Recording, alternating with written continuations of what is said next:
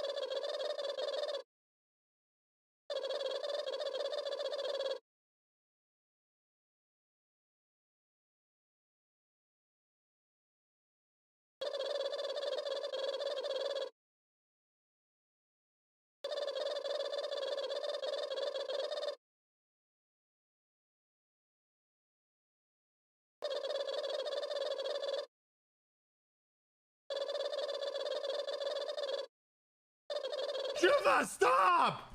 No!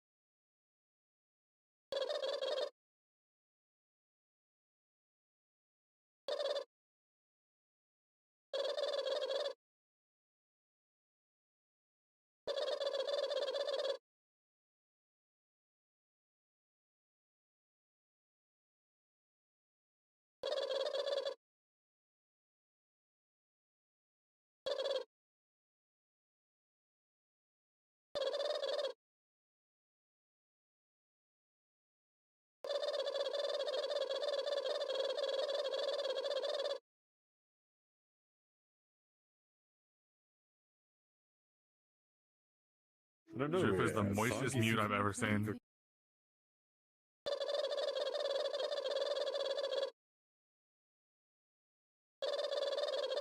Jouffa, stop!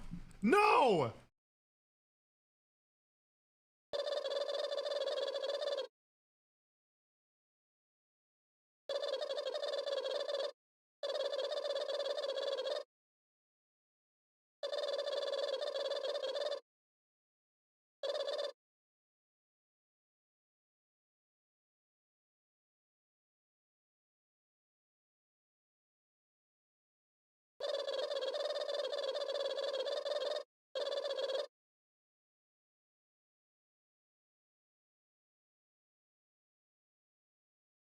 I'm trying to save Jouffa from this path that they're on, you know?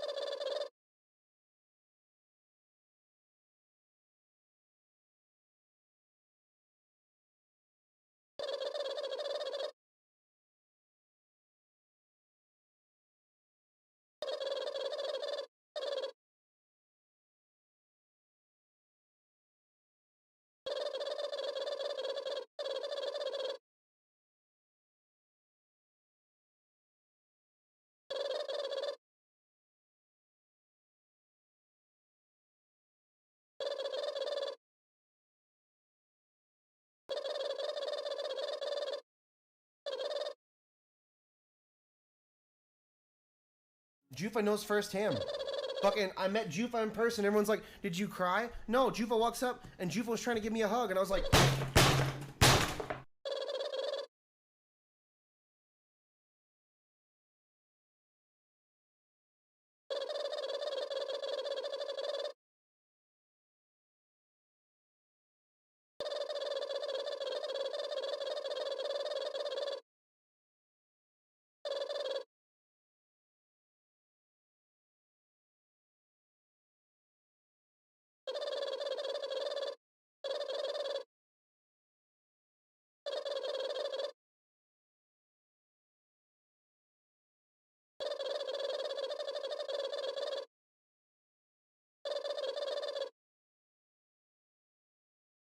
Jouffa, stop!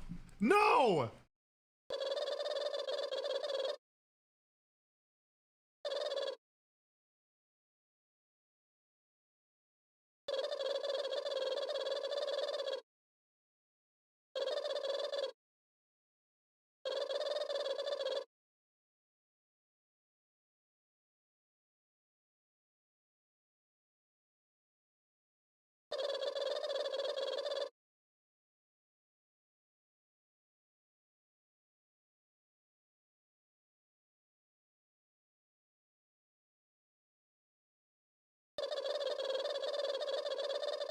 Listen. Every time Jouffa makes a tier list, I think she's brain damaged.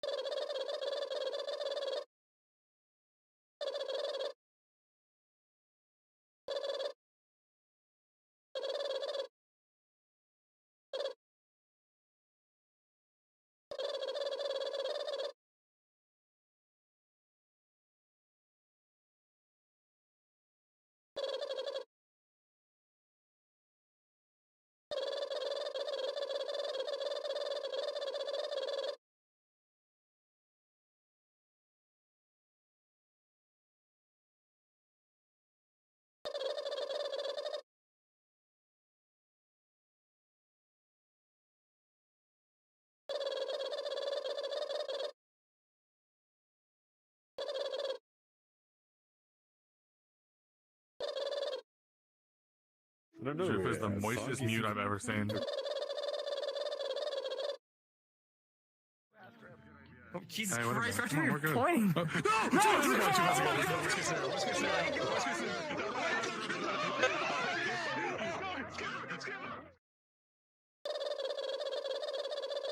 Jouffa, stop! No!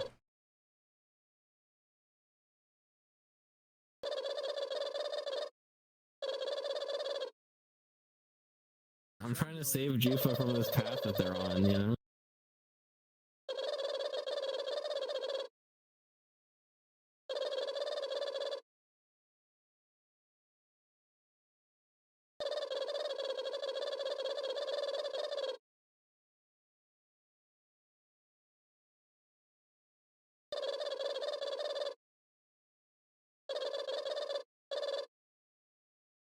I'm trying to save Jouffa from this path that they're on, you know?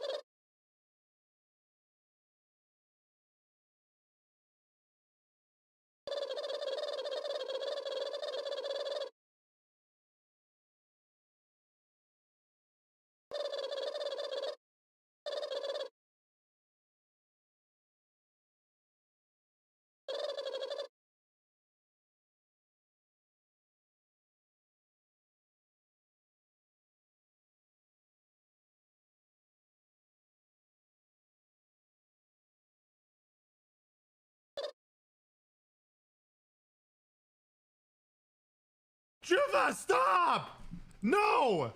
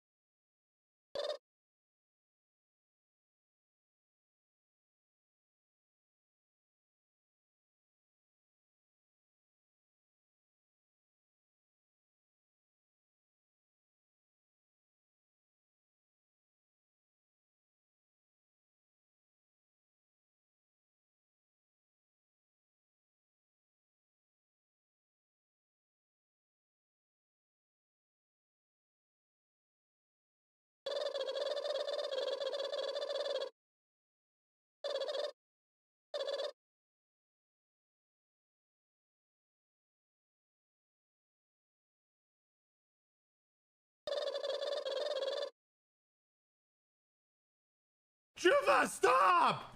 No!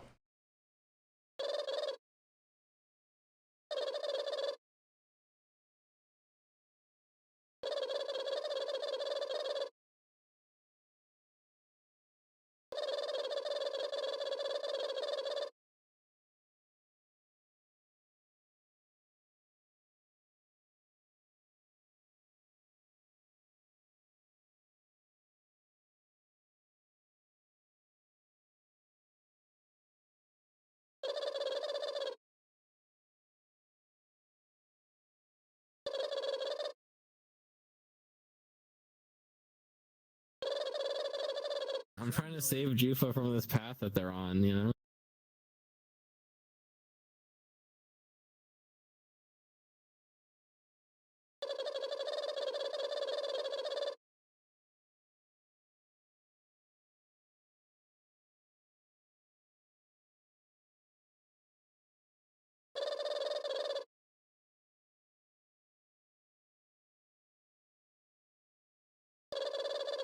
Jouffa, stop! No!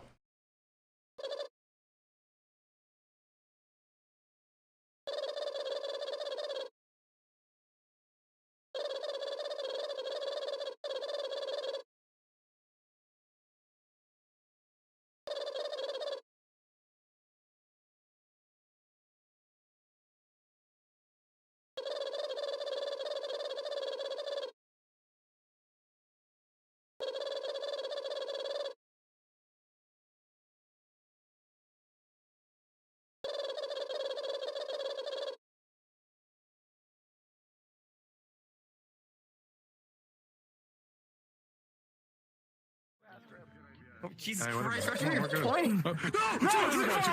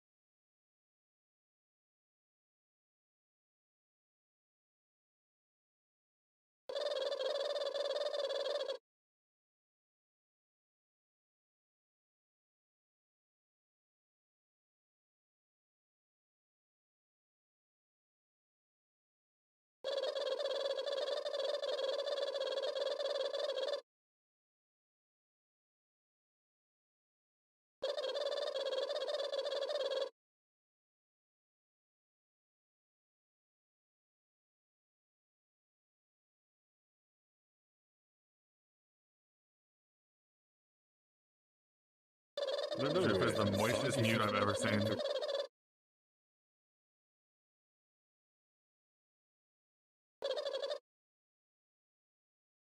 I'm trying to save Jouffa from this path that they're on, you know?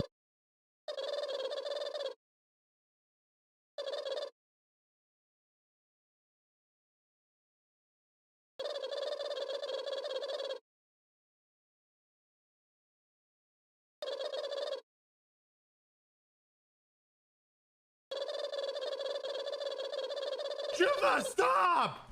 No!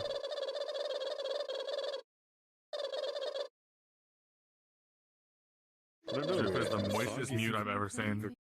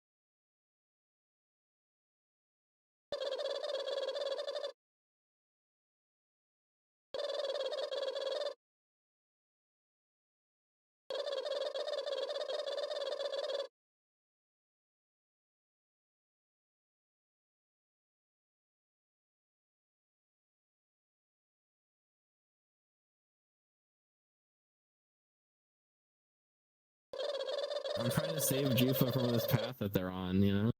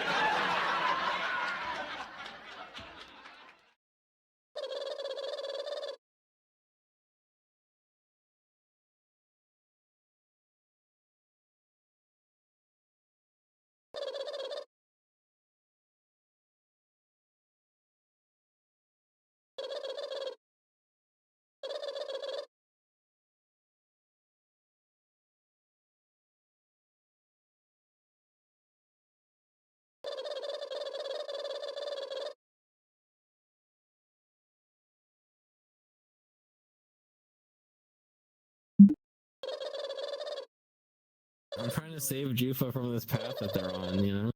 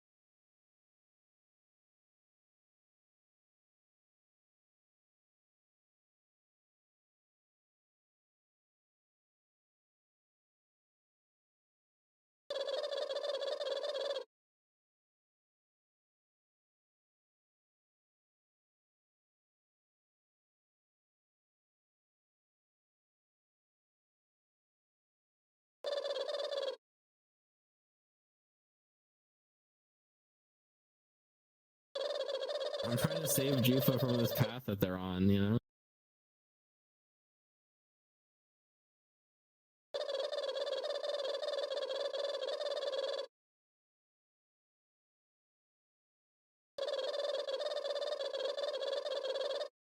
Jouffa, stop! No!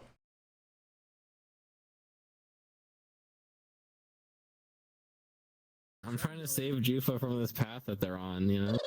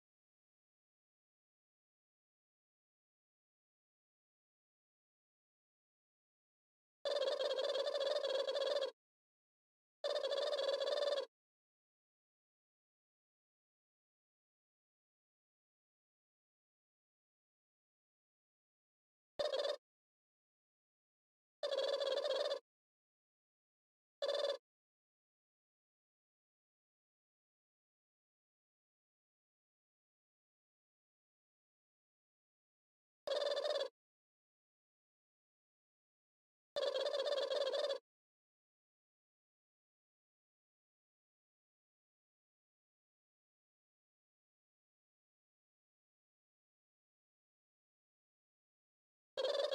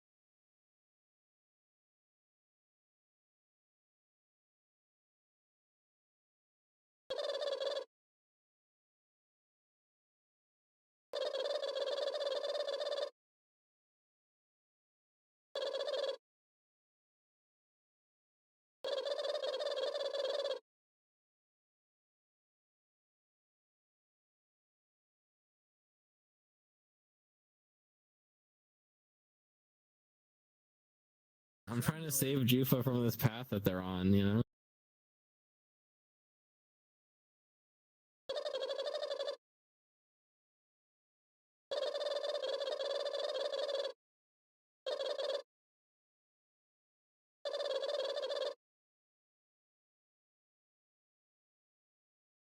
I'm trying to save Jufa from this path that they're on, you know?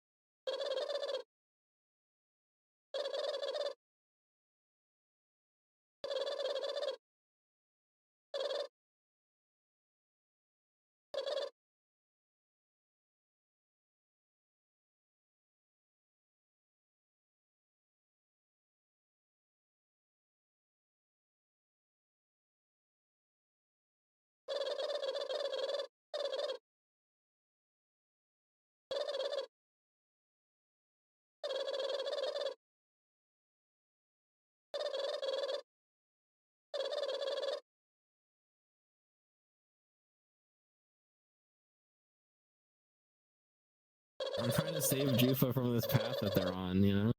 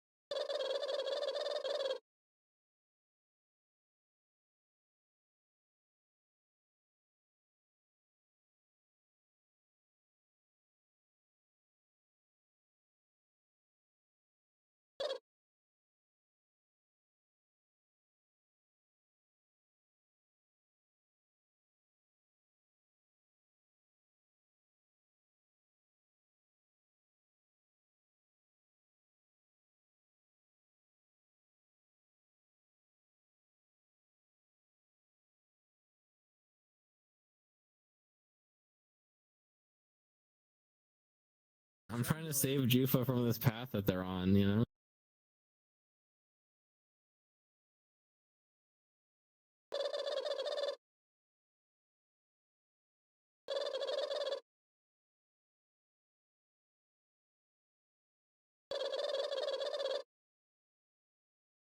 I'm trying to save Jouffa from this path that they're on, you know?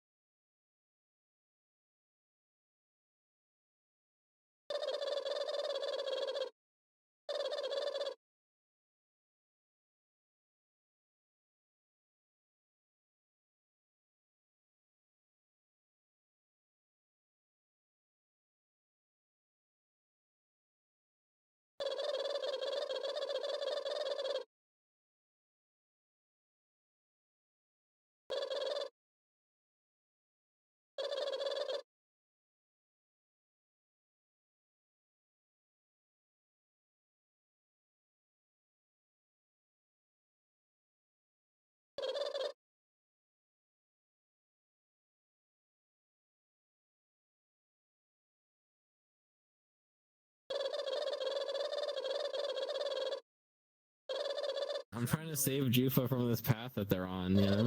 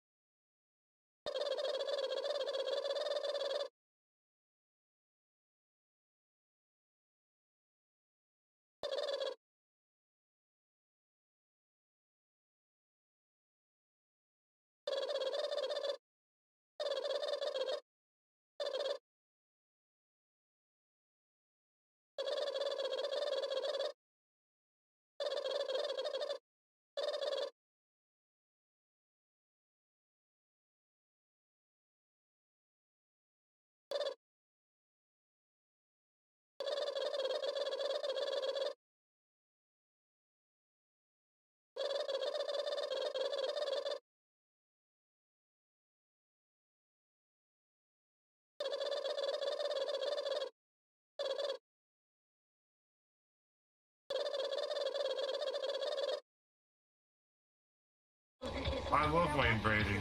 So I could kill you. You are such an idiot. I love Wayne Brady. I can kill you with a rifle. I love Wayne Brady.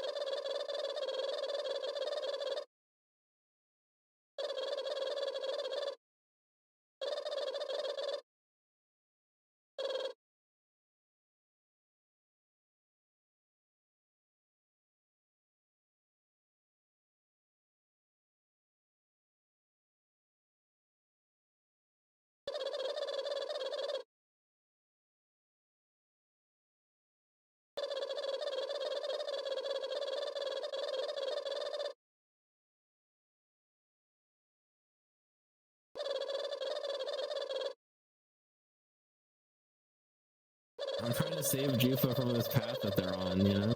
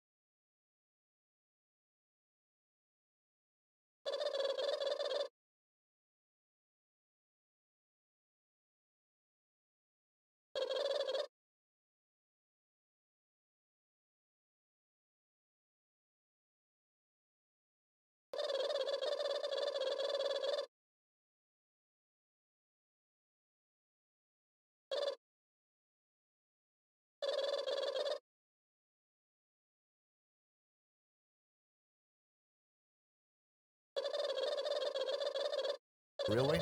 No. Let's go. Okay. Today's sandwich battle starts with the new kids on the State Fair block. Mississippi and your name. Who has the most S's? We do. Southside Steaks and Cakes. Mike Tyson would struggle saying that name. Southside Steaks and Cakes are making their debut at the State Fair of Texas this year. They've curated a menu full of dishes that don't follow any conventional cookbooks or recipes. It has a lot of soul behind the food. Their food comes from the heart, influenced by neighboring cultures as well as what they grew up with. They've got hood tacos. What part of it is hood? The hood stands for the culture, so we can reach the people that we reach out to the most. There's also Steak Chos, a collab between steak and Dorito chips. We kind of dance when we're doing it, bring passion to it. Calvin, you make tacos. Do you dance or do you remain motionless while you do it? Girl, you ready?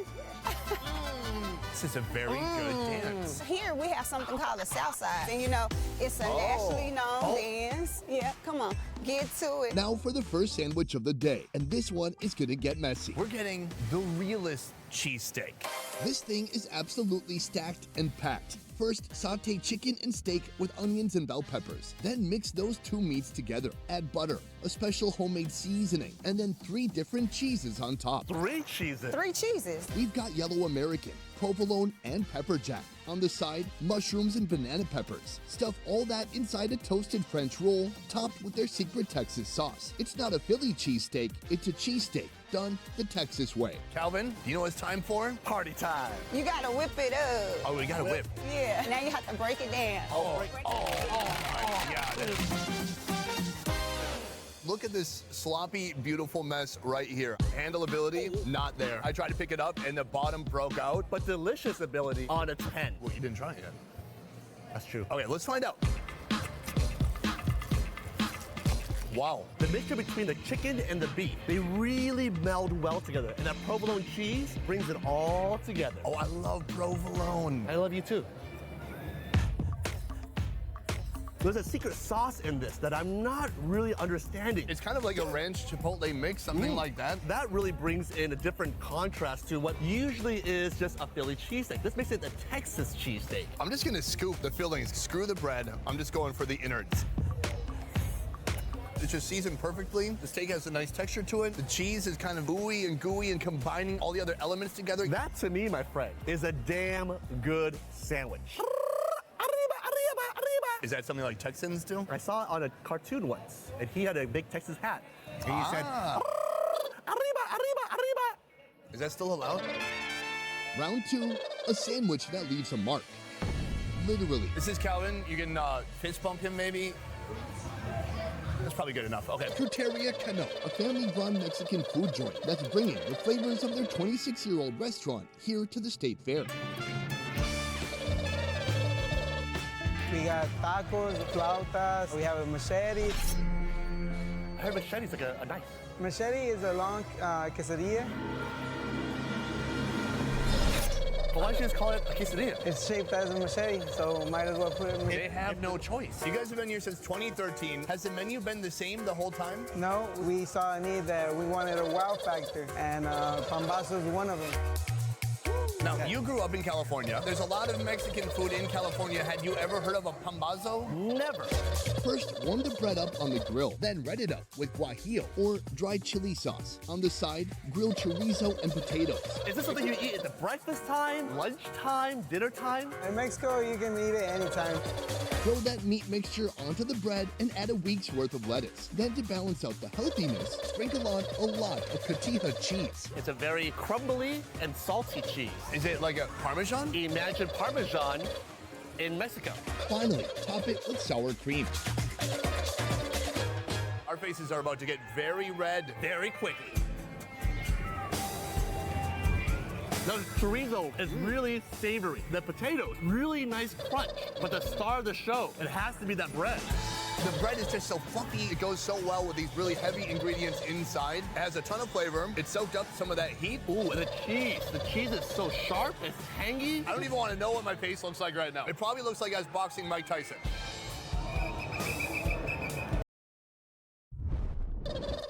Welcome back to Guga Foods, everybody. My name is Guga. Today I am going to dry age every single meat I can find. Check it out. Before starting, I want you to understand what dry aging is. I like to use a special membrane, which is called Umai Dry. It allows me to dry age at home without any special equipment. And all there is to do is to put it inside of this membrane, set it in a cooling rack, and put it on my regular refrigerator for the desired time to dry age. In essence, what dry age does is it extracts moisture from the meat. It also tenderizes the meat, and it develops a unique flavor that I enjoy. And the end results sometimes vary, most of the time with a more intense flavor. And after dry aging several steaks, including the most expensive steak in the world, which was Japanese Wagyu A5, my subscribers always ask me to dry age every type of meat. So today, by their request, I am dry aging everything I can find. So let's begin. We start off with shrimp. I have no idea what's about to happen, but I'm excited to find out. For preparation, I kept it pretty simple. I made sure they were all deveined and also removed all the shells. And in most, I try to keep the tails intact. As you'll be seeing throughout this video, the only thing left to do is to put it in the bag and make sure that I set all of them to the edge. That way, when I'm using my vacuum sealer, I try to remove most of the air out. It does not matter how much you try, all of the air will not come out. And that's okay. Now all there's left to do is to put it in a cooling rack to make sure the air circulates all the way around and put it on my refrigerator to dry age for 15 days. Once the time was up, this is what it looks like. It is paper thin. I don't think there's anything left. I mean, check this out. But let's open it and check it out what we got. And once I did, this is what it looks like. It doesn't smell fishy. It doesn't smell like shrimp. It actually has no smell at all. And it feels like rubber, like hard rubber. Once I split it open with my hands, check it out. There's nothing left. Remember that we took all the shells out. Wow. I mean, if I take it apart and put something like this, look at it. You can make a sculpture out of it. Since it's so dry, there's no smell, it is a perfect sculpture. But hey, we're gonna try it and see how it tastes. Once I cut it up and check it out what it looks like. There's almost nothing there. But once I tried it, it's terrible. Oh, it's like fishy and rubbery. I thought it was gonna be kind of like a chip. Nope. But what if I grab another piece and put some fire on it? So I took my torch and went to town. Cooking it a little bit might make it better. As you can see, after I was done with the torch, it's very dry. So I dunked it in olive oil and put a little bit of sea salt on top. That should make it better. Let's see. Plah! Nope, that is horrible. Nope, not for me. Absolutely not. Chicken breast. This might be one of the most consumed protein throughout the entire world. So everyone knows what chicken breast tastes like. And to be honest, this one got me a little nervous. But hey, it's an experiment and I'm gonna give it a go. Remember, do not try this at home. I'm still very curious to find out what will happen. So after putting it in the membrane and let it dry age for a total of 15 days, this is what I got. That, friends, is a dry aged chicken breast. The most important thing to know if you had success is the smell. If it smells bad, throw it away. If it's a weird smell, throw it away faster. However, when I picked up this chicken breast and I took a sniff at it, it was fine. It did still smell a little bit like chicken, but not in a bad way. Some parts were soft just like Play-Doh. The thinner edges, however, was like a rock. Since the smell was not bad, it gave me confidence to trim it. And even though it was hard, it was manageable. And here's what it looks like inside. And after you take it out of the bag, if you smell it and it does not smell bad, then you are 90% okay. And by trimming it and taking another smell, you'll be able to tell if it's bad. And this one did not ring any alarm. But once I was done with the trimming, this is what I got. A very large amount of unused chicken and a very tiny piece for me to cook. I mean, holding it in my hand, guys, this is very little. And it's kind of sticky, which is very interesting. And as I mentioned, no bad smell. I kept the seasoning simple with a little bit of oil just to make sure that my seasoning will stick. Then season it with salt and freshly ground black pepper. I pan-seared it until it was fully cooked. And as you can see, it's so thin that it only took a few seconds. And there we have it, fully dry-aged chicken breast. And once I cut it open, check it out. It looks quite dry, and the smell that is coming through is very interesting. It smells like pork crackling. It's a nice smell, but let's see how it tastes.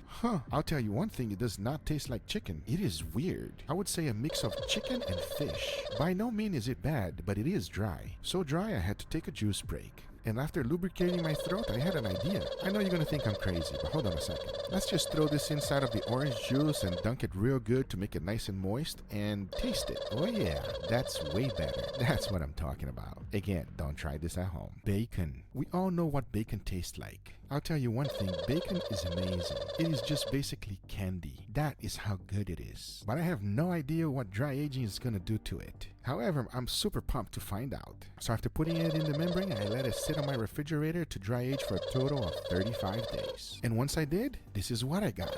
It completely changed color as expected. Hey, but we can't really tell what this looks like, so I gotta remove it out of the membrane. And once I did that, this is what I was left with. It smells wonderful. It still smells like bacon, but kind of like cooked bacon. But hey, I'm excited to find out what we got inside. And as I did my first cut, whoa, what is that? It looks like Wagyu beef, and the smell that is coming through is just amazing. Like I said, it smells like cooked bacon, and I can't wait to find out what it's gonna taste. So I quickly sliced it in small pieces, and you already know that bacon has already plenty of salt, so there's no need for seasoning. Then I threw it in the pan to pan fry it, and I cooked it until it was nicely golden brown. And the funny thing is that it cooks a lot faster than regular bacon. It seems like the fat just melts very fast, and reminds me of Japanese Wagyu A5 when I'm cooking it. But once I was done, check this out. You tell me that doesn't look good. Come on now. I wish you could smell it. It is a wonderful smell. But hey, the important thing is how it's gonna taste. And when I took my first bite, yes, a nice strong flavor of bacon. It did not change the profile of the taste. It just became better bacon. Oh, that's good. This one is gonna go into the empty plate club. This is pork tenderloin. As the name says, it's very tender, but it's also very lean. After putting it in the bag, setting on my cooling rack, I decided to dry age for a total of 25 days. Once the time was up, I quickly removed it from the bag, laid it on my cutting board, and this is what it looks like. That to me looks exactly like beef. These little white parts got me a little worried. I thought it was smoked. But then again, when I took a closer look at it, it wasn't. This one is looking good. And when I smelled it, I didn't find anything wrong with it. It's interesting that the top part lost way more moisture than the bottom. So I quickly took my knife, sliced it open, and this is what I got. Whoa, that looks good. As you can see, it's just like beef and perfectly dry aged. Sometimes when you open it up, it has a weird funky smell. However, this one doesn't. Whenever you're dry aging, this is exactly what you're looking for. So I moved on to the next step, which is remove all the pellicles. They are hard, they don't taste good, and that's something that you should always get rid of. And I am a true believer on not being cheap. Remove all of it. When I was done, this is what I got left. All the pellicles on the left and the good stuff on the right. Yes, the yield is not that great. Holding it on my hand, I can already tell this is gonna be something good. The meat is extremely tender. It also smells wonderful. Reminds me of bacon. I know it sounds weird, but it does. And check this out, it's just basically falling apart. And if it's doing that before it's cooked, oh boy, I can already tell it's gonna be good. So I quickly seasoned it with salt and pepper, nothing else. Pan fried it with a little bit of oil and make sure that all edges got a nice crust. I mean, if you take a look at this, you will never be able to tell that this was actually dry aged first. But once I sliced it open, check this out. It looks so juicy. And as I take a bite, yes, that is phenomenal. It's slightly stronger than fresh, but in a very nice way. I mean, check it out. This one was a success. Let me see if I can cut it by myself with my fork. Yes, that is tender. Very nice. Oh, I like that. And here we have salmon. It is one of my favorite fishes to eat. Smoked, dry aged, or even raw as a sushi. Salmon is always good. And you already know the drill. After putting it in the membrane, I put it on my refrigerator so that it will sit for a total of 20 days. Once the time was up, I quickly removed it from the refrigerator, and this is what I got. That color is very interesting. It almost looks translucent. At the same time, it does not feel like a rock like the other ones. Alright, enough playing with it. Let's open it up and see what we got. And once I've done all of that, oh boy, this is oily. But at the same time, take a look at that color. It still smells like salmon, but nothing overpowering. That's a good sign. Alright, let's cut it open and see what we got. And after my very first slice, whoa. Check that out. It looks like perfection to me. However, I will say one thing, it is extremely oily. I'm not quite sure if that's a good thing or a bad thing. After I removed the skin, I noticed the bloodline is very strong, and it also feels kind of sticky and gooey. I say, you know what, that's gotta go. And when I was done trimming, this is what I got. I mean, come on, doesn't that look like perfection? Very nice and intensive color, and I can't wait to find out how it's gonna taste. I kept the seasoning simple with only salt and freshly ground black pepper, nothing else. I threw in some oil and cooked my fish into my preferred doneness. You would never be able to tell that this was actually dry aged first. And when I try to cut it open, oh, come on. And when I take my first bite, oh, yes, that is phenomenal. It is difficult to put it in words. It still tastes like salmon, but just better. Super oily, concentrated flavor. And to be honest with you, I don't even want to talk, I just want to eat. That was awesome. Ground beef. I like to grind my own meat, and it was done 90% lean, which I used sirloin, and 20% fat. After putting it in the membrane and let it dry age for 35 days, this is what I got. It is a solid rock, 0 gaps in between, and to my surprise, it is exactly what I'm looking for when dry aging. And when I opened it up in my first slice, whoa, check that out. You tell me if that does not look like a Japanese Wagyu A5 beef. Did I just make the cheapest Wagyu in the world?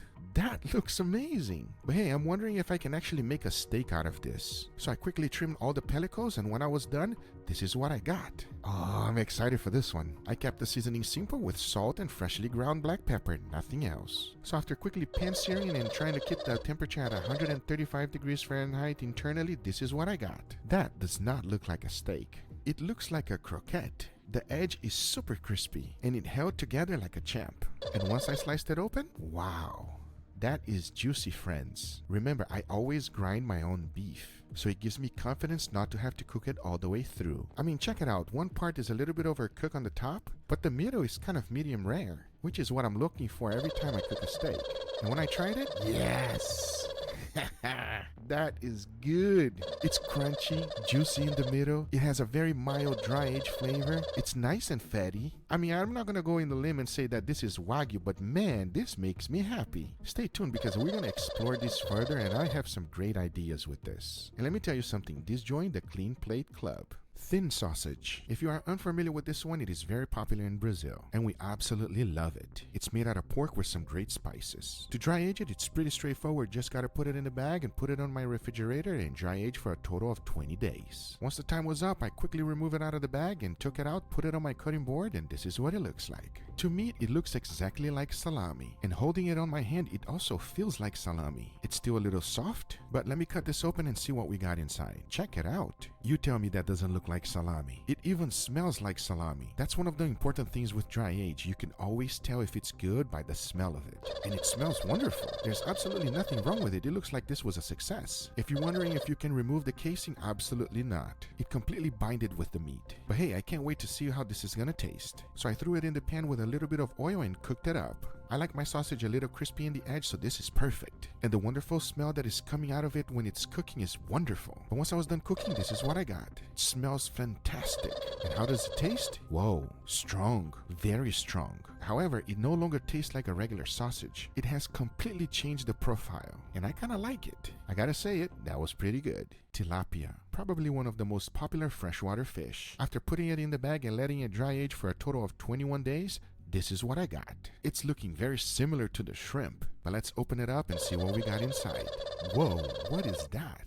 That no longer looks like a fish. It seems like it's something from an alien movie. Not looking good. Holding it in my hand, it feels like plastic. This edge right here is paper thin. However, the other side, it still looks like we have some meat. But that edge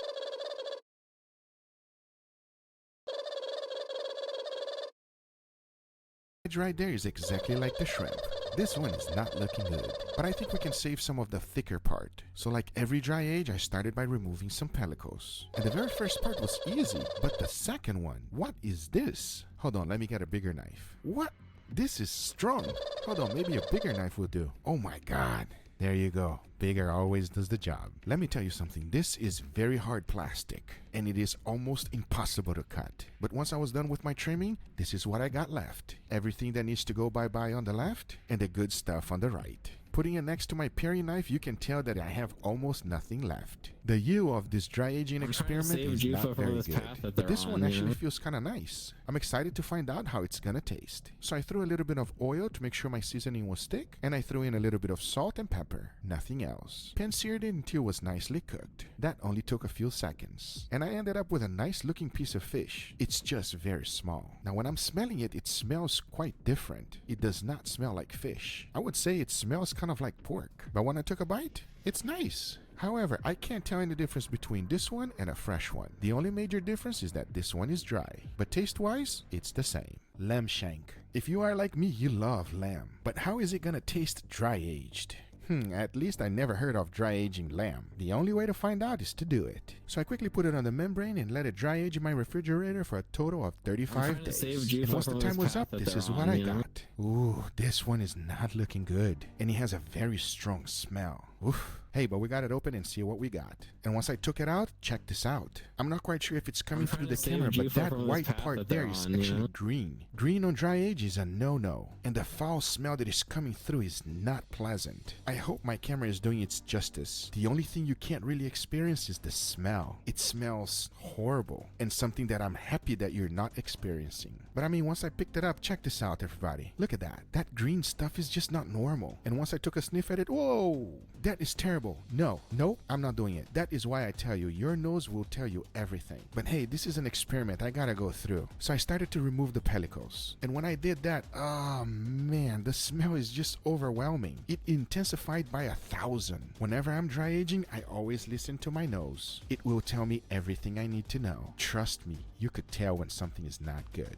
I mean, it seems that the mold even went inside of the bone itself. This is a complete disaster. I'm really considering cooking it to see if anything is gonna change. But when I took a smell of it, oh, nah, forget it. I'm not doing it. Nope. Let me go sanitize my board and also my knife. This is a no-go. Chicken thighs. This one is good because everyone can relate to it. I also want to test if there's more flavored dry aging chicken thighs, which sounds totally wrong. That is why we are running this experiment. After 15 days of dry aging on my refrigerator, I took it out and this is what it looks like. I mean, if you've seen a few already, what do you think about this? It's way too thin and it feels like a rock. So I quickly went to town on removing all the pellicles. I'll tell you one thing, as I'm opening this up, it smells much stronger than the chicken breast. And when I say strong, I mean it. Let me be clear, it does not smell like it's bad. It just has a strong flavor of chicken. But once I was done trimming, I got all the pellicles on the left and the rest of my chicken thighs on the right. I mean, check this out. This is like not even a bite. It's probably smaller than a piece of sushi. But hey, the important thing is the taste. So I quickly seasoned it with salt and freshly ground black pepper. And to keep everything the same, I pan fried it until it was fully cooked. And once I was done, check it out. That, my friends, is a dry-aged chicken. Not very appealing. But hey, let's see how it tastes. Nothing. It tastes like a chicken thigh. Nothing different. It's just a little piece of chicken. Nothing happened. How is that possible? I'll tell you one thing, it tasted good, but I did not expect that. And here we have Italian sausage. Oh yeah, spicy and very popular throughout the entire United States. So after putting it in the bag, I let it dry age for a total of 35 days. And once the time was up, this is what it looks like. Check out that color. It looks like a chorizo. So I quickly removed it out of the membrane and here's what we got. To be honest, it smells wonderful. It's still very soft. There's almost no pellicles except on the top.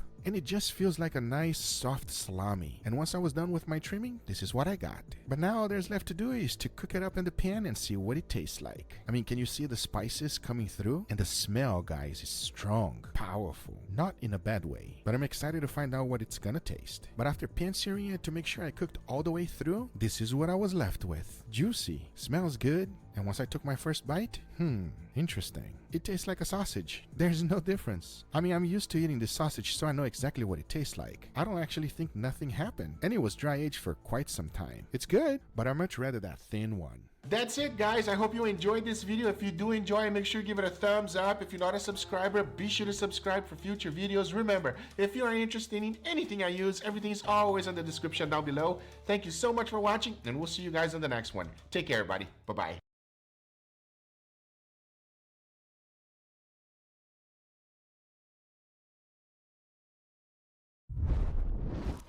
This is cheese wax. It is specially made for coating cheese. It helps prevent unwanted mold growth and retains moisture while cheese age. However, today we're going to be doing something completely different. I'm going to be using this to dry age steaks. Now the first thing we need to do is to go ahead and melt this whole thing. To make things a little bit easier, I chopped it in small pieces. And I'll tell you one thing, this thing is hard. I was expecting it to be extremely soft, but no, it's not. In order to melt it nice and slow and gentle, I boiled some water underneath another pan and bring that up to temperature. The goal here is to reach 170 degrees Fahrenheit. That is the perfect temperature to use the cheese wax. And you would have thought that this thing melts really quickly. No. It takes some time. And as that was happening, it was perfect because I went ahead and got my steaks. These are the ones I'll be using for today's experiment. They are two beautiful New York strip, 1.5 inches thick, and as you can see, they have great marbling. Now since I have two steaks, I have to run an experiment. Unlike dry aging where the meat is extremely dry by the end result, cheese wax aging is like wet aging. To do that, it's very simple. All you have to do is to put it in a vacuum bag and let it rest in your refrigerator. That is it. There's nothing else to do. Now one of the most interesting things is that every steak you buy in the supermarket has been wet aged for some time. Not only does it improve flavor, it also improves texture. Usually they do it for 28 days. And today we're gonna push it to the limit because this wet aging steak right here is gonna be sitting down in my refrigerator for 6 months. And by this time the cheese wax was fully melted. And one of the things that I had to do was to partially freeze the steak. This will avoid the exterior to start cooking. Now I had to do this several times over. And as I was doing so, one disaster thing happened. It just fell off the tongue, splattering everywhere. This is not an easy process. I had to repeat it many times over to ensure that the whole steak was fully covered. I did it so many times that I completely lost count. But once I was done, this is what it looks like. As you can see, the entire steak is fully covered with the cheese wax. And because it was heated to 170 degrees Fahrenheit, it's 100% pasteurized. Now the big question is this going to be something incredible or just a terrible experiment? Well, we're about to find out right now, as I'll be letting both rest in my refrigerator for half a year. Once the time was up, I took it out and look, this cheese wax is now like a rock. It seems like it has completely crystallized, but it's now time to open. And as I'm doing so, oh man, this thing is tough. As you can see, it does not just come off nice and easy. As soon as I started seeing the meat, it got me super excited. As you can see, it has a nice, beautiful red color, which is exactly what I was looking for. But opening it up is no joke. So I went ahead, kept working with it as best as I could, and after about 20 minutes of doing so, this is what I was left with. Half a year cheesed wet aged steak. Now it looks a lot better than I expected, even though some parts of it seems like it was completely falling apart. Holding it on my hand told me everything I needed to know. It feels extremely tender, one of the most tender steak I've ever held. And when I smelled it, oh man, I want to say that it smells like cheese. It seems like it did something. Probably the enzymes from the steak itself started to tenderize it. But the most important thing to me is how is it gonna taste? And because it does not smell bad, it gives me confidence for us to go ahead and try this steak. And right about now is the perfect time for me to give you this warning. Do not try this experiment at home, because let me show you what happened to the wet aged one. As you can see, this one looks completely different. We lost a tremendous amount of juices in the bag. You can also clearly see a little bit of oxidation. So I went ahead, opened it up, set it down on some paper towels, pat it dry as best as I could, and this is what half a year steak wet aged looks like. You can clearly see that we have a good amount of oxidation on the edges. It also feels extremely tender though. At the same time, I have no idea how it's gonna taste. This is uncharted territory for me, but I'm excited to find out. And to make sure we can tell the differences between them, I got a control steak as well. And you can clearly see the difference between color. We got the cheese wax one, the wet aged one, and the one that is brand new. For the seasoning, I kept it exactly the same. A good amount of salt followed by freshly ground black pepper and garlic powder. The only thing I have to do now is to go ahead and cook them. However, I gotta be prepared. Just in case they turn out terrible, I went ahead and made an incredible side dish for us today. And this one was inspired by my good friend Chef John. To make it, it is ridiculously easy, and here's how. The first thing to do is to melt some butter. Once fully melted, I added some water, followed by all-purpose flour. Mixed everything well and combined it into a dough. Once done, you want to go ahead and cook it up. I did it for about 8 minutes. Once that was done, I transferred to a different plate and let it rest. After about 7 minutes, I seasoned it with salt, followed by freshly ground black pepper, a little bit of cayenne, and 1 whole egg. Now you want to mix this up and bring everything together. Keep mixing it until you have a nice soft dough. If needed, you can always add a little bit more water. This right here was the perfect consistency for me. Once that was done, I let it rest until I can make a sauce. And this sauce is super easy to make, and here's how. I started with a pre-made marinara sauce. Then I added some gochujang, which is Korean chili paste, followed by balsamic vinegar and a little bit of oregano. Mixed everything well and brought it to a simmer, and that's it. My sauce was done. It does not get any easier than that. Talking about easy, the next thing to do is to go ahead and grate a good amount of mozzarella cheese on top of the dough. Once that was done, mix everything together until you have a nice cohesive dough, as now it's time to go ahead and deep fry the whole thing. Shaping it like this makes the job a lot easier. And as far as deep frying goes, I kept my oil at 350 degrees Fahrenheit. You're looking for a nice golden brown color just like this. It takes anywhere between 2 minutes to 3 minutes, because once you have fried them all, this is what they look like. It's like mozzarella steak on steroids. It's light, it's crispy, extremely gooey, absolutely delicious, and extremely addicting. Don't believe me? Well, you just wait and see what the guys think. Because remember, the only thing left to do is to go ahead and cook the steaks. First, I'll be putting a nice, beautiful sear in all of them. Once I got a nice sear, I'll be cooking them in indirect heat until I reach an internal temperature of 135 degrees Fahrenheit. And for that, I'll be using my wireless thermometers. Because now I say it is enough talking and it is time to grill some beautiful steaks. So let's do it.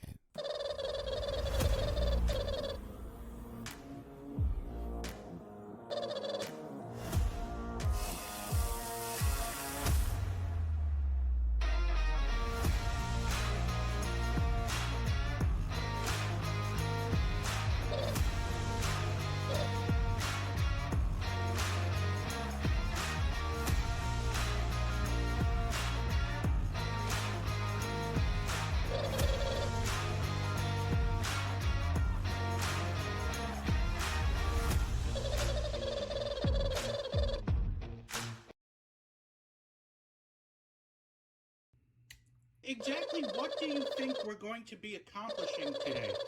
You made the air sausage, but you didn't taste it. Why didn't you what do you think that the possible rating for air sausage could be? Use a little sausager's trick.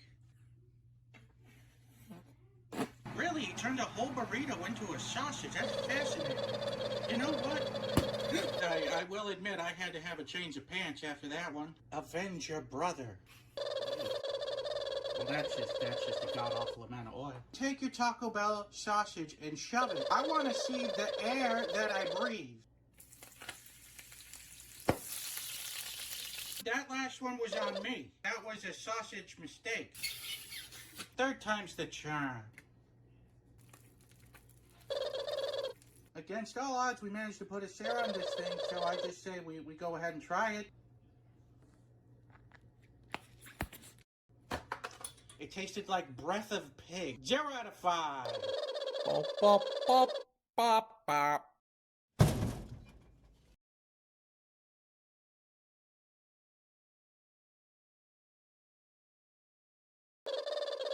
Hey there, folks, and welcome back. I guess I'm giving a prediction of a 5 out of 5 on this one. How can you go wrong with tomato sauce and circular-shaped pasta? You know, you all know what SpaghettiOs looks like. I didn't know that it was a tomato and cheese sauce. We'll make an entirely SpaghettiO sausage and a SpaghettiO sausage mixed with meat. So then that way we know for sure which one's the better sausage. So let's get to it. I was just gonna pack it in with a spoon, but I don't think that's gonna work. So I'm gonna throw it in the sausage stuffer.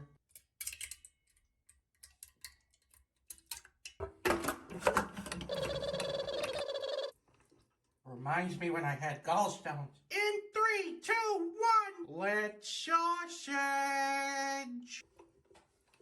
There's it. Looking good. Oh no, it's pouring out the other end. There it is. It looks stupid. It's really a sight to behold. No ingredients go to waste on this show. Now, I know for sure this is gonna blow, so we'll just do it here. Yeah, that's the sound. Well, all right, let's get to the main event here. Oh, don't do that. Wow, that's a swing and a miss. I'm trying to save jouffa from this path that they're on, It looks pretty good. Here, we're gonna just load it on up.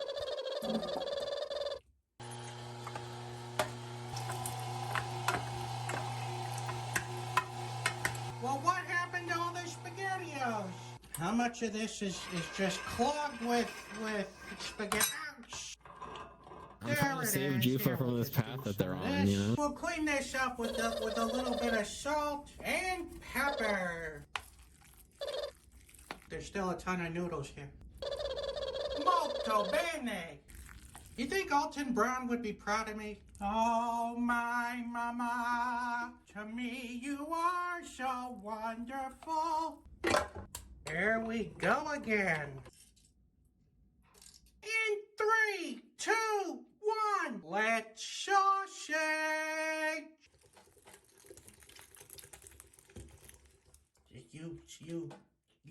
You stop that.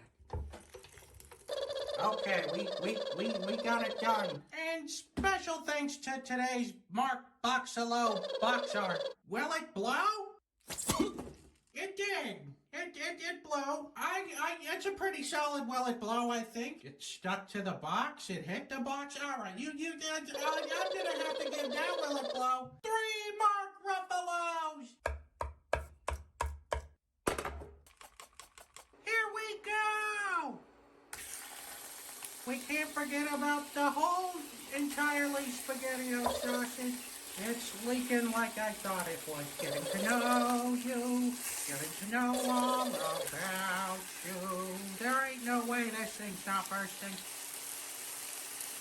I would love to flip this sausage over, but unfortunately it's glued to the bottom of the pan. There's the burst we've been waiting for all this time. We'll get you out of I'm trying to save Jufa from this path work that under they're the on, you know? assumption that dumping water in this hot pan will release the sausage from the pan's grip. I know that did not help the situation in the slightest bit. One could even say it made things so much worse. I think it's working. It made the sauce dumping water to the bottom of the pan. There's the burst we've been waiting for all this time. We'll get you out of there. This bit. One could even say it made things so much worse. I think it's working. Oh my God, it's working. Oh, it burst. It actually burst multiple times. There's 1, 2, and 3, but you know, it looks cooked. All right, let's open it up and see how we did. Well, there it is. It looks like a train wreck, and I bet it tastes as such as well. Just a little bit more. There we go. And one for you as well. Let's try the entirely SpaghettiO sausage first. It tastes like chewy sausage casing stuffed with SpaghettiOs. No surprises there. This is the one I've been waiting for. Here we go. Not very good. It doesn't taste like SpaghettiOs, but it does have that SpaghettiOs texture. It almost tastes like the brain sausage, to be honest with you. It's not good flavor-wise. It's not good texturally. Not a lot can be said about this sausage. It is technically edible. I'm gonna have to give this sausage here a 1 out of 5.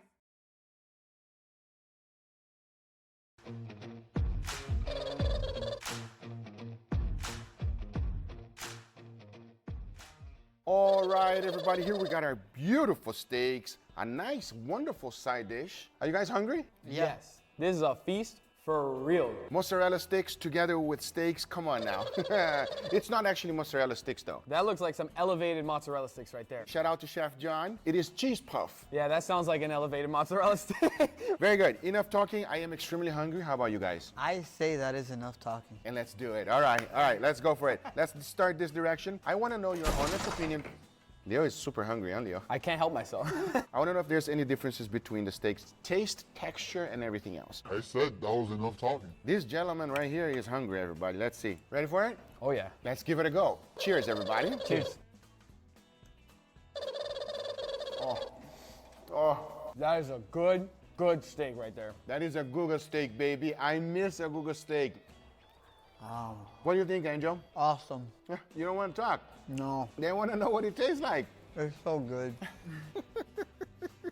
That kiss of charcoal on the steak really just brings it all together with the tenderness, the juiciness, the beefiness. It was a French kiss. With tongues and everything. With tongues and everything. God damn. But you guys are both right. That was the control. I want to know if it goes up from here or down from here, because these two steaks are going to be extremely different. And before we try them, I will give a disclaimer. Please do not try this at home, everybody. We're about to find out right now. Let's go for the second one, please. Dig in. Don't gotta ask me twice. Okay, let's see the tenderness. Enough talking, let's give it a go. Cheers, everybody. Cheers. Ooh, that's good. That's real good. You got me all nervous for nothing. That's a delicious freaking steak right there. I'm about to sneak another one. Go for another one. Oh, me too. That's really good. Wow, you guys really liked it, man. It has like a more profound beef flavor. Like the beef is deep on this one. Beefy as hell. I've never heard so many words come out of Angel's mouth. Look, this one is like, This one is like, I love how Angie talk like a man. You see, like from the caveman, like a caveman. You know what I mean? It's either or. For me, one of the most apparent things is that it's a lot more tender. Very tender, yes. I get a little bit of like sourness with the juices too, but you think sour with a steak and it sounds like a bad combo, but it's a subtle sourness that actually tastes really nice with a steak. So to be clear, this was a huge improvement from the control. Absolutely. Yeah, this is a better steak. Okay, let's give Chef John an honor, but what you guys don't see is this, everybody. Check out the back. I'm just gonna go ahead and grab two. Wow, what the heck? Give me you guys your honest opinion, yeah? Okay. Gotcha. Cheers, everybody. Cheers. Oh, come on. Wow. That's fire. That is amazing, everybody. It's crispy and also gooey in the middle with the cheese. That's how I would describe it. On the outside, it's a little bit drier. So it's like gooey on the inside, but it's a little chewy on the outside. Since Angel's taking my job, I'll take his. That side is just Easy to make, highly recommend giving it a try. Give it a try also to the marinara sauce. That is a winner chicken dinner, everybody. But I'm excited for the steaks. Yeah, oh, you cannot wait. Oh, okay. Let me know if this one is better or worse. Is this still, don't try this at home? Hell no, don't try this at home. I don't think it's gonna be bad, bro. I saw you laughing in there like a little mad scientist. If we're still making videos by 6 months from now, you know the answer. You get me scared, man. Am I gonna grow a third arm? Like, what's happening? There might be a chance. Oh my God. The radioactive steak experiment, huh? Enough talking, let's give it a go. Cheers, everybody. Cheers. Bro, wow. This is crazy. That is amazing. I'm putting such little effort into chewing this steak. It just almost melts away in your mouth. Tenderness level from the first one to this one, I would say is 5 times improvement. Also, the flavor has a little bit of funk, which is not dry aged. No, it doesn't taste like that, the same type of funkiness that we're accustomed to with the dry age. Not at all, but it does have some funk into it. Yes. I agree. It tastes incredible. It tastes a little sour. From the previous steak, this last one that we just tried does have an improvement in flavor, an improvement in tenderness, but I think an improvement isn't a good enough word to describe how much juicier it is. Like a freaking river of steak juices that flow into your mouth when you take a bite of it. It's awesome. That's why you're the description guy, Leo. I would say it's a waterfall. I know you would, Angel. It's a I know you would. waterfall of juices. Now here's the thing. You guys don't know yet, and I'll just tell you the last one. So this is a half-a-year-old steak that it was aged in cheese wax. Cheese wax. Cheese wax, exactly. It doesn't taste cheesy. No, not at all. It's just wax. It preserved the steak beautifully, everybody. Do I recommend you doing this at home? No, because we got to do more experiments. But this is a fantastic steak. Anyway, guys, these are the results. I hope you guys enjoyed this video. If you did, hit that thumbs up. If you're not a subscriber, be sure to subscribe for future videos. Remember, if you are interested in anything I use, everything's always in the description down below. Thank you so much for watching. We'll see you guys on the next one. Take care, everybody. Bye-bye.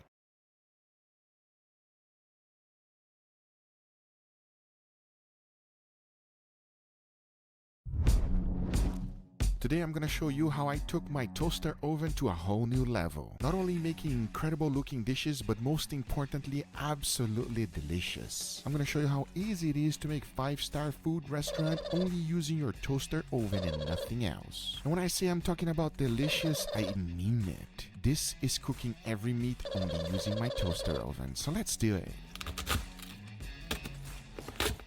And the first one we're gonna start off is a filet mignon. This is one of the most popular steaks in the world. A lot of people claim there is not a lot of flavor, and they are actually right. But even though it does lack some flavor, it makes it up with tenderness. This is the most tender part of the cow. and by far one of the most popular steak in every steakhouse there is. The first thing I like to do is to coat it with a nice high heat oil. This will ensure that my seasoning will stick. I'm using grapeseed oil and I definitely recommend it. Talking about seasoning, I started with a good amount of salt, freshly ground black pepper, and of course garlic powder. At least to me, that is the best way to season a steak. Especially when you're using a delicious tender cut of meat like this, you don't want to go crazy. Now here's the thing with a toaster oven. Now what I'm gonna do is challenge myself not to use anything but the toaster oven through this entire video. Now I do want to get some searing on this beautiful steak, and I know if I put my steak there in the toaster oven at high temperature to sear it, it will also start cooking it. I could use a torch, and I definitely recommend you getting one if you don't have one. But hey, that would just be not fair, because we all know that already works and that's not going to be a challenge. So I went to my next best thing, which is a cast iron pan, and I put it in my oven at 500 degrees Fahrenheit to heat that up. And my thought behind it is that the cast iron will keep its heat, so hopefully that will be enough to sear.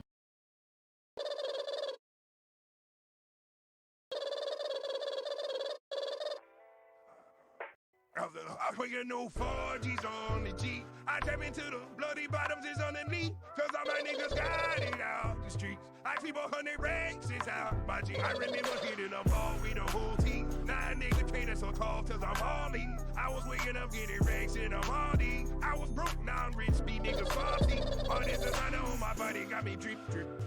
Straight up out the yard, I'm a big trip. If I got up on a lean, I'ma sip. I run the race with my queen, like London and dip. But I got rich on all these niggas, I beat it for keep, babe. I had to go through the struggle, I didn't forget, babe. I had decided to make shower day, yeah. The little mattress that's supposed to go down on top of the chairs for the I'm gonna keep it on top. Double comfort. Oh, it is. Getting to bed early because the time zone changed, but I'm really excited about I've noticed. So I think with that, I've noticed double in my Pet 2 owner cam. You. Hey, what's up? H. Hi, Jufa. Are you playing zombies now? Trust me, I needed it. I was jet lagged. Let's get today started. Is it zombies time? 6 hours left on this train, or Did you do a tier list earlier? Yeah, I did. 2 meals left. Do you want to see the results? There's nothing to. Here, I got you. Keep picking it.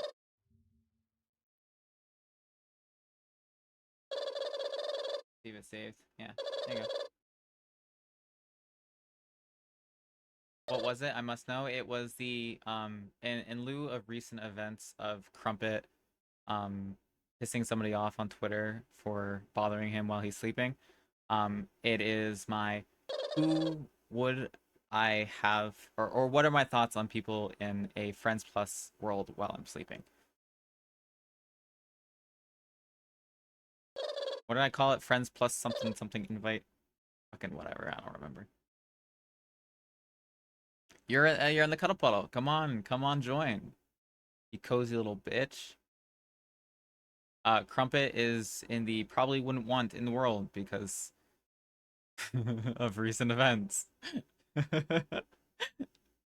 Yeah, you can come join. I mean, we already meet in the bunker, so you might as well join the the cuddle puddle. Kicking Lazzy? Yeah, I kick Lazzy. And Turtwig. And myself. And Floopy for stealing my fucking avatar. Yeah. Presto would be in the would want to stay category. Hi, Cripsy. What is this list? This is the if I were in an invite or if I were in a Friends Plus world and I were sleeping, who would I not want in the world with me?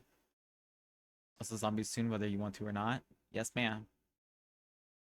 I like you push me around.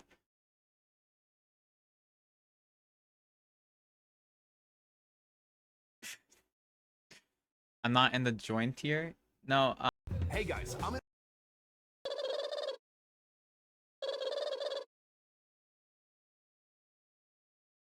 This is me getting handsy with a male fish, extracting some of his, there we go, juices. That's him done. I had driven a number of hours for this date, all in the name of caviar.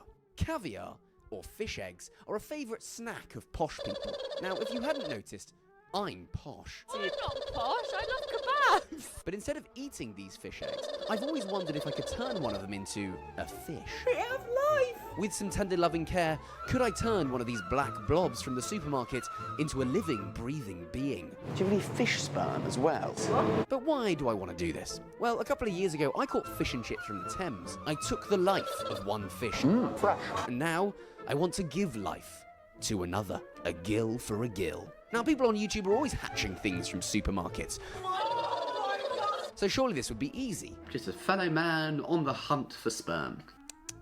It would not be easy. I've just bought some caviar at the shops. This was an idea that I kind of had as I was walking home. Where's the caviar? Hello. Do you have any caviar? This one?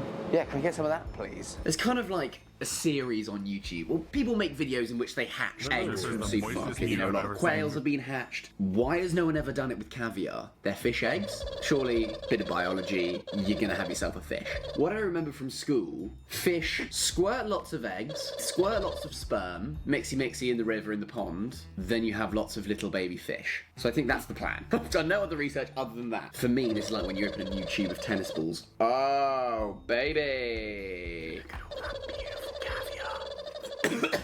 It does smell quite fishy. I do like it, I promise. The biggest problem that I have is that currently these are unfertilized. I need to fertilize them. So, and I can't believe I'm about to say this, I need to find some fish jizz. Now, I initially attempted to source some of this fish semen at the supermarket. Do you have any fish sperm as well? That didn't go well. So I put on my researching hat and discovered that fish sperm, also known as milt, was actually a delicacy in some countries. In the course of the last 25 minutes, I've become an expert in all things jizz. What they have found out is what fish sperm tastes like. There's a slight sweetness, just the faintest hit of its oceanic roots. Gobble, gobble, gobble. There's some good news and some bad news. The good news is, I think it's possible to do this. The bad news is, I've had trouble with trying to find the actual sperm. Hiya, I'm just calling, do you happen to have any milt? Milk? Hello? It's fish sperm. No, sorry, I don't have that. Okay. Do you want to check in the back? I think you can get it from frozen. Right. I was trying to get it. Are you interested in it as well? And I couldn't do it. God, it's no one can get it these days. Alright, well thank you so much for your help. Yeah, no worries. He was a charming chap, just a fellow man on the hunt for sperm. I thought the hatching process was going to be difficult. Obviously, it's trying to find sperm is the hard bit. I continued my search over the next few weeks, and after a while, one thing became clear. If I was to find the best of the best milt, I would need to go directly to the source. I have a slightly larger question, which is how to get the milt. Do I need to pleasure a fish? Well, this is the person that will be answering that question. Meet Simon. Hello. Nice to meet you. How are you doing? Very good, thank you. A fish farmer and our sperm provider for the day. And as it turns out, the answer to the question is yes. I would be extracting the semen myself. But I wasn't so sure about all of this protective clothing. Look at that. Now that is a look. This is a guy who knows a thing or two about eggs. Lie that on there. So Simon showed me to his stock of male specimens to choose from. Hello, boys. This is fresh stuff we're getting. Yeah, I wasn't going to give you a syringe of something that it could have been yogurt. You wouldn't have known any better, would it? Now remember, this was several months before my glow up as a competitive bodybuilder. So around these manly fish farmers, I still had to pretend to be slightly more masculine than I actually was. Come on, lad. So at this time of the year, Max, they're obviously very charged up. It's no different to you being 18 and going out for a pint or two with your mates. Yeah, absolutely. But eventually the moment arrived. So, are we going to squeeze the sperm out of him? Yes, exactly what you are going to do. I wasn't sure about this, but if I was to have my fish, I needed to do the business. I've got to work for it. You've got to work for it. I like the fact as well that I'm wearing a posh twat signet ring whilst I get the sperm from a carp. And I've actually restocked the posh twat rings on the Silly Company website. So, you know, go on. If you want to be posh like me, go grab one. Lay him on there. He's got two testes running right along the length of his body. It would be like you having a pair of gonads that you need a massive wheelbarrow to carry around. Because sounds about right. Just go down the flanks. Come on. A little tiny bit. A little bit there. There we go. Okay, so that's him done. Well done, buddy. And just like that, I had some fresh fishy life juice that would hopefully be enough to fertilise my caviar. That's the only fancy. Like most Saturday nights, I arrived home with some sperm, and based on Simon's advice, it went straight into the fridge. As long as you keep it cool, that'll probably be viable for 48 hours. But of course I had to warn housemate Will. Well, you know, this is fish sperm. It's gonna go in the fridge. Do not touch it. I'll try my hardest. It's not mayo. What is it? Yeah, thank you. Do I put up the cheese shelf?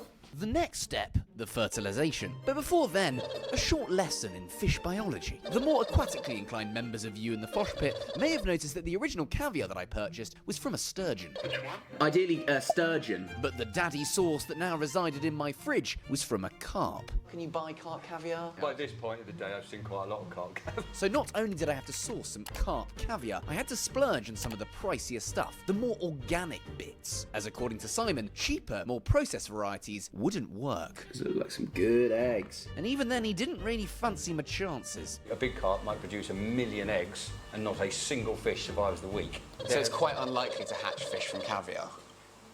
You could be the man. Okay. But we're all about silly optimism here on the channel, so I just kind of went for it anyway. Now for the sperm, I think it's literally just as simple as squirting it in. I've put quite a lot of eggs in there. It'll be fine.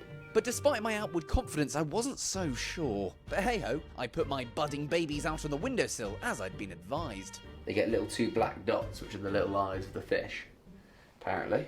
So I'm gonna leave them here, and hopefully, we get life. I'm quite confident. After 2 days of waiting, nothing. So, it's not looking good. I tried my best, but to no avail. Not much is happening. Despite following Simon's instructions to a T. I thought if we put 50 in there and you keep that on your windowsill, there's every chance they'll hatch. And then you'll feel really guilty if they don't. Yeah, what happens if they don't? I'm gonna try this once more, but I've hardly got any sperm left. I've literally got, that is how much sperm I have. I think the direct sunlight was a bad idea. I might have inadvertently cooked my eggs. Put a tiny amount of eggs in. Wonderful. Mix. Mix. Oh my goodness, oh my goodness, oh my goodness. I've just got back from a night out. I'm a bit drunk, but it doesn't matter. And we have life. Look at them! We have life! The eggs had successfully fertilized and we had some fry, or newly hatched fish. When they first hatch their fry, they are literally that big. But this was only the beginning. Over the following days, I tended to the fry like a protective mother. Let's check on the fish. I could see them attempting to break 3 of their eggy cages until one emerged as the strongest of the bunch. Our fry has grown into that little guy. I would call him Max Fish. And I feed him with this, which is essentially just like tiny bits of plankton. Can't see, but I literally just saw him eat one. He's absolutely tiny. But he was a hungry little lad, and these things grow fast. In the right environment, with lots of food, they grow very, very quick. And as the months passed and other videos were made, little Max Fish outgrew his Tupperware container. Look at him! He's so big now! Until finally, he needed a real upgrade. Our little friend has been living in this box, but I felt a bit bad. So I got him a new home. Look at that!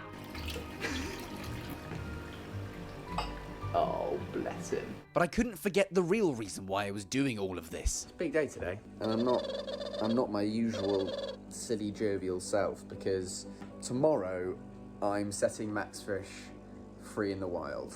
I've had him in the flat for a number of months, and he's thrived. But now it's time to set him free, let him go. This has been a long video. After months of preparation, studying, feeding, and rearing, it was time to give back to the world, from which I had taken away. I feel quite emotional about it. See you later, buddy. Say your goodbyes. It's too hard. It's time to say goodbye. In you get. Well, I think he knows what's going on. Come on, old pal. Good man. Ah! There you go. I remember when you were just a mere egg. Come on, give me a cuddle. Give me a cuddle. Good boy. And it was time for Max Fish to live out the rest of his days in a friend's pond. Come on. In you get. Go and be free.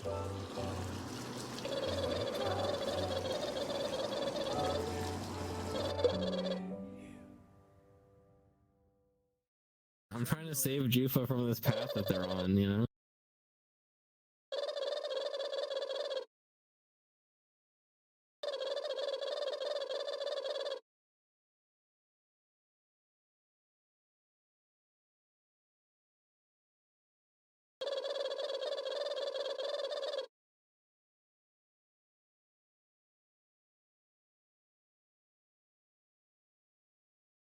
I'm trying to save jouffa from this path that they're on, you know? If someone was following you, do you think you'd notice? What if they were following you for a whole month? Well, I got someone to hire a private investigator to do just that. Follow me. Yeah. And not only did I have no idea where they were, I also couldn't believe what they found. How have you found that out? The world of private investigators is by definition quite private, so finding information about them is tricky. But essentially, they are called in if someone wants to dig up some dirt on a rival, cheating partner, or mortal enemy. Why you chose to use your platform to be a narcissistic little child? Now, I don't think I have any huge secrets, other than I absolutely adore Lawrence Fox's music. They stole a march on your indecision. So what would happen if I got a friend of mine to hire a private investigator on my behalf? How should we do it? Do you want to go sit down somewhere And ask them to follow me for a month? What would they find out about me? And would I notice them being there, even though I knew that they were there? To answer this question, I got my friend Aziz to research and find a private investigator to follow me over the course of a month. I wouldn't know where they were, who they were, or what they were looking into. Either way, I reckon I'd feel like someone was watching me. So, today is the first day in which the private investigator is meant to be following me. I am already paranoid and anxious, and every single person I walk past, I'm constantly thinking, are they taking pictures of me? Are they following me? I mean, these gentlemen having chicken on the bench, I don't know. They could be following me. I have no idea. What I said to Aziz is to make sure that I am not looking over my shoulder every single day. I've asked Aziz to hire the PI to surveil me at random points throughout the next month. So they could be following me now, they could be, they could not be. So it just means that I can get on with my life and basically not have to constantly look over my shoulder. Either way, the time period has begun and I am very nervous. I had a right to be nervous, as across London at that very moment, Aziz had made contact. Hi mate, Oh, nice to meet you, man. Aziz has subsequently told me that in the research that he did, this PI was the real deal. David had given him 5 stars and called him top of investigations. Thanks, David. And with a quiet place to talk, they were ironing out some of the details. It's normally us that are filming them taking a photo, so you've got someone to physically team. So we're just following from place to place to make sure we see it. I'll take as much film as we can.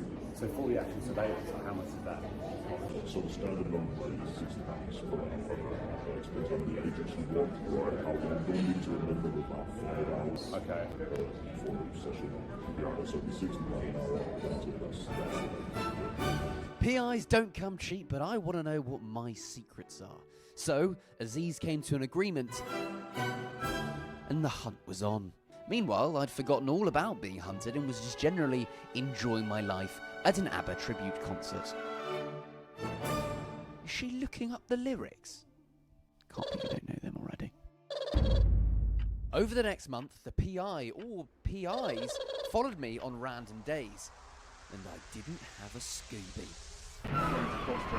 Running there? Yeah. Into that? Oh yeah, he's right there. Right, yeah.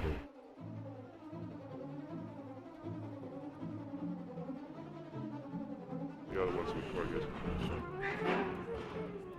I've got a good chunk, especially back there when it stopped to look at that vintage song. Right, let me get that shot. Come back a little bit. Come back around here. Come now. Which way to go?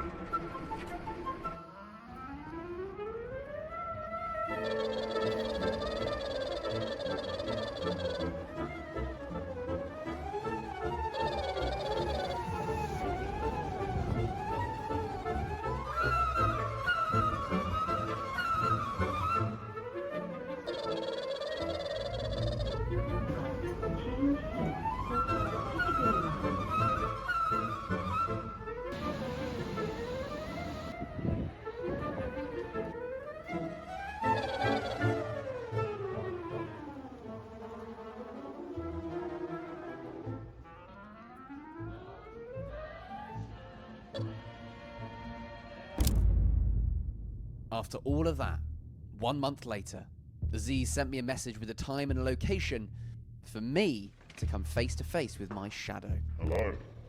Hello. Maximilian Arthur Foch, I'm guessing? Correct. Good, good. Would you prefer Max? Max, I think, yeah. I've been following you around for the past month or so. I have no idea who you are, and I do not recognise you, which really, really scares me. Nice, good. No criminal record, I see. That's very good. You're still residency, am I right? That's correct. Yeah. Well, I found out a few things about you. How are your parents, all right? Good? They're very well, Good, thank you, good. yeah. A lovely family. I know that we've paid him to do this, but just to get any easier. Yeah. So, we're just going to go through a few things of what I found you be doing out there. You get up to all sorts in your life, don't you, Max, really? I'm guessing you've got quite a good singing voice, as I might have heard. There we are. Yeah, I'm in a choir. Nice. But you know that, don't you? Oh, I do. Yeah. Quite a few things online about the Adam Street Singers, I believe they are. Quite a few videos on there. Have you bailed to get out? I'm so glad that now everyone knows that I can sing. So it was a good save the other day as well, when you went out with your buddies, play some football. Saw that as well. Quite a good player. Oh yeah, this is a good one. Yeah, nice. On the ground. Where were you? Genuinely, where were you? This was before I thought we'd started this as well. So, for the past month, I've kind of been thinking, oh, there might be someone who's following around. But genuinely, this was before that period of time. Having a quick coffee. Yes, I had a coffee with Zach Allsop. Zach, it does look like I'm lovingly looking at you over my latte. I'm so glad that got caught on camera. How are things going in the career aspects of your life, Max? Good. Good? Yeah? I saw you had a meeting with an agent about a week ago. You're quite easy to follow in that blue cap you keep wearing. I should probably stop wearing that, shouldn't I?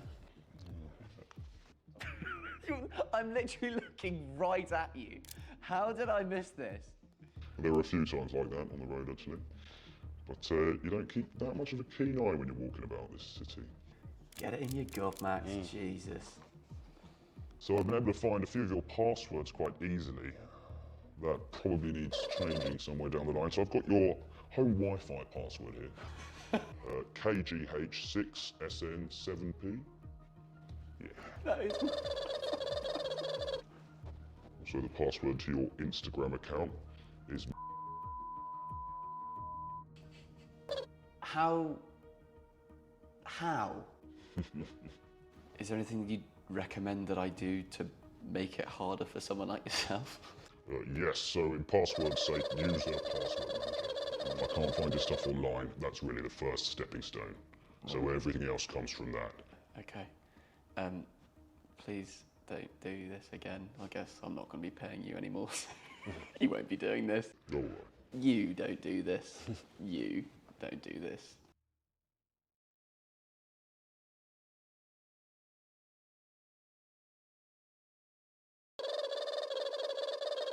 Jeff Bezos has a history.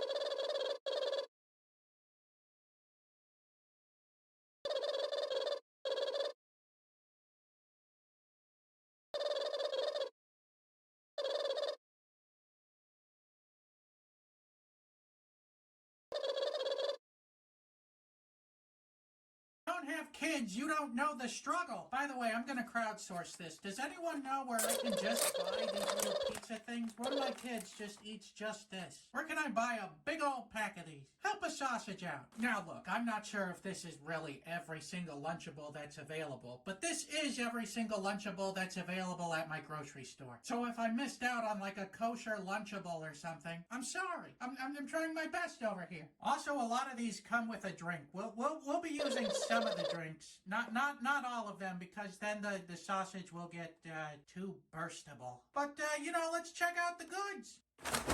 And we have our 5-quart vomit bucket to help us out. Alright, so of course we got the pizza and pepperoni. A lot more difficult to open than I remember. Don't forget the sauce.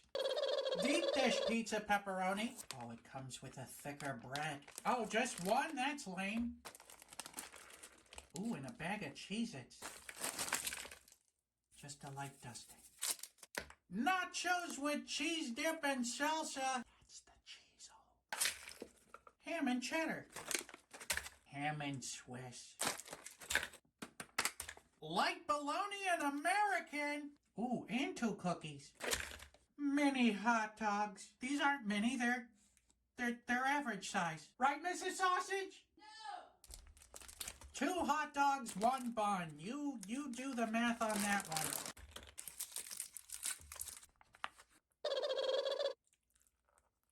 Chicken nugget kebabbles. I have no idea what a kebabble is. With pretzels and mini cookies. Turkey and American cracker stackers. It sounds like an insult. Oh yeah? Well, I don't like your tone. You sound like one of those turkey American cracker stackers. Gotta balance out the savory with the sweetness.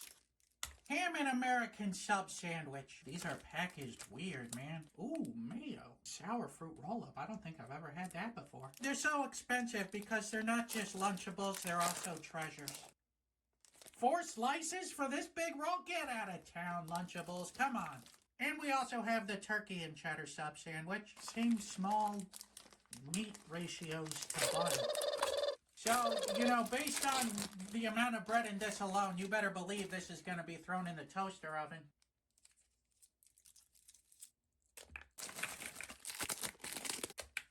Three of these things also came with bottled water, and I would be remiss if we didn't use some of it. Well, we did it, but at what cost?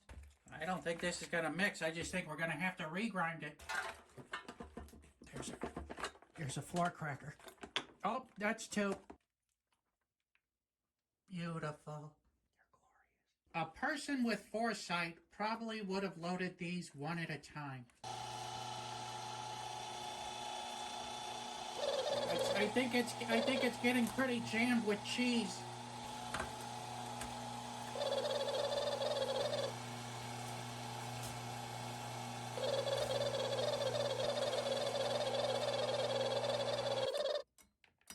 It's regrind time.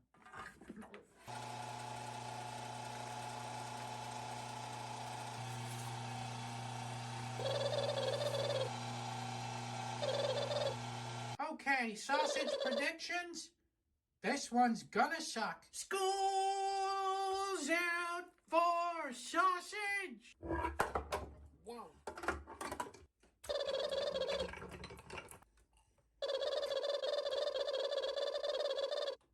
That's the Capri Sun water. In 3, 2, 1, let's sausage!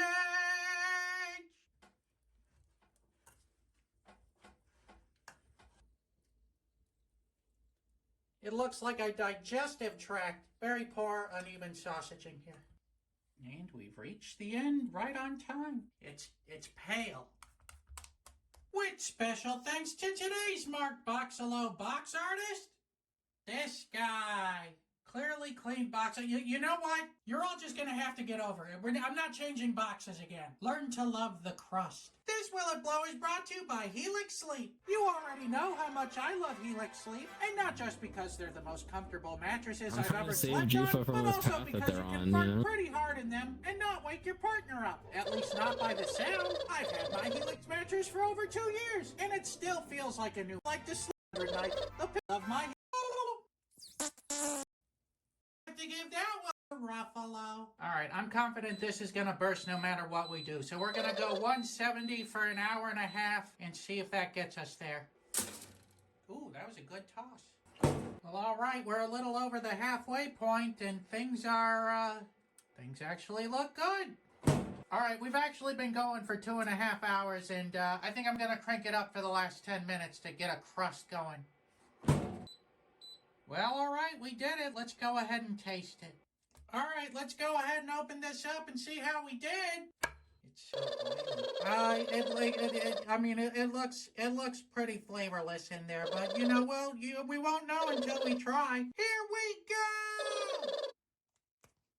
It's not bad at all. It kind of tastes like mashed potatoes and a sweet potato combined into one sausage. Let me try a different section and make sure that it all tastes the same.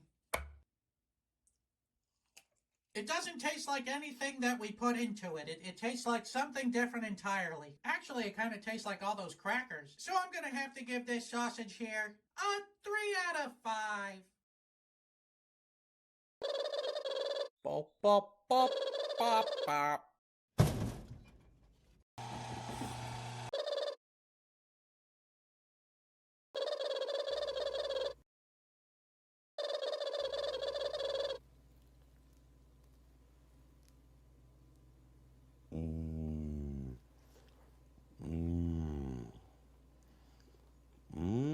The Cooking with Jack show, the YouTube cooking show that inspired many of the greatest chefs today to pick up a pan.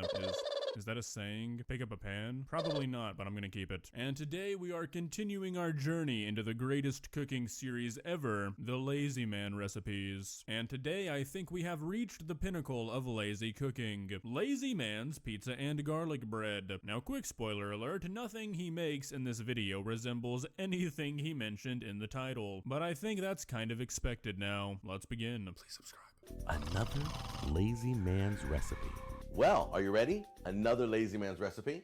This one we're going to start off with. We're going to do 2 of them on the show. First one we're going to do is Lazy Man's Pizza. People have been asking, well, let's see you make pizza, because I ripped on the pizza places. Pizza Hut and Papa John's and Costco just had like the nastiest pizza. You know, this should probably go down as the most unaware statement ever made by a human being. I mean, after you see what he's gonna try and pass off as pizza, he should honestly go to prison for attacking anybody else's attempt at a pizza.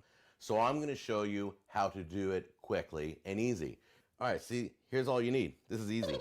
English muffins. I mean, if you are following a pizza recipe and the first ingredient is English muffins, there should be a giant alarm bell going off in your head. To the people who have never had an English muffin, it is about the least desirable texture for the crust of a pizza. Shredded mozzarella cheese. You can use different cheese, you know, if you want the Mexican blend, whatever. Here's the sauce that I got ripped off on.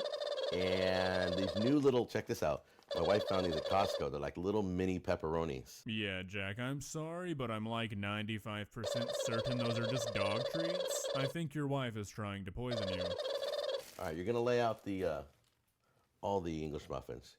And just simply... I'm trying to save jouffa from this path that they're on, you know? Big glop on each one. You can go around and spread it later. Okay, we add the cheese. Put a little pinch on each one. Once again, this is my house, so I can be as messy as I want. That's what I love about doing this here. I have no idea how these pepperonis are going to work out, so we're just going to kind of toss them around there. And what does that mean, Jack? You don't know how the pepperonis are going to work out? Are you expecting them to go rogue? Does anybody actually like pepperoni? I feel like that's some sort of myth perpetuated by, like, big pepperoni. I know I've, like, witnessed people ordering pepperoni pizzas, but, like, y'all get paid for that, right? No way you're actually just enjoying a pepperoni pizza, right? There we go. So here's the finished product. We're going to pop this in under the broiler in the oven. And once again, there's no specific time length. Depends on how much cheese, how much stuff you put on there. You're going to watch the cheese. When it's all completely melted, then you're going to pull it out. This is kind of important. Depends on how hungry you are. I'm going to put my pizza about halfway in. You can go on the top shelf, but it's closer to the flame. You're going to have to be right on top of your pizza, watching it carefully. Wait a second, I just realized nothing is cooking here. All of these are pre-prepared products. He's treating this like some sort of NASA experiment. You don't have to be on top of your pizza, just let them warm up. You'd have to try to mess this up. And it could burn, so I like to take my time, go to the middle rack, stay further from the broiler flame, which is up above, and that will give me more control over the pizza so I don't burn it. Okay, it's been about, I would say 12 minutes. If you take a look here, oh, look at those babies. Look how beautiful. Now, for those of you who don't know when it's done, you see how there's little touches of brown? Let me just tip this up a little bit here. See the cheese browned a little bit there, browned a little bit there. My God, what audience is Jack shooting for? I mean, he's treating this like the people watching it are 4 years old. Alright, so if you've never assembled a Lunchable pizza before, this is how you do it. You see the cheese, when it starts to cook, that means it's cooked. The more you know. And this one here, same thing, little browning, just lightly. The cheese is melted, the pepperoni's sizzling, it's absolutely delicious. This is the one I want to taste, right there, that one. The one you saw on camera. Now, some of you have said, Jack, please stop eating on camera because it's killing us. We're starving. It looks great. Jack, my boy, I feel like I'm watching Shutter Island here. You gotta snap back into reality. Nobody on the planet has ever said those words to you. This is a Lunchables pizza. Nobody wants it. So I'm just going to take a bite and let you know how it tastes. I'm not going to rub it in at all.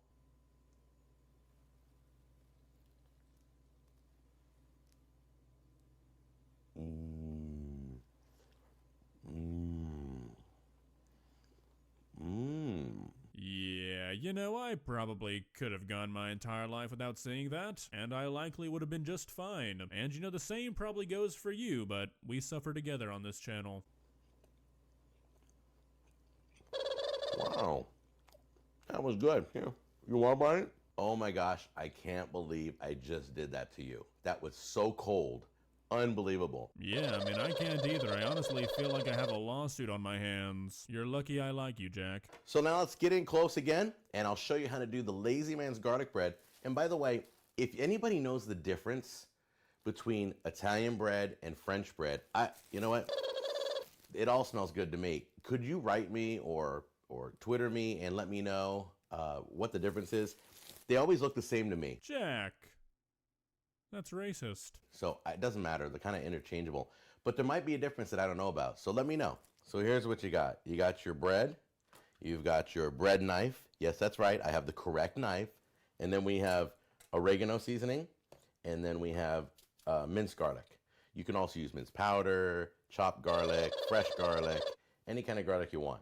But I'm just going to go with the minced today. Okay, so I've never made garlic bread, but I mean, I feel like it's a pretty simple recipe. Is this not just normal garlic bread? I mean, I can't really see the lazy aspect of this. And of course, butter. Real simple. This can be done literally in minutes. All right, so I'm going to cut this bread, and I'm going to try not to... I don't have the best knife skills, by the way, as you guys have already commented. So I'm going to cut down the middle first. And I think we're going to do it long ways. You can cut your, yeah, you can cut them this way if you want, straight across, and have small pieces. Or you can cut long way. There's no way anybody does this, right? Just forcing your guest and your family to eat a fourth of a loaf of garlic bread if you want a piece? I mean, I guess it is a lazy man's garlic bread, and cutting it short ways would take like an extra 20 seconds, so I guess he's sticking to the theme. And then, here we go. You can have big giant pieces. Depends on if it's just you and your girlfriend or wife or a big family. If it's a big family, cut the small pieces. Okay, so you're gonna do heavy dose of butter. You're thinking, wow, that's a lot of butter. Yeah, it is, but you have a thick piece of garlic bread. Yes, Jack, you have that assessment correct. That is a big piece of bread, but that is about 4 pieces of bread worth of butter. I mean, the only thing lazy about this so far is the effect it's gonna have on you. That amount of butter in one sitting is gonna shut down your body. You gently sprinkle on top. Your bits of garlic. And now this one, you gotta be a little more careful, so I just tap my finger on it until it starts to come out. Just give it a tap. You don't want too much of this. This is just more, honestly, it gives it a little bit of flavor. You don't want too much of this, he says, as he puts more oregano than there is garlic on the bread. Here you go. Okay, now we're gonna put these on the cookie sheet. We're gonna slam them in the oven, and when we bring them back, they're gonna be absolutely beautiful, golden brown, and we'll try it out. All right, now this is kind of how I like it. Just the very edge gets really dark. The inside gets some browning going on there. This is really hot. You got to be careful. Now what I did, I put it in there and I must have looked at it like 10 times, okay?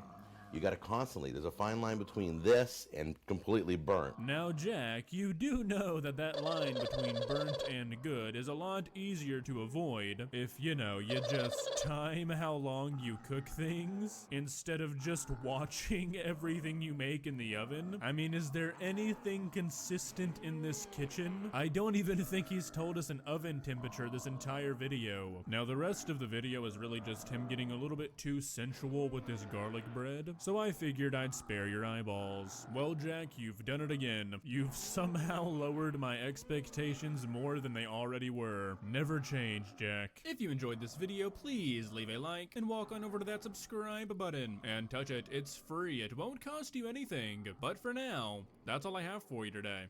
Bye.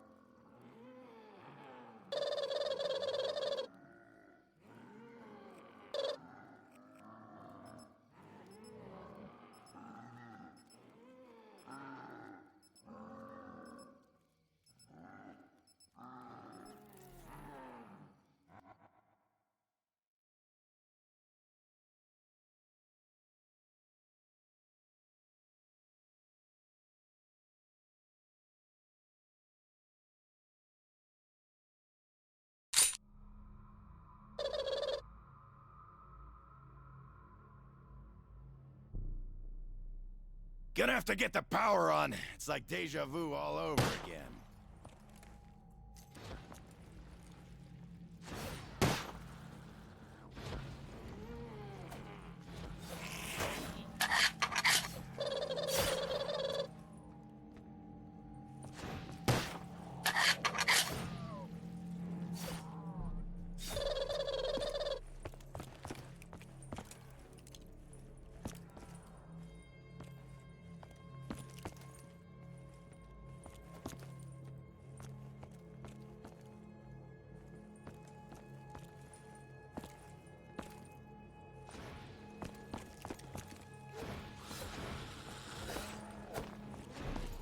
Time to die! You guys, not me! Eat that kid! Motherless flush addict!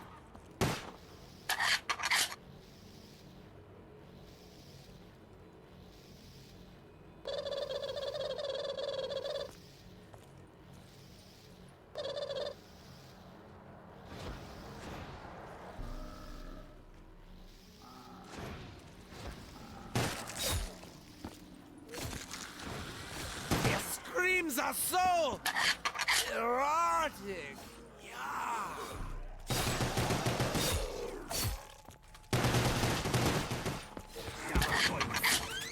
Wait, we are keeping score?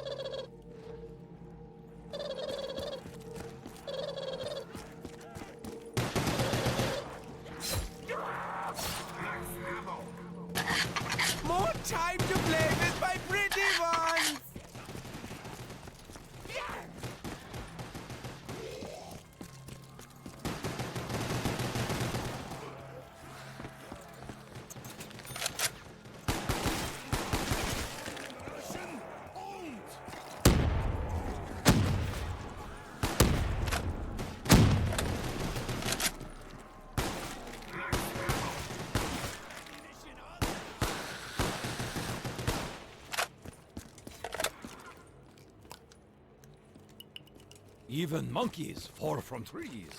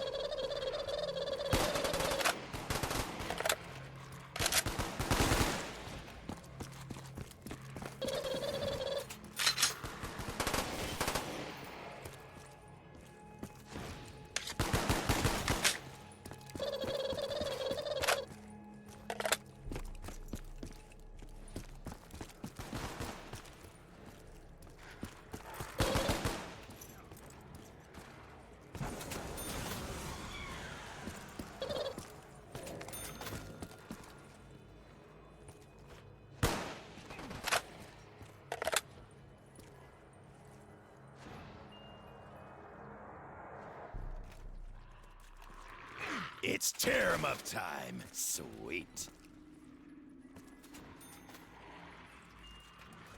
I like the funny noise it makes.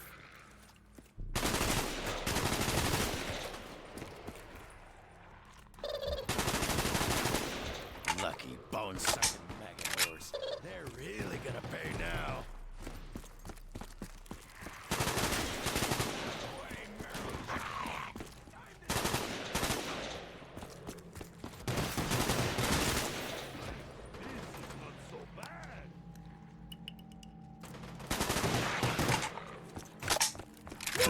It cannot be! I am down!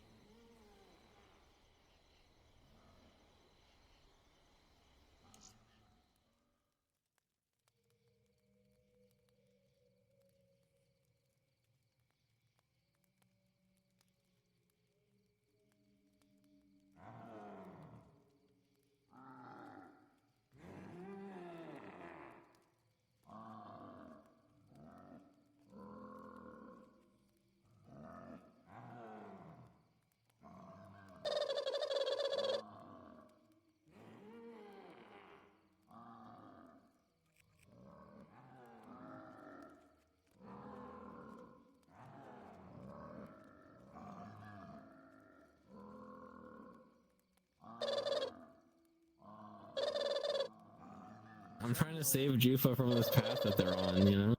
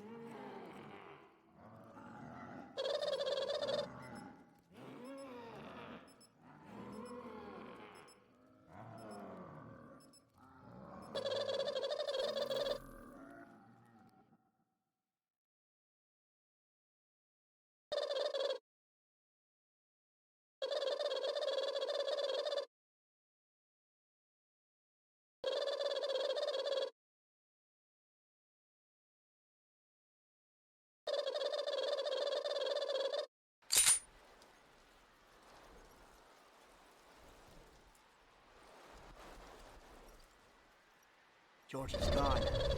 We're on our own.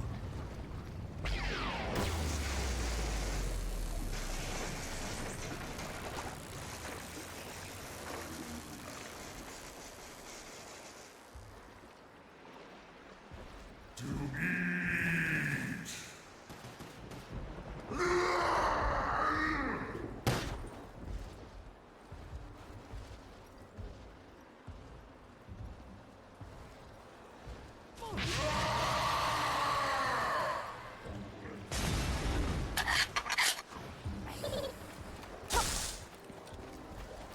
Getting frostbite was so not on my list of things to do today. No.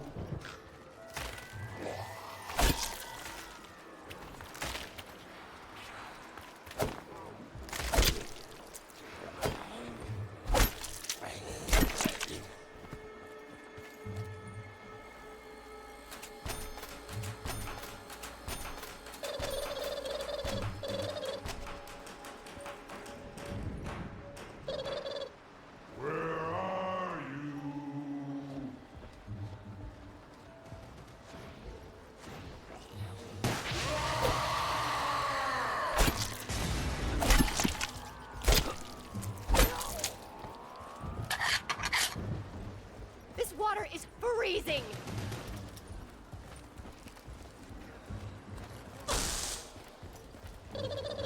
I really do dress for the cold. Better. No.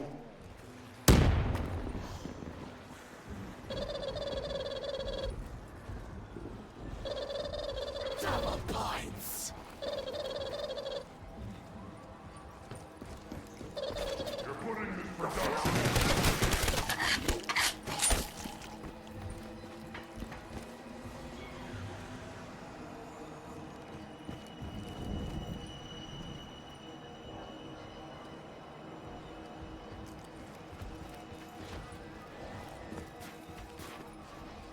Looks like we're getting a break in the weather.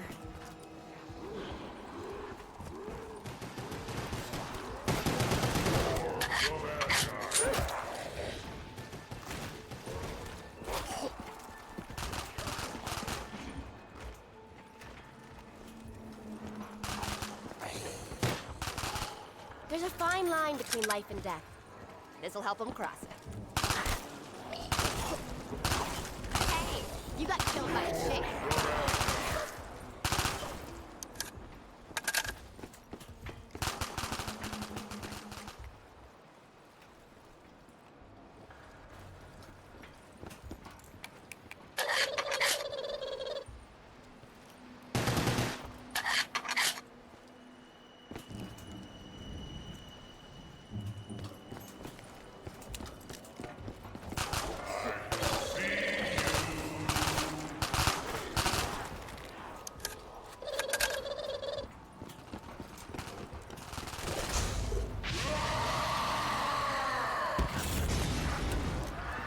Who did that? What was that us?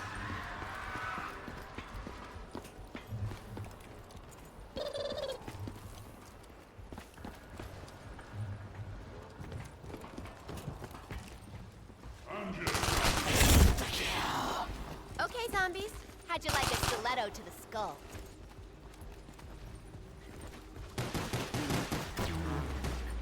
Better. No. I'm trying to save jouffa from this path that they're on. No, you not know? on my list of things to do today.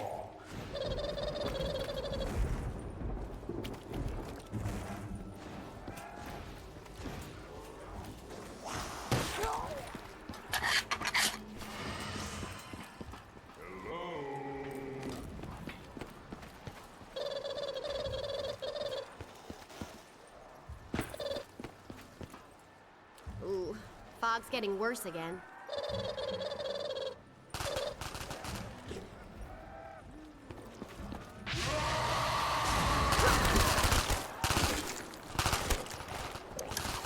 More walkies, more walkies.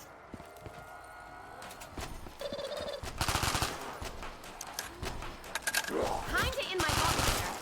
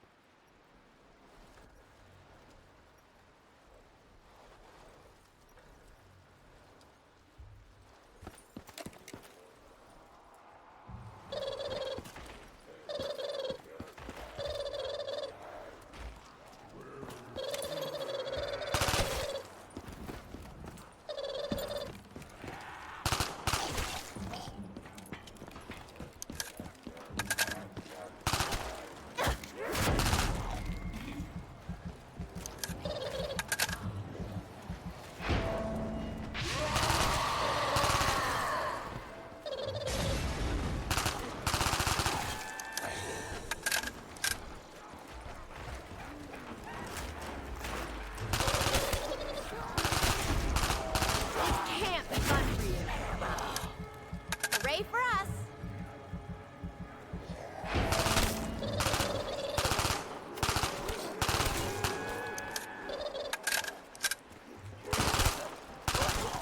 Knock it up there, buddy!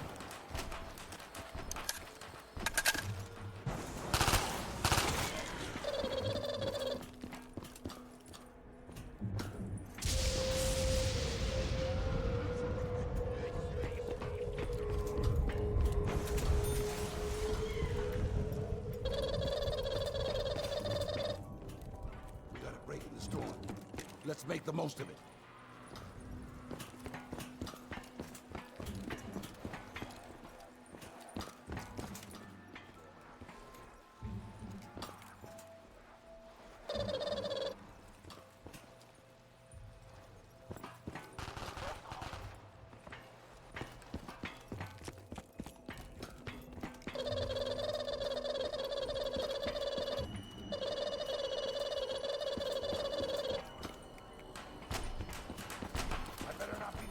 Doing this shit.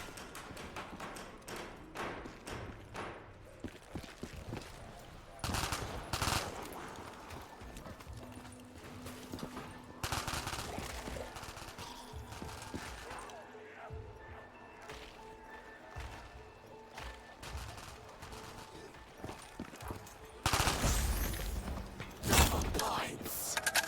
Cha-ching.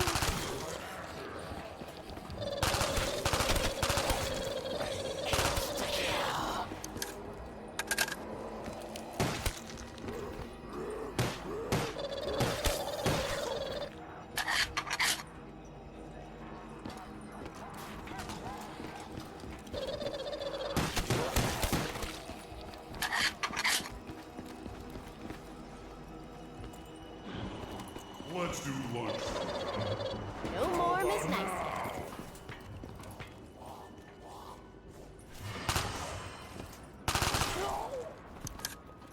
I really didn't dress for the cold.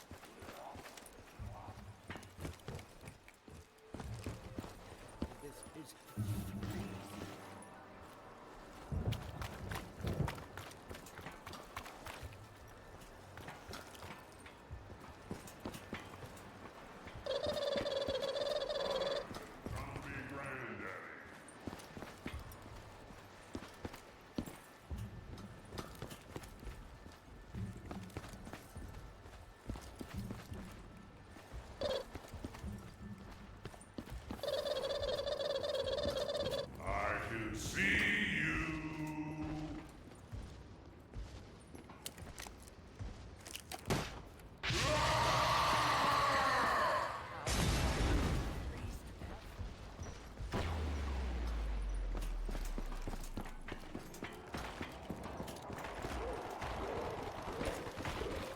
Getting frostbite was so not on my list of things to do today. Jouffa, stop! No! They're fast.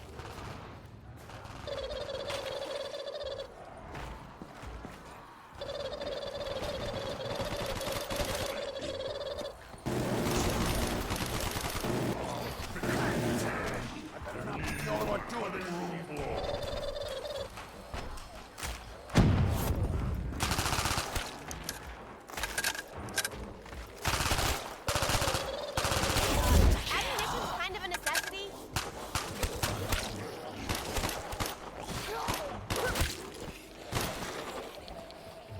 Guys, don't be difficult.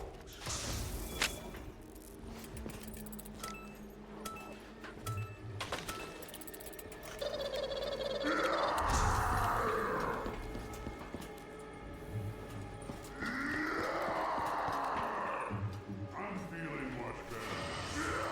Let's do lunch. Screw diamonds. I think this girl's got a new best friend.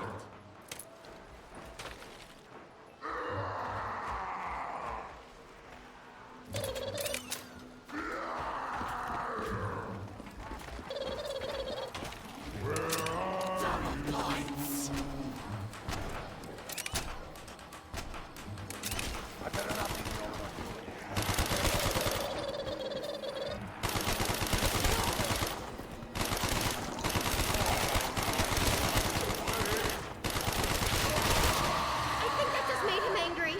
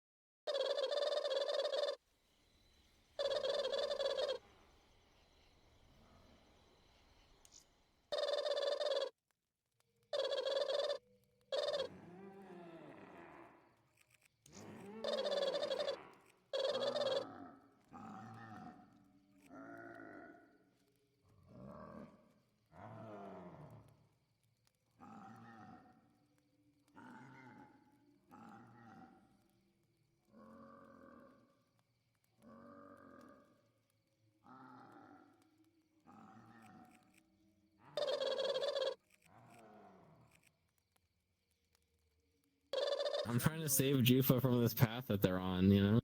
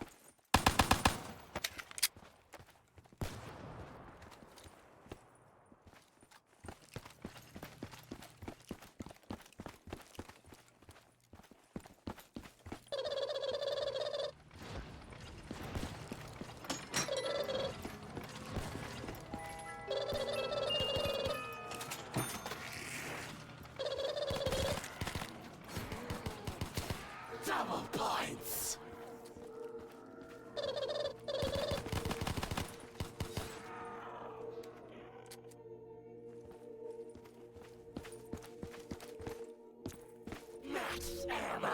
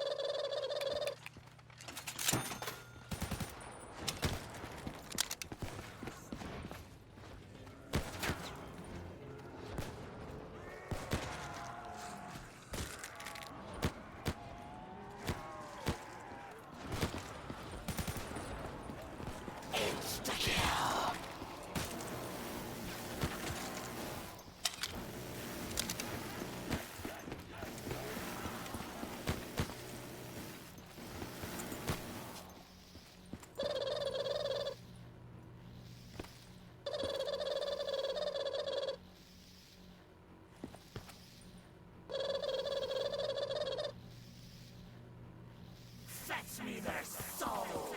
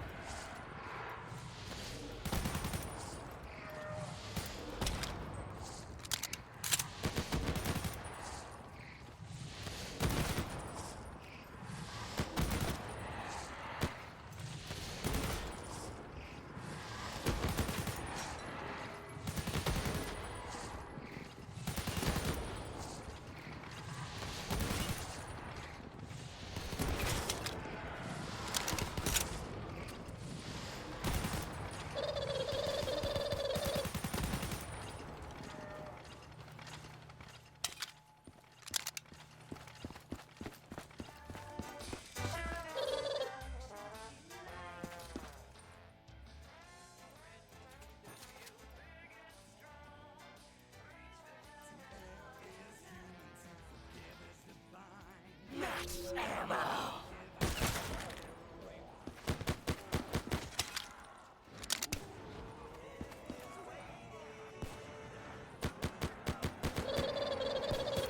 Double points!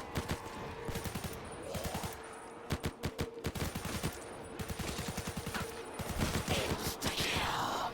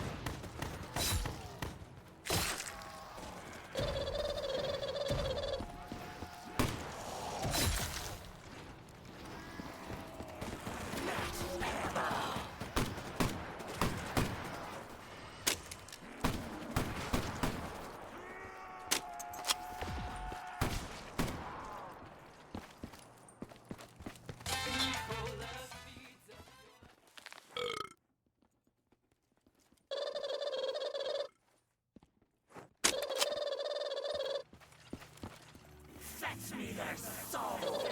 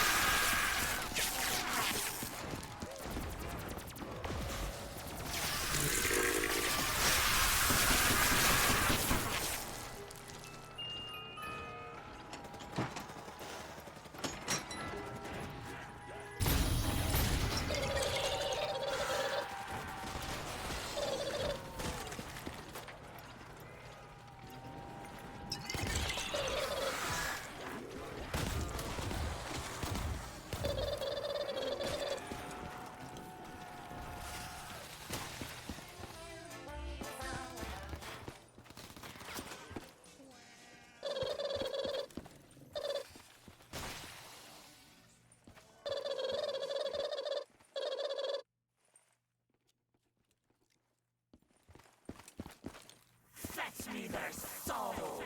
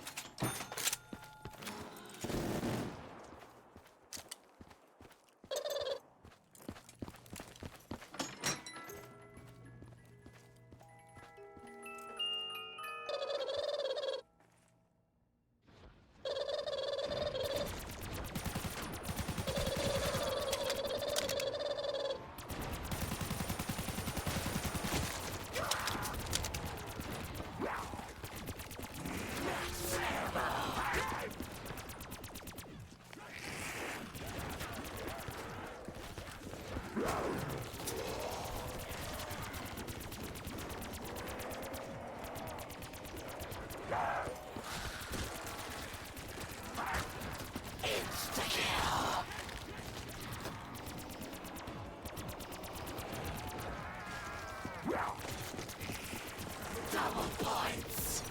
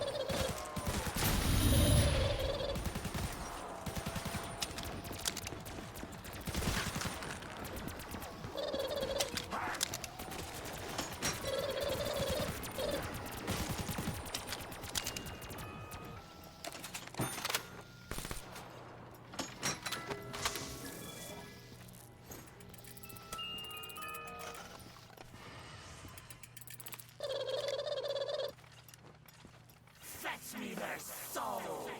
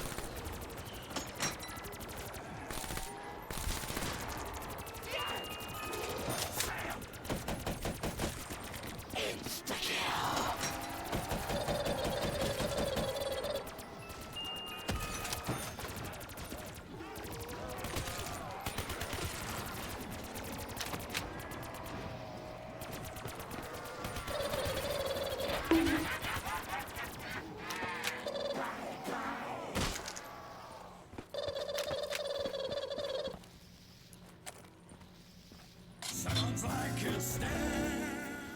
Across the plains, he ran so fast he dodged the rain. He was.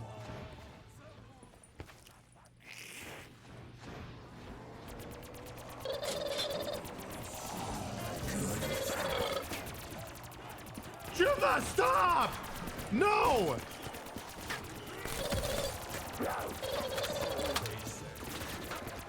I'm trying to save jouffa from this path that they're on, you know?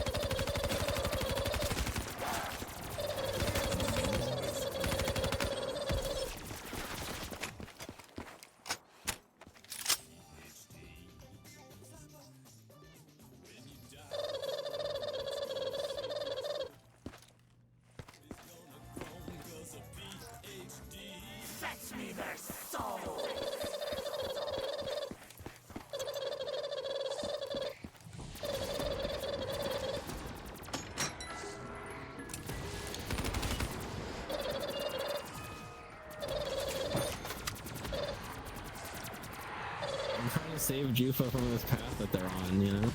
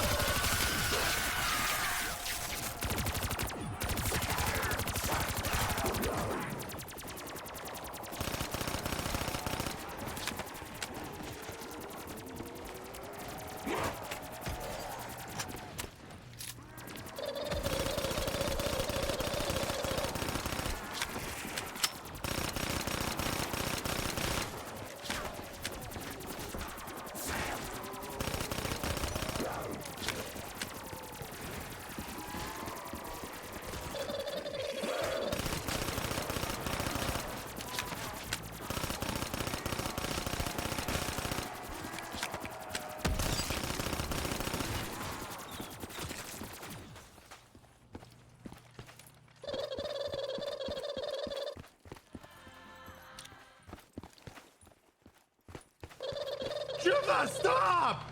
No!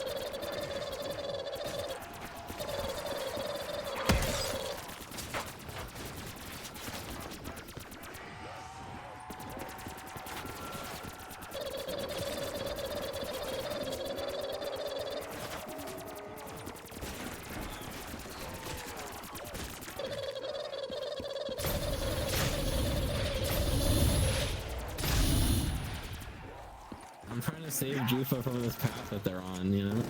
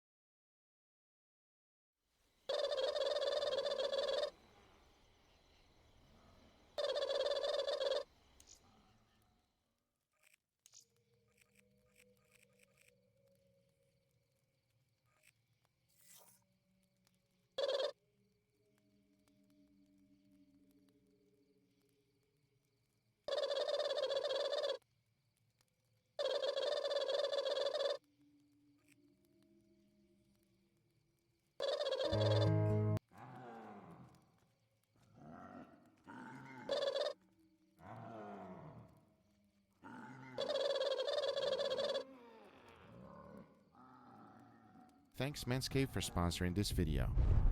I've also dry aged in Nutella, and one of the most recent ones I've dry aged in honey. That was totally insane. And I've learned quite a bit with these experiments. But one thing my subscribers keeps asking me all the time is, how about dry aging in marshmallow? Is it gonna be good? Is it gonna do something unique to the meat? Well, all of these questions we're gonna find out right now, because this is the marshmallow dry aging experiment. So let's do it. Marshmallow. It is one of those sweet treats that everyone looks forward to, whether you like it roasted or as a s'more. We all know what it tastes like. But as you can clearly see, this right here, there's no way that I can spread it on some meat. If I tried that, it will basically fall off. But luckily we have something that will, and I'm talking about this, Fluffernutter. It is the star of the show. It is also marshmallow, but let's just say that it's spreadable marshmallow. It tastes exactly the same, but usually it's eaten as a spread. Most of the time with bread like this is incredible. But hey, that's not what we're here for. We're here to see if this is going to be a good combination with dry aging. And talking about that, this is the true star of the show. We got a 4-bone rib roast, also known as prime rib. Now the great thing about it is that we're going to be putting this to 100% to the test, as I'm going to be splitting it in half. And one of them we're going to be dry aging with Fluffernutter, but the other one will be dry aged 100% the real deal. And to do that, it's pretty straightforward. All we got to do is put it in a special bag called Umai Dry. You just have to try to remove as much air as possible, set it on a cooling rack, and let it rest in your refrigerator for 35 days. Now that we got that ready, it's time to jump into the Fluffernutter. As things are about to get real messy, I highly recommend using a parchment paper on the bottom, because the next thing is to cover the whole thing with the marshmallow spread. And I must say, this is extremely challenging. The biggest problem is that this thing is sticky, and it doesn't matter how much you try, everything will stick to it. I've done some crazy dry aging experiments before with different ingredients, but this one is the hardest one to work with. Not only is it extremely messy, but it does not matter what it is that you touch it with, it's gonna stick. So I try to go nice and slow to ensure that every single edge of the steak was fully covered with a Fluffernutter. And even though this took some time, once I was done, this is what it looks like. Now that is the world's first marshmallow dry aging experiment. Talking about that, the only thing left to do is to put it on a baking tray and let it rest in my refrigerator for 35 days. Once the time was up, I took it out and take a look at this. What in the world happened? The marshmallow completely came off the sides, but at the same time you can clearly see that has a very unique color. And I'll tell you right now, it smells good. I wish I could say that by the way it looks as well, because it does not look as good as it smells. Now there's no way we're going to be eating the crust on the top. All of that has to go. And I first started by lifting it up from the parchment paper. And take a look at the bottom. Wow, that is not dry whatsoever. And if you take a look at the pan, there is a lot of moisture there. But the interesting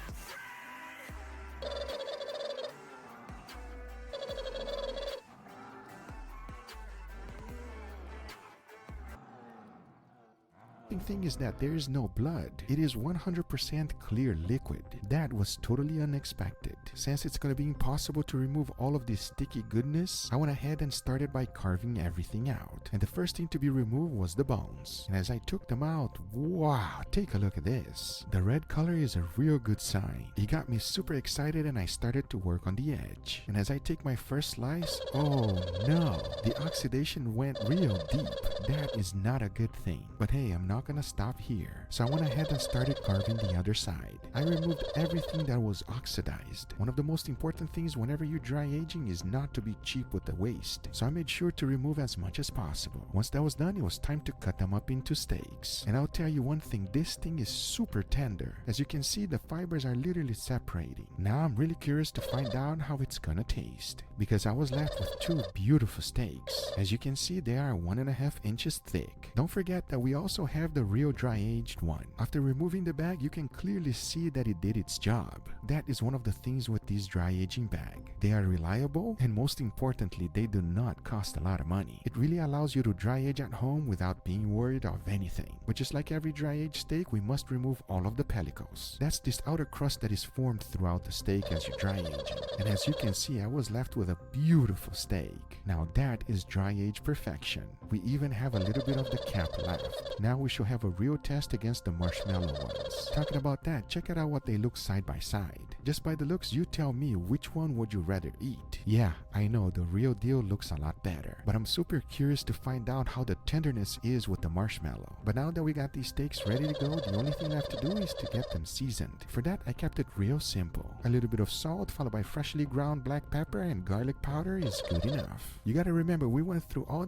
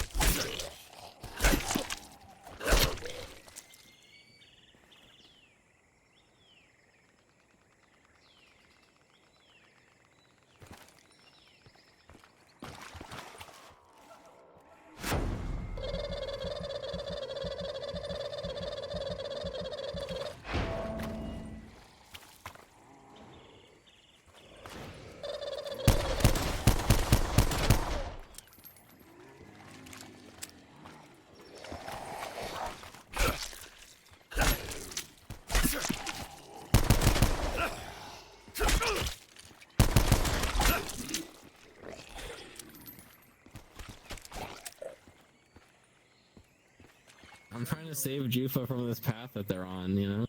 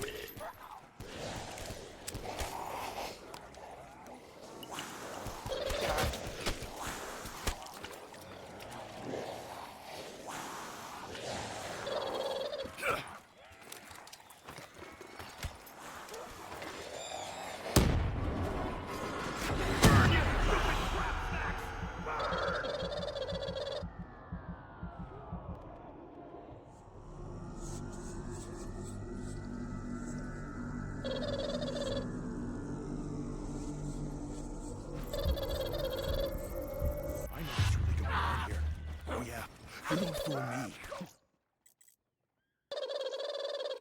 Out that secret stuff.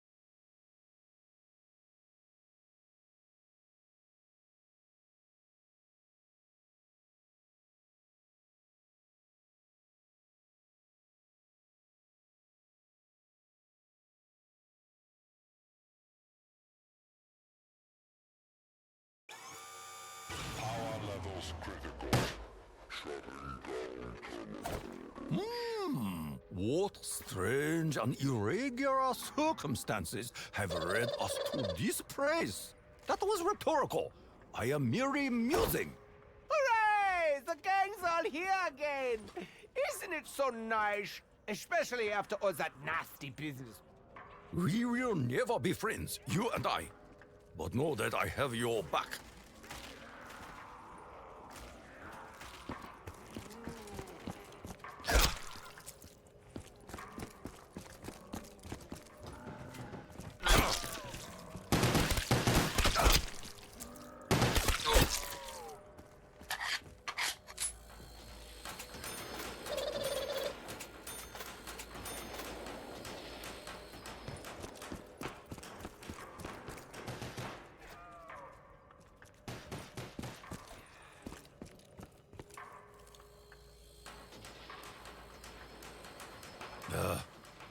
This effort is barely worth the pitiful pennies we are paid. This facility houses many secrets. The Emperor likes secrets. Perhaps I will recover them secretly.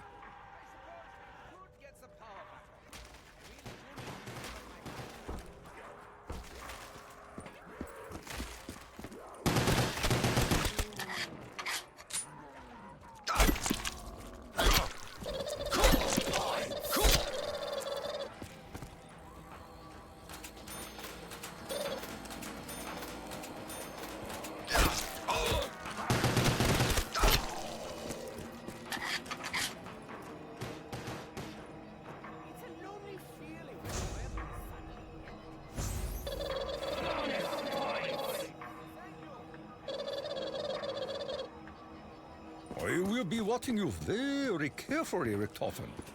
Very carefully indeed.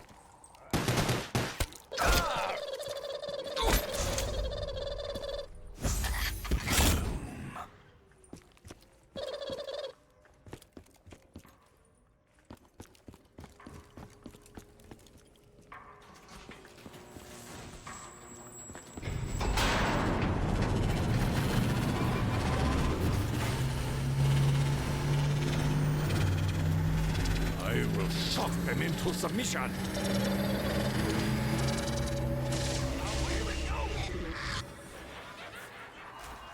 Unleash the dragon's breath!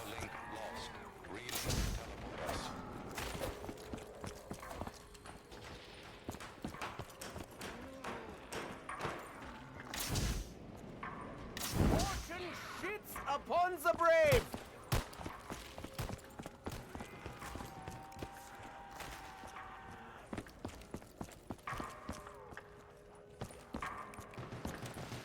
Hello, zombies! Nearly ready for you to stand down.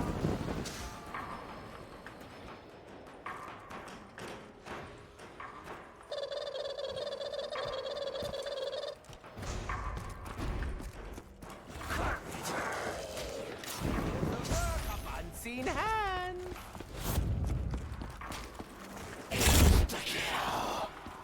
Live by the bread, die by the bread.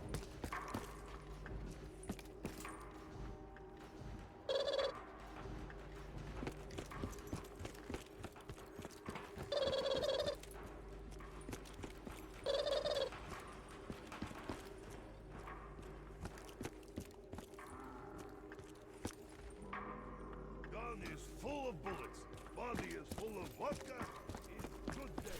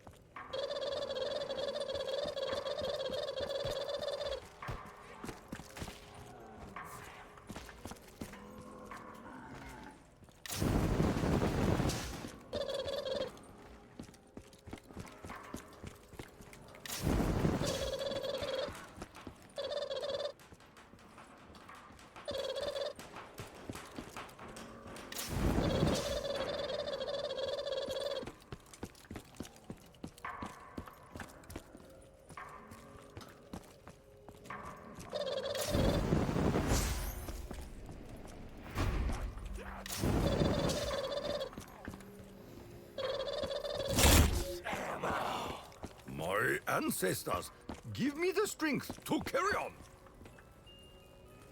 The Emperor has delivered a great gift.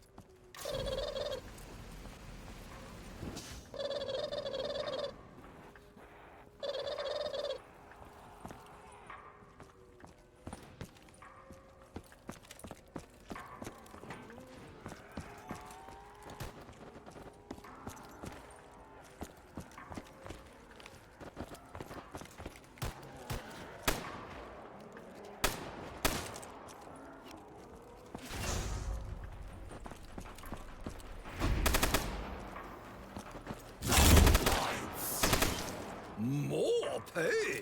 Oh, the Emperor must be proud.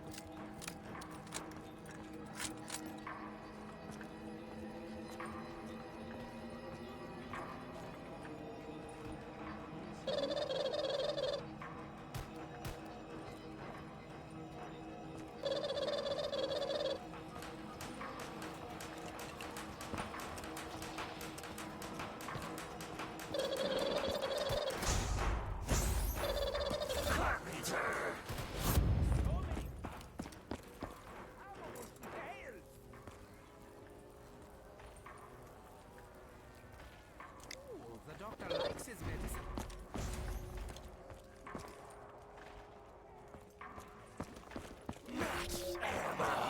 Ah, this boy must share wealth with Hilti. He's only right.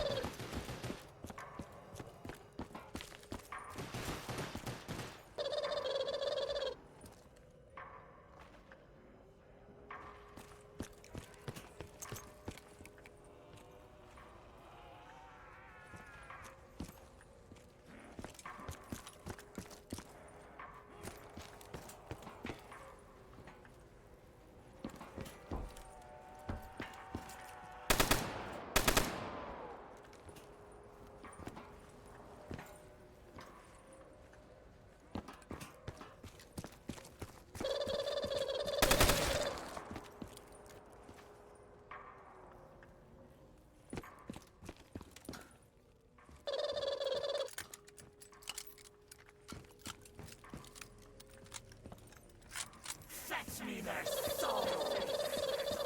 You will fetch my braid before my soul, wicked hound!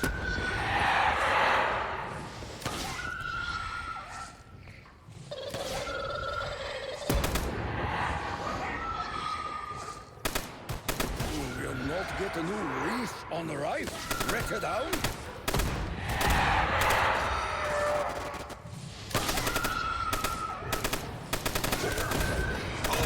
Smelling vermin of hell.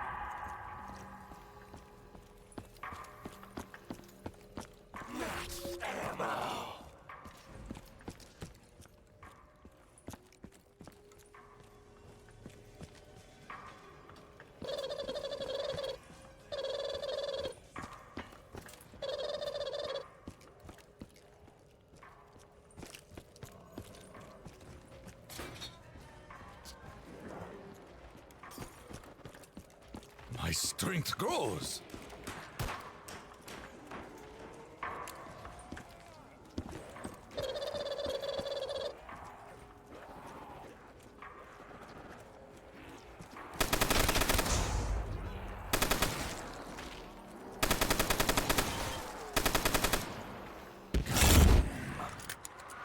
Hakio has saved your lives. Feel free to show your gratitude.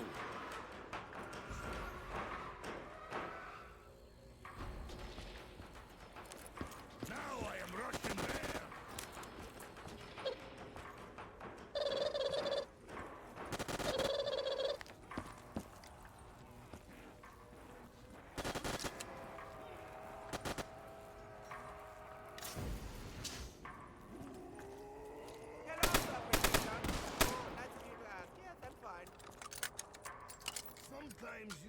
like Drunkrichthofen, always in land of fantasy and stupid anger. How dare you? Ein anger is never stupid!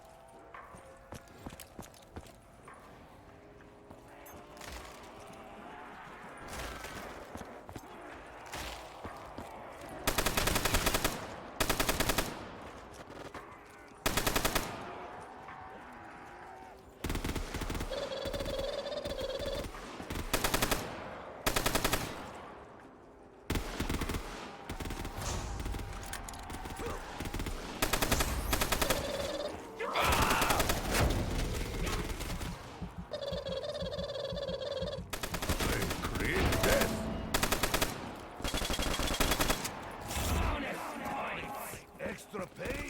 Stupid capitalist pigs. Wait, no, this is good thing.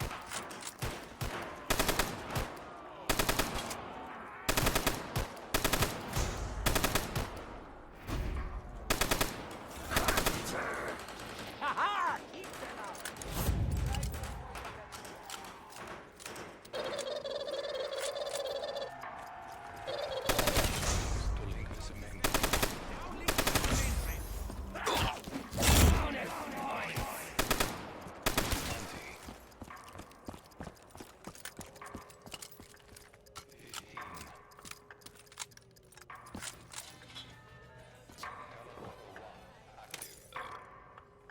Speed Cora, it's a happy day!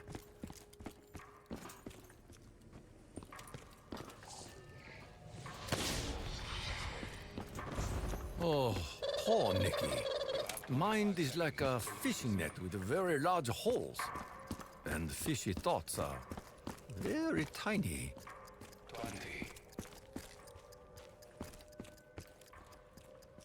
15. Teleporter 2 active. Double points!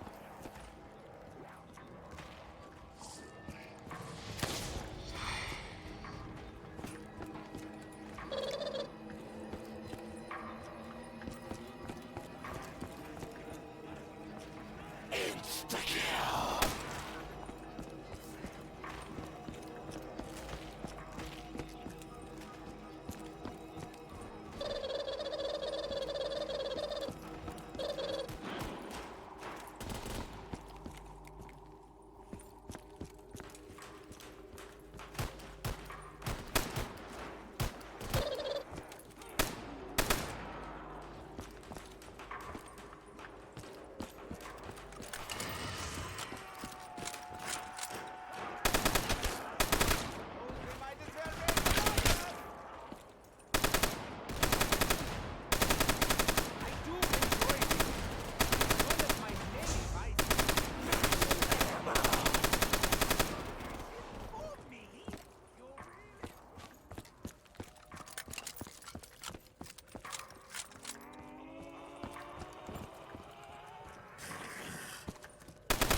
Russian, how is it that you are calm enough to drink at a time like this?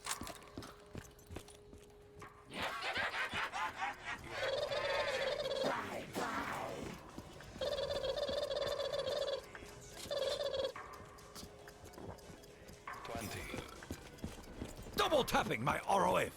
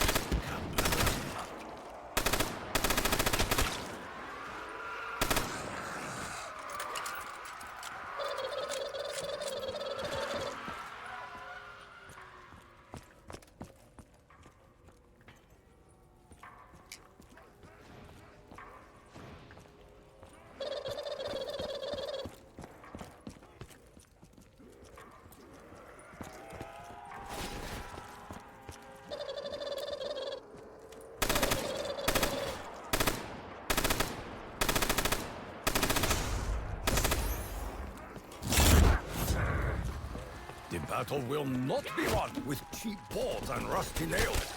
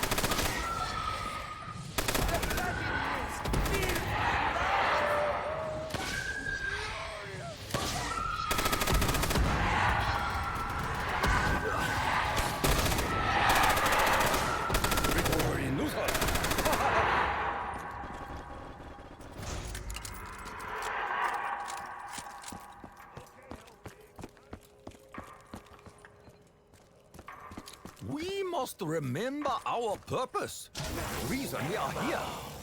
Our position would be very perilous if we were to forget.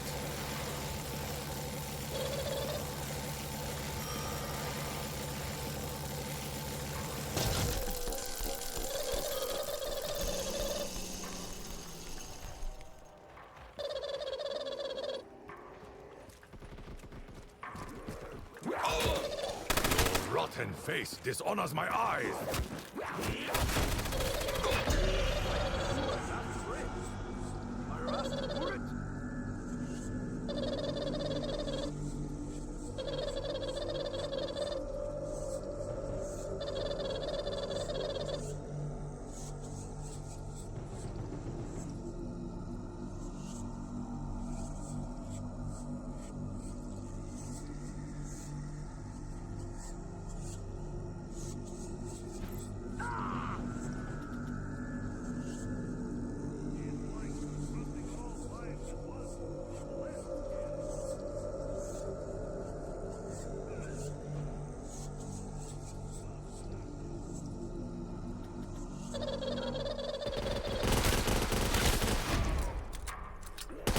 Nikolai is one man red army. I will drink to forget I even remember you.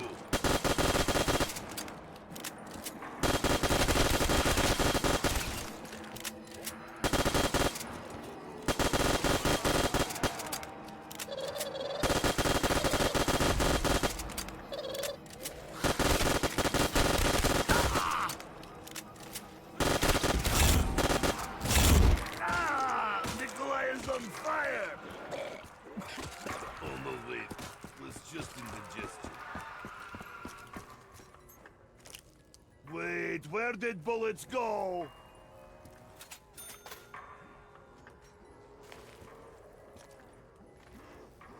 At least with this, I know I will hit something. Oh, annoying. Always with symbols. Always. Clang, clang, clang, clang.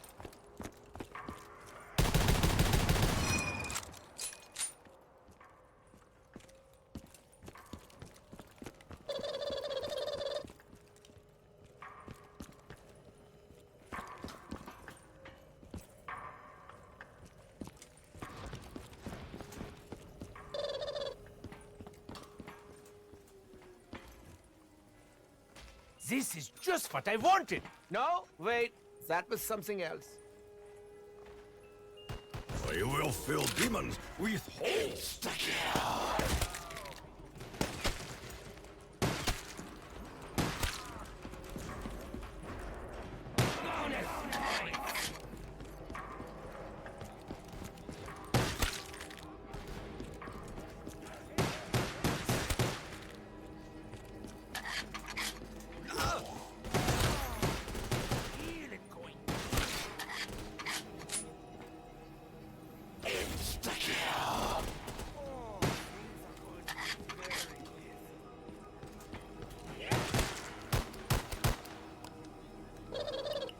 After the rain, the earth hardens.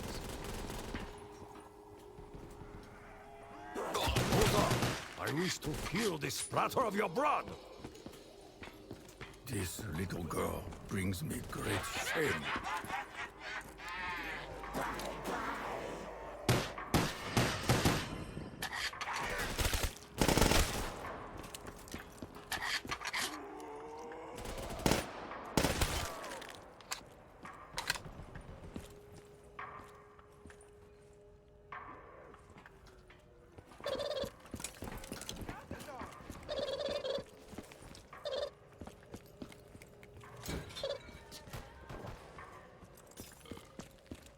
I feel so strong and fierce.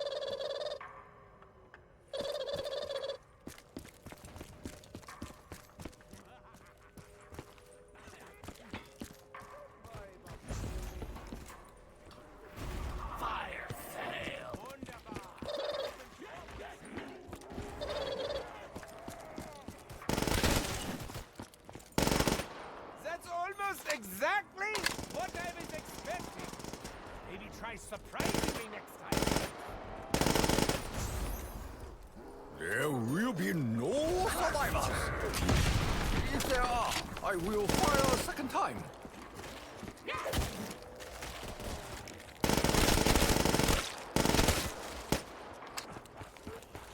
This will slice through Hellion, like Helongian.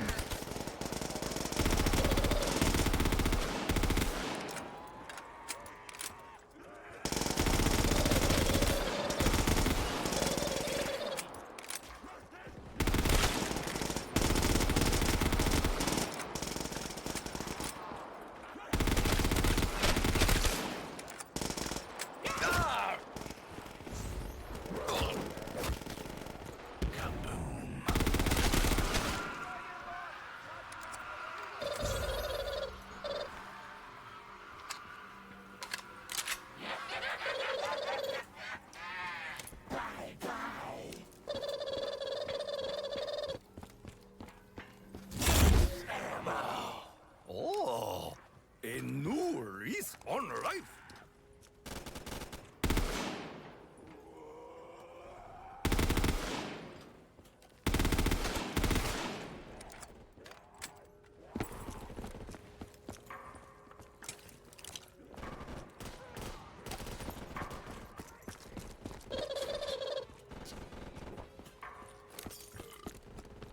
Speed is my friend.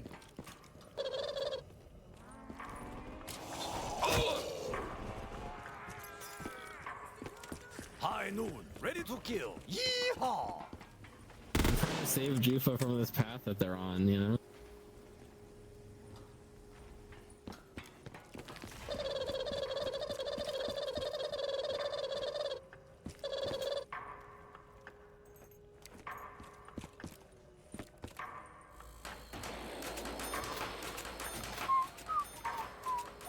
What?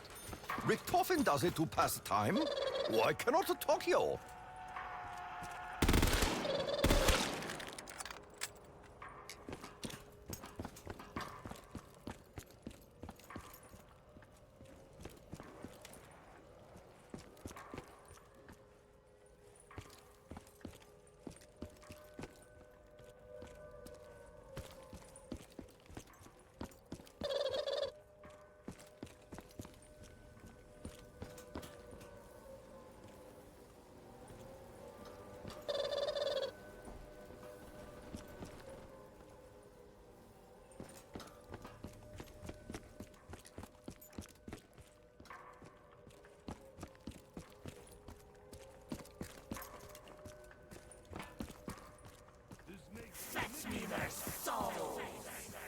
The Emperor rarely asks me to handle hairy things.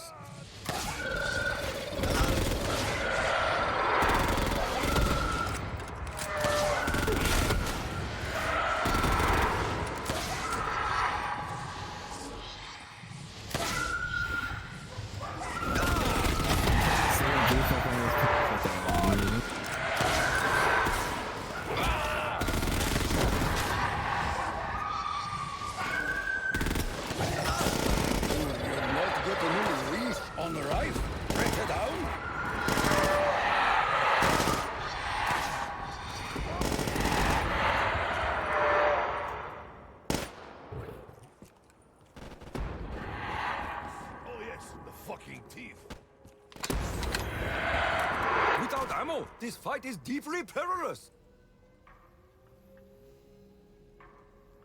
Who tortured us, Takio? Who is to blame? I will have my revengeance. I wake as though from a dream.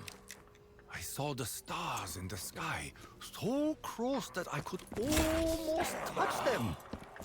I saw the earth ravaged.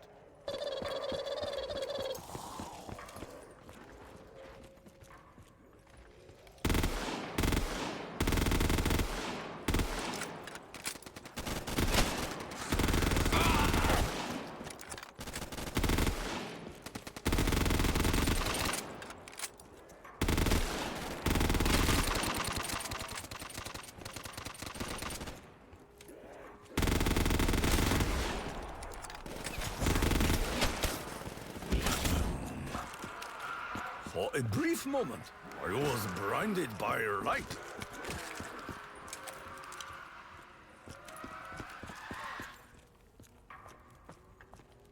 be sure, but I think the active ingredient rots your mind.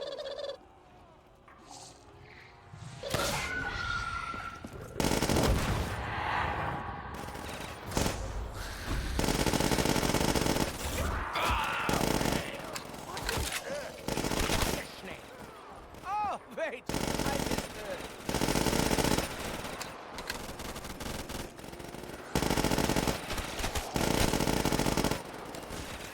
As recent proverb say, no ammo, no rifle.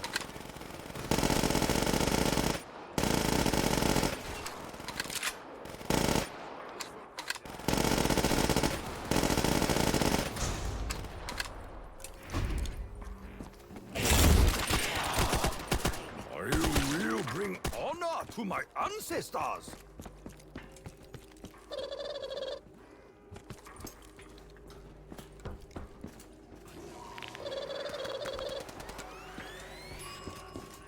Untapped annihilation, unrelenting devastation, pure Tokyoism. Truly, we are much more similar than perhaps we realize. Really. Your time. Couldn't you be hacking or slashing with your...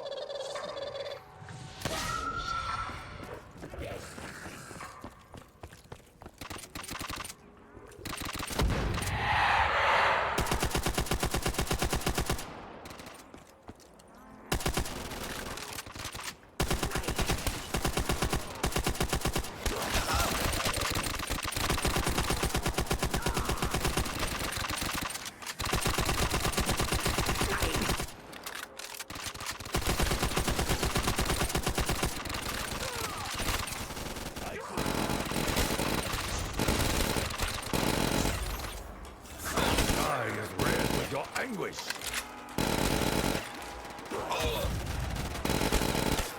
Jouffa, I wish to feel the splatter of your blood. The odor of your corrective numbers is regrettable.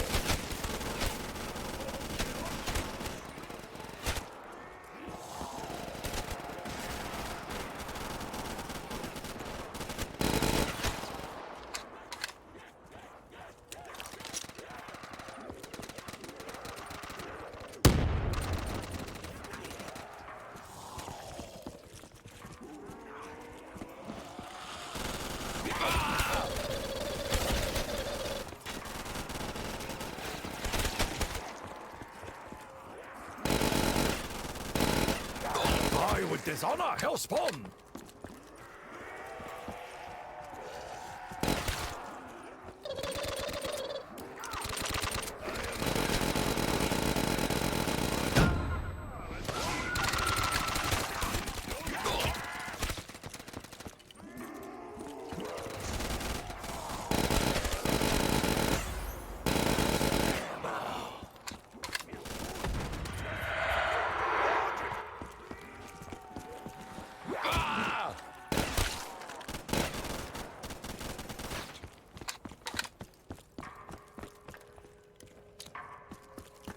If you do not enter the tiger's cave, you will not catch its cub.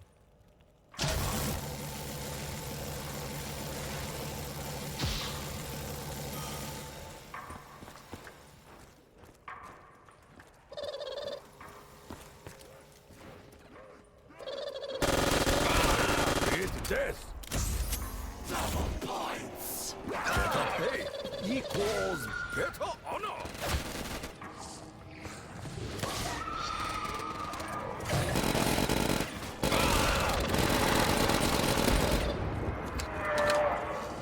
Tokyo's fun fact of day.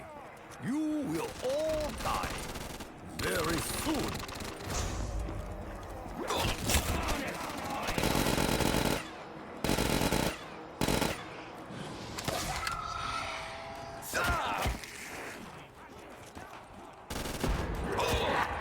I'm trying to save jouffa from this path that they're on, you know? The Hellions draw near. And the foul Jouffa, odor stop! draws nearer. No!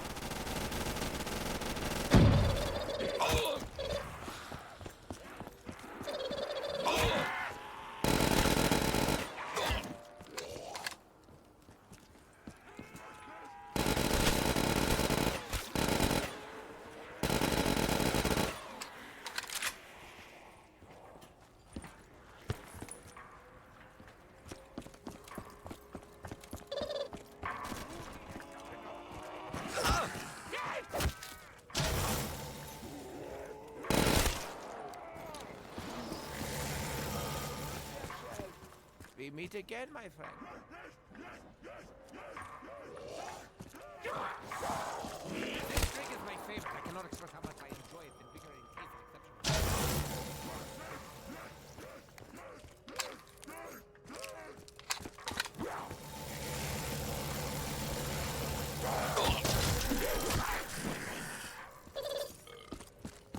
and I could go all night with this.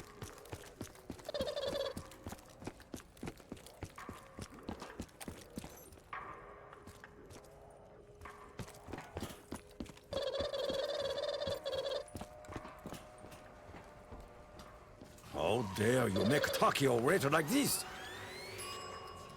The demons will crawl back to hell at mere sight of this mighty weapon.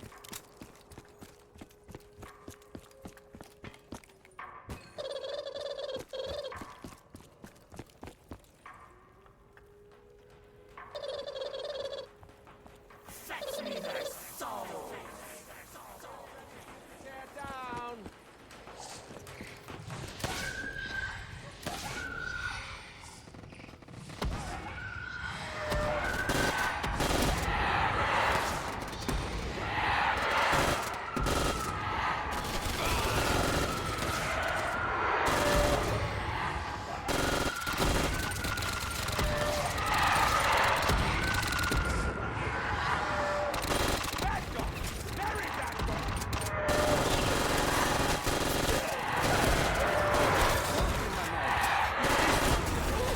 Dressed and honorable.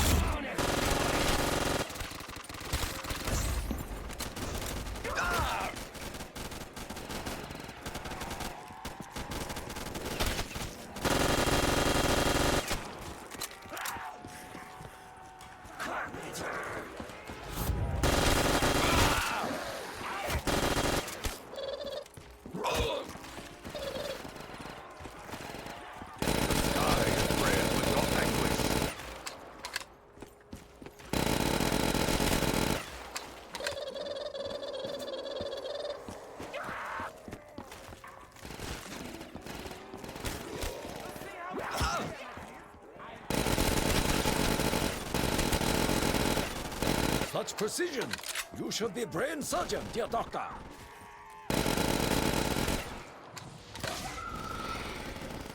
Somebody give me I mean, what?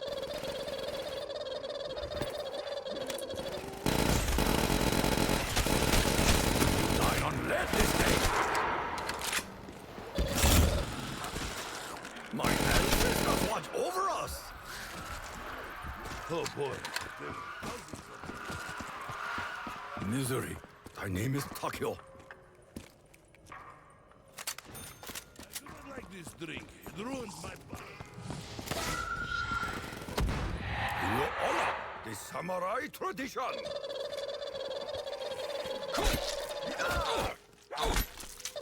The artist, your body my canvas!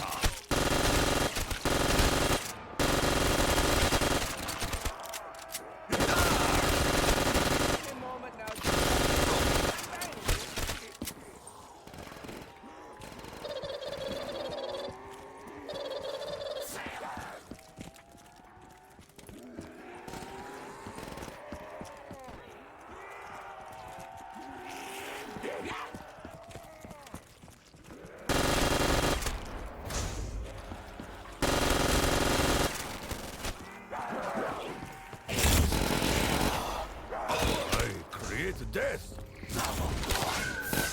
Killing Aryans is worth a double? Truly, the spirits bless us. Do you all wish to die? So be it.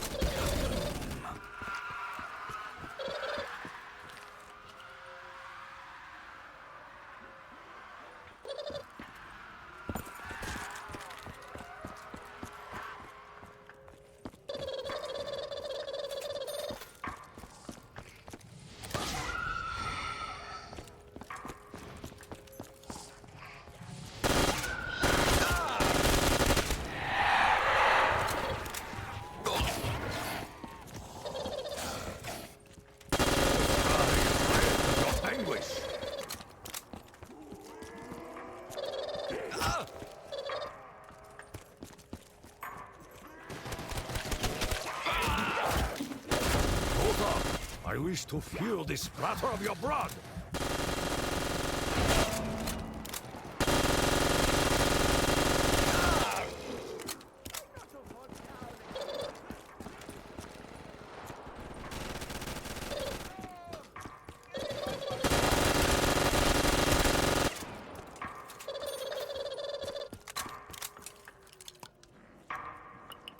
The path to victory is paved with many perilous pitfalls.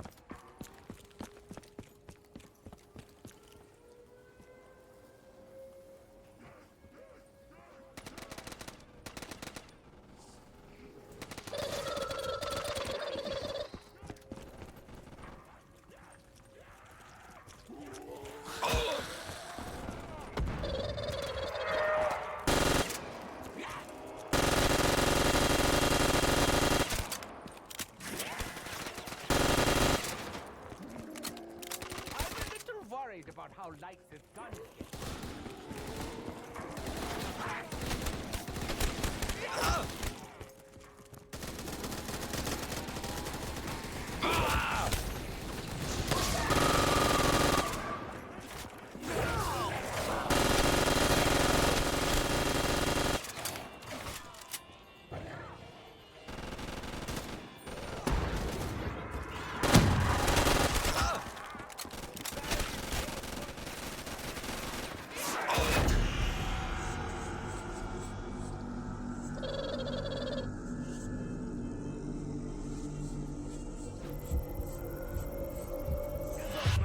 I will give you some of my...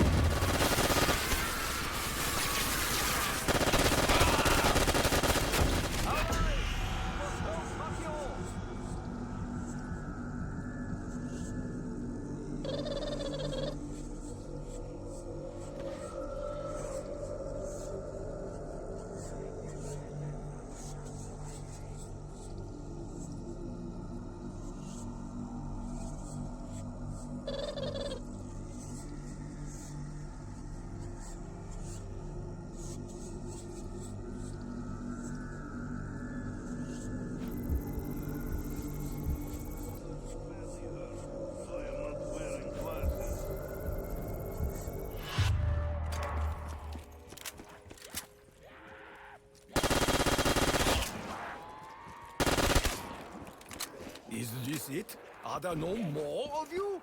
How disappointing! Fight with your eyes open next time, Patio!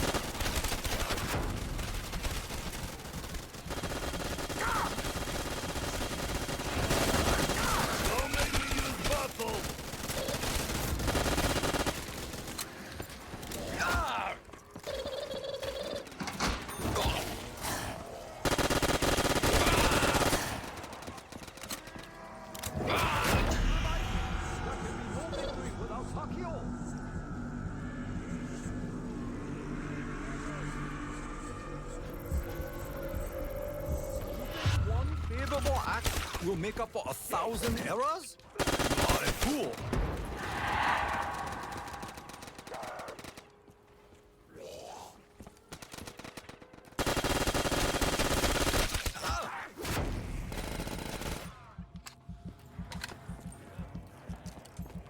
Warrior does not require ammo, but it is preferable.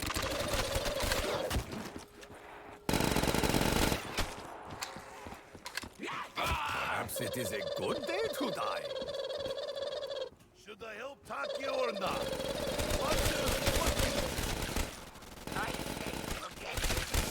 Another drink. I am bereft. Reft with only my bread.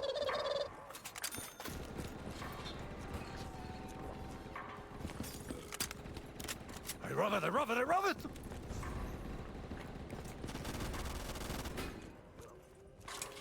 Fire sale. Have the cheaper items been damaged?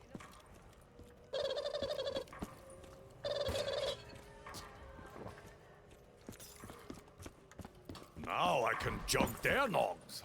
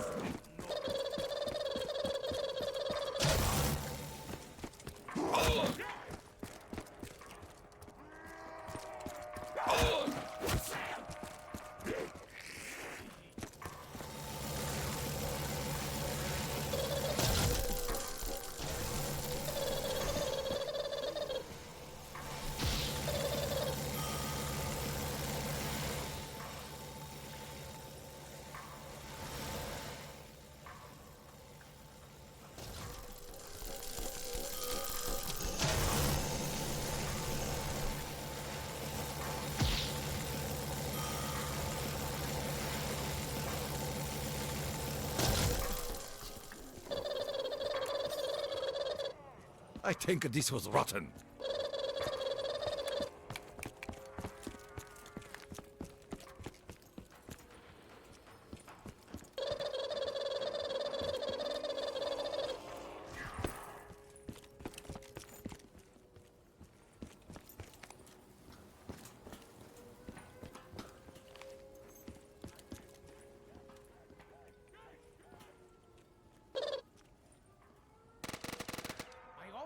Is diminishing even faster than my ammunition.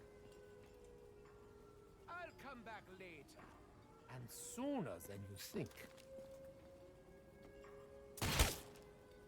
Fetch me their souls! Frisch und Nutter! Right this way!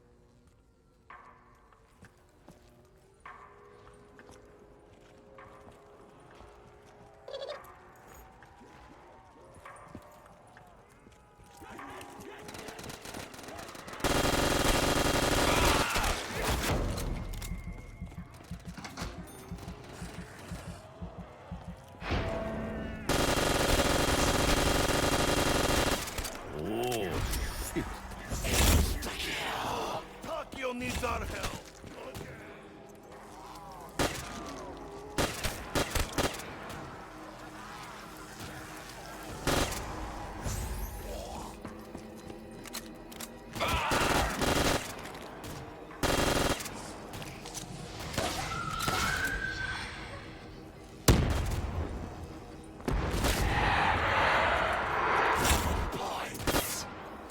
Only it were double ika nigiri. Mmm.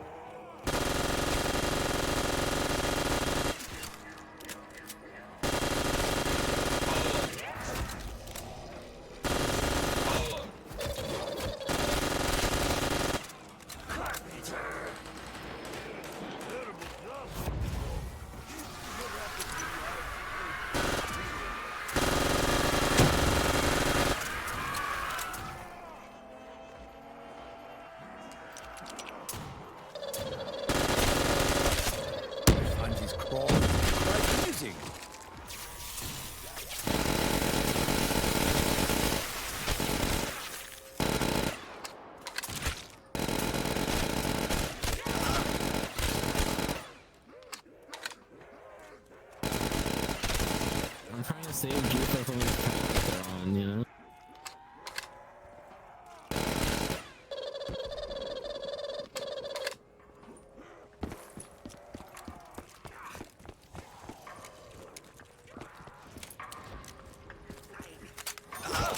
Oopsie daisy!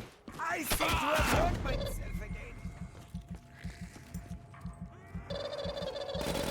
Rotten face is one of my eyes.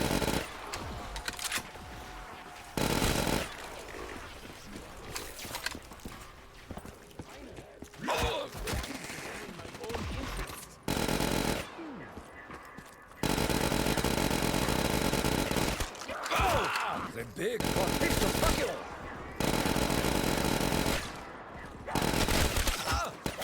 You may grovel, but the Emperor will still disapprove.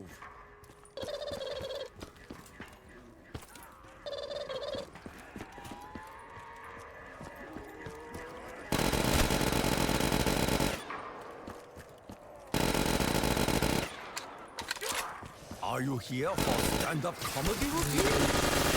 Not yet ready. El Paso. What do you think?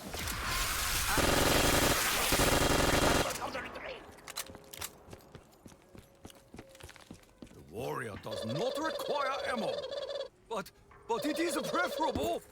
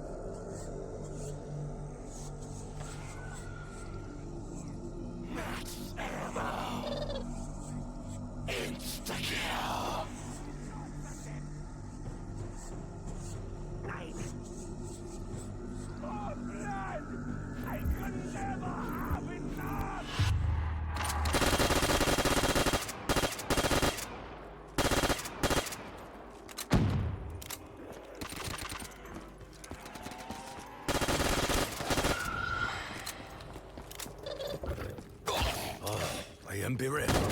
Rest is only my bread.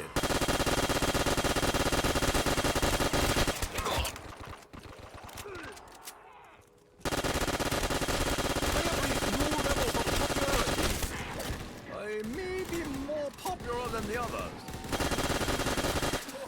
Okay, push. The big boys will help you out.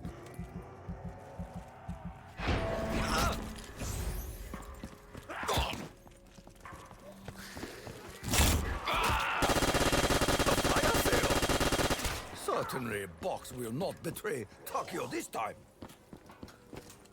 As the recent proverb say, no ammo.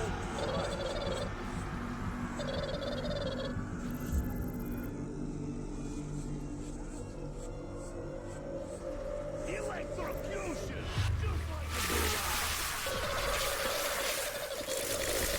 I do not recall Wolf being this money hungry in previous adventures.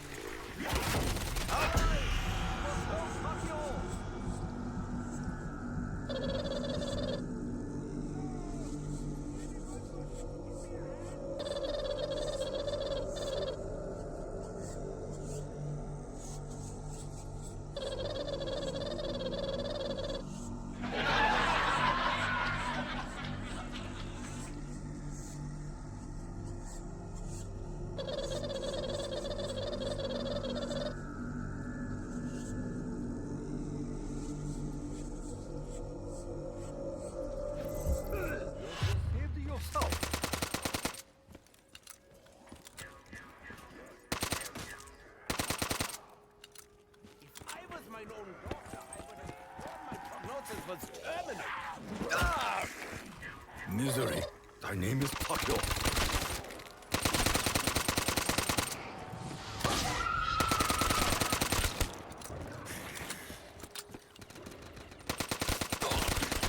Legs are overrated for the undead.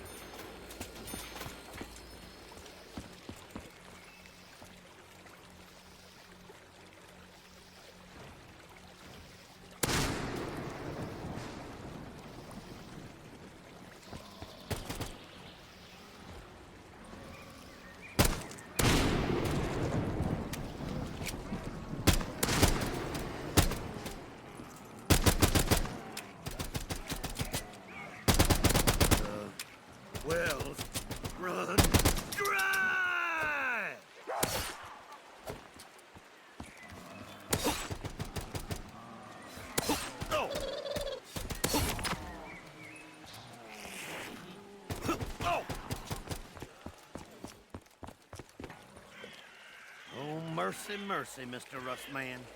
You are fresh out of kill tax.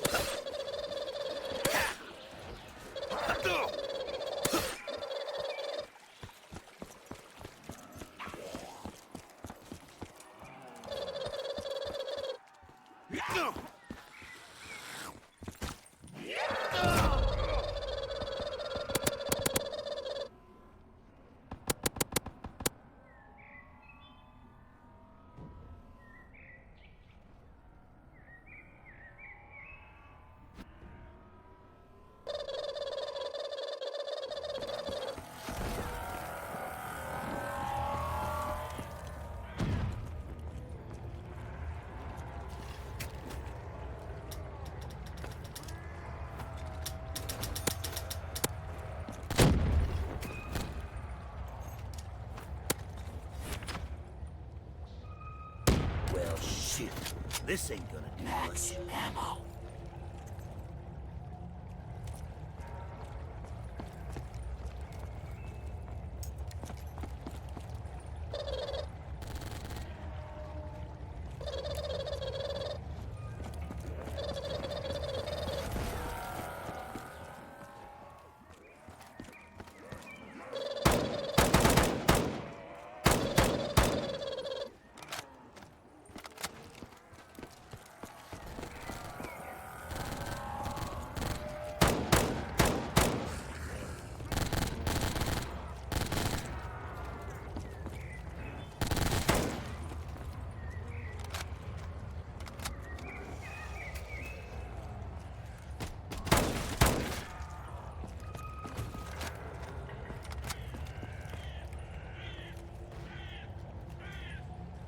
From me to your brain to the ground.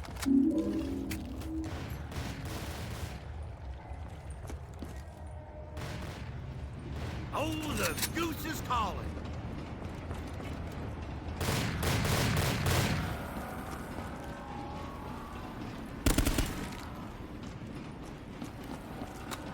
I'm trying to save jouffa from this path that they're on, you know?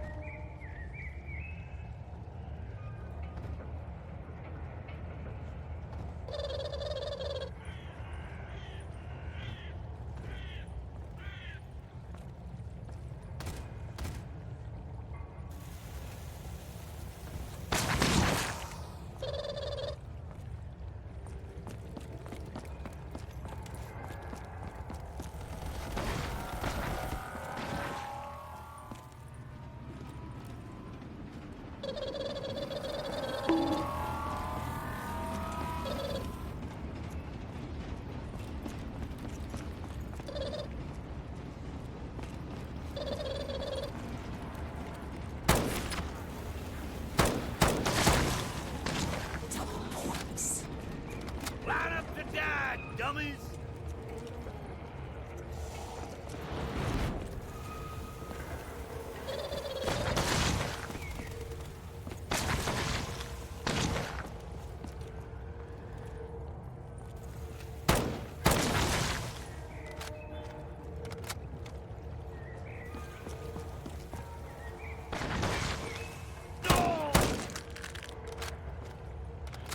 Double points.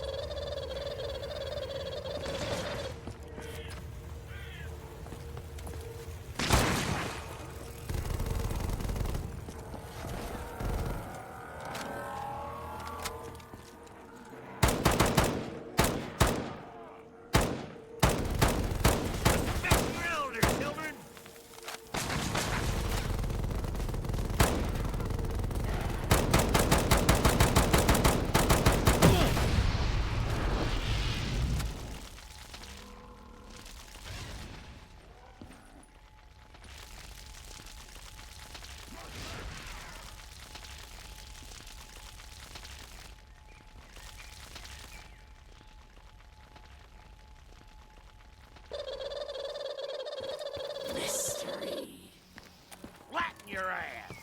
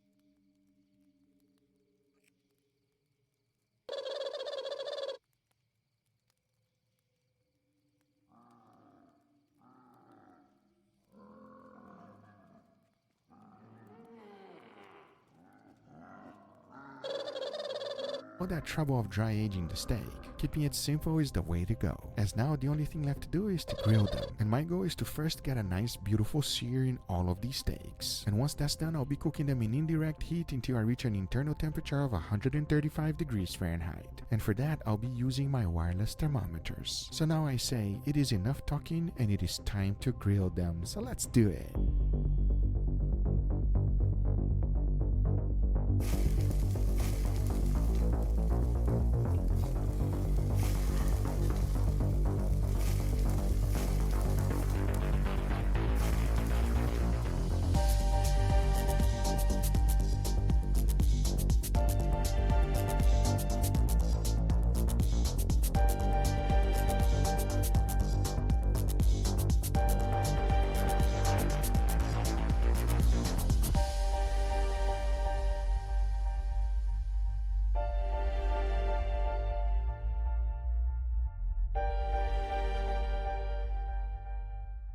Before moving forward, I want to thank today's sponsor, Manscaped. Have you ever trimmed down there and it turned out into an absolute horror film? Well, luckily you don't have to worry about that anymore thanks to Manscaped. With Manscaped, you can make sure you are trimmed and smelling fresh with their refined body wash. If you've watched my channel for a while, you know that I'm a huge fan of Manscaped and the Performance Package Kit. I'm excited to share that Manscaped just released a new in-shower solution specifically designed for men, so that you no longer need to smell like Freddy Krueger. The new body wash by Manscaped is a premium daily shower gel scented with Manscaped refined cologne and features a luxury lather for any skin type. Keep your skin clean, fresh, moisturized, revigorated without over drying. After you cleanse with your refined body wash, grab your Manscaped Lawnmower 4.0 waterproof body trimmer and shave when your skin is soft and properly prepped for trimming. Go to manscaped.com and use promo code GUGA for 20% off your order plus free shipping. That's 20% off plus free shipping with promo code GUGA at manscaped.com. Say trick or treat to your beautiful new Halloweeny with Manscaped. Thanks Manscaped for sponsoring this video, but now let's get right back to it. All right, everybody, here we have our beautiful steaks, Mama. Are you hungry, Mama? I am starving. They smell so good. Smells too good, right? Oh my God. Obviously, we got a beautiful experiment with two wonderful steaks. I want to know your opinion, which one is better. That's all I want to know. All right. Sounds good? Sounds good. All right, enough talking. Let's go for it. As always, just the way I like it, everybody. Perfect medium rare. Why are you smelling, Mama? Because there's something different about this. What's different about it? Oh my God. It is so tender, everybody. Look at this. The steak is literally, look at that, Mama, falling apart. That is what I like to see, everybody. That's what I'm talking about. You already know it's going to be something special before you even take a bite. You ready, Mama? Let's do this. All right, enough. Cheers, everybody. It never disappoints, man. Dry age. Oh, man. Dry age perfection right there. Man, that's good. That's amazing, That's man. good. That is as good as it gets, everybody. I'm telling you right now. It's not a Wagyu, but man, it sure beats a few Wagyus that I had. I ain't only. There's a very small hint of dry age, not too overpowering, just enough to give that nice little hint. How do you describe a dry aged steak for somebody that never had it? It has an extra beefiness into it, and a little bit of a funk. A funk? A little funk. Okay, you ready for the second one? Let's do it. Oh, you're excited. I'm excited. I'm happy that you're excited, It's Mama. dry age. What do you expect? Wait, hold on. What happened? What did your dry age on now? Okay, I'm not so excited anymore. I shouldn't have said anything. Oh, Mama already knows what's going on. I'm dreading this now. When you've been in a few videos, you already know what to expect. Yeah, like I should have known better than get excited about dry age. Oh man, you're making me cry right here, Mama. Should I even smell it? I'm scared of smelling. Smell it, man. Tell me if it smells good or bad or ugly.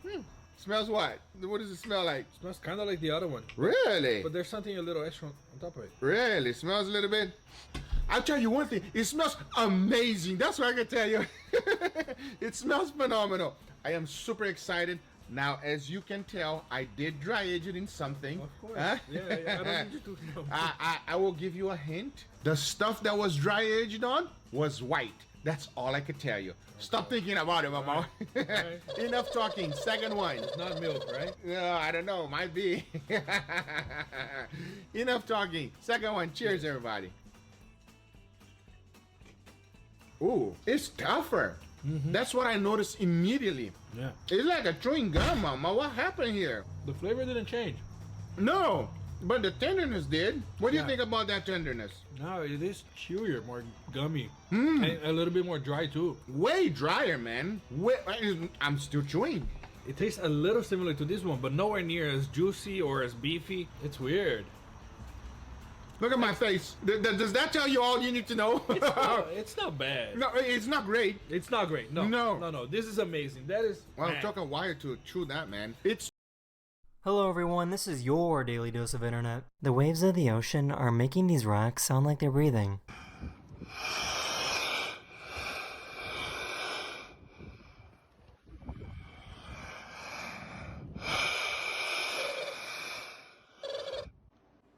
Tony, what do you know? Oh, that's fake. That's fake. But what are we updating on your phone? I'm confused. Well, we're eliminating people. Why? They're dead. Grandpa? I mean, Jesus Christ, how can I call them if they're dead? Scientists found a beetle that can survive being eaten by frogs. The beetle has a 90% chance of surviving the encounter. When the beetle is consumed, the beetle will crawl out the other side after a few minutes.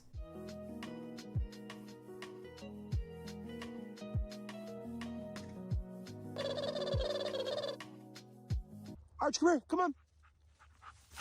Oh, God. This wife told her husband to look at the pregnancy test she placed on the table. What?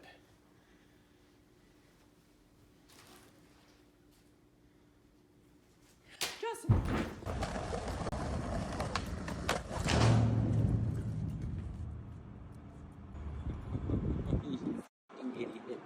Goodbye. This is how quickly marathon swimmers have a meal before getting back to work. And watch how quickly he drinks the entire bottle.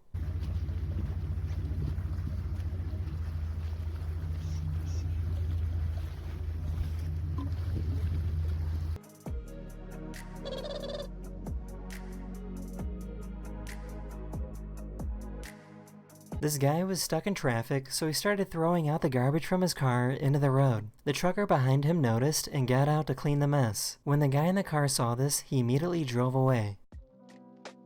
I'm trying to save jouffa from this path that they're on, you know? Here's a really cool trick you can do with your phone.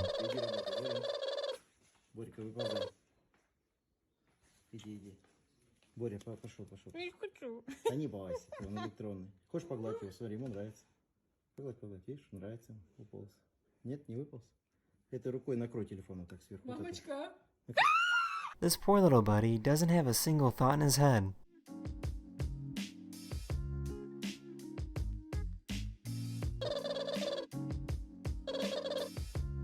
I found a company that can make paper without cutting down trees. This company takes the leaves that fall off trees every year and turns them into paper.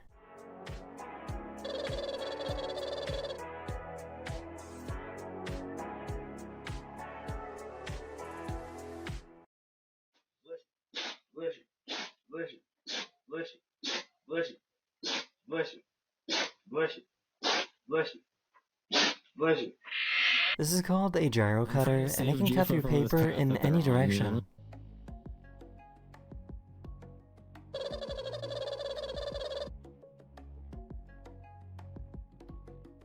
It's also strong enough to cut through jeans. These people try to record themselves at the beach when they were interrupted.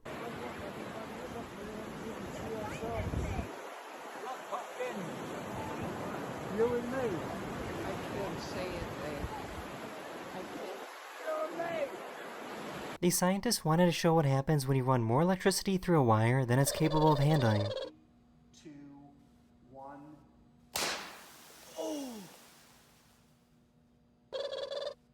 This guy looked up and managed to capture this super lucky event. He was able to see the International Space Station and the Starlink satellites right next to each other in the night sky. And at the same time, the Starlink satellite. Haha, jackpot. This bear was super happy to find a swing. That is the end of this video. Hopefully you have a wonderful rest of your day, and I will see you guys again very, very soon. Later. Well, hey there, folks, and welcome back. I guess. Doom, doom, doom, doom, doom, doom, doom, doom. Pop rock cinch. We were at a party. Everybody had matching clams. Oh, they sizzle right in your hand. Let's give these Pop Rocks, you know, their due here. Man, biting down on them, it feels like your tooth is exploding. That's certainly an experience. I don't understand why anyone would enjoy eating this recreationally. Carbon dioxide. Isn't that what comes out of your car? Who am I to judge people's taste in candy? We're gonna load these Pop Rocks into some pork and, turn it into a sausage. Yeah, it's like being at Benihana's. Scrape that bit off there. Maybe a little too frozen for our own good, but it's nothing that a little sawing can't, help with. Making a Pop Rocksage. Yeah, now you can really hear that sizzle. Each Pop Rock package only cost me $1, and look, it's several minutes of fun. And then we'll just do that. I can't believe they're still going. Give some more there, so see what happens when it goes down the grinder.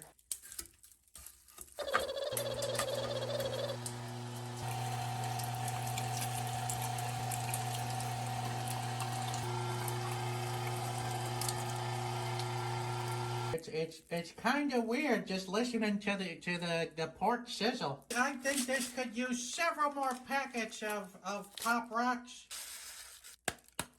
It's a good thing I chose a natural color. Let's balance things out with a little bit of salt and pepper. You don't want to forget about that pepper, boy. I tell you what.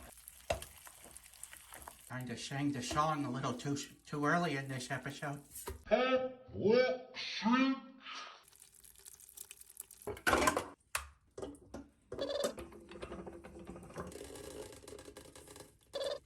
Yeah, they're still popping away in there. In 3, 2, 1, let's sausage.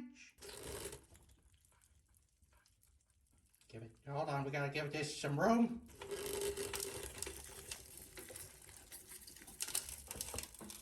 Well, it wasn't the best of let's sausaging, but it's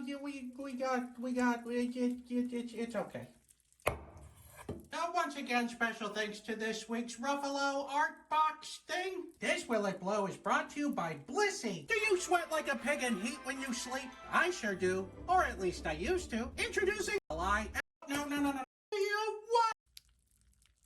It looks like the oil burned in the pan. Here we go.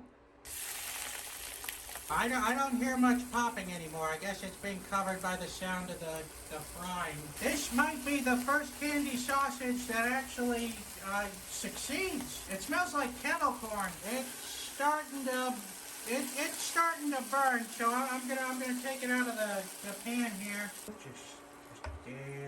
There we go. Well, let's open it up and see how we did.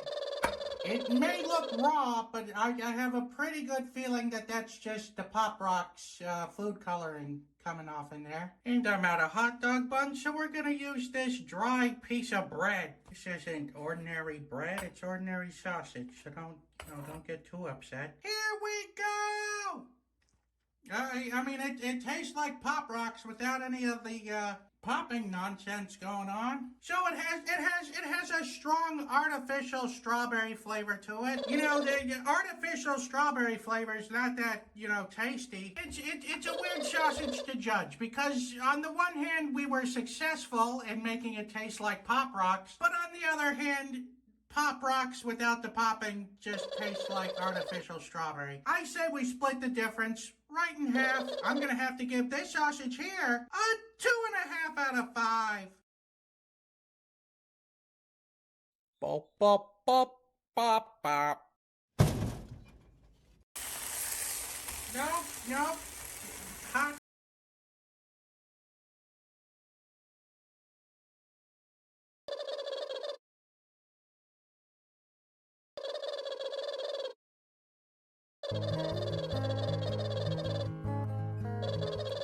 Hello everybody, this is Bui from Mama Bui's Kitchen. I hope you are having a great day. Today guys, we are going to be making juicy and tender sirloin steak. I'm also going to show you a few simple tips and techniques in your own tip, guys, is to, let's get started. Add 1 tablespoon of oil, and as soon as the oil starts resist the urge to constantly flipping the steak, as it hinders the formation of a nice sear. Don't flip too often, guys. Now we're gonna add butter along with thyme and rosemary. We're gonna also add in garlic. After the initial sear, we're gonna baste the steak. Use a spoon to scoop up the hot oil or melted butter from the pan as needed.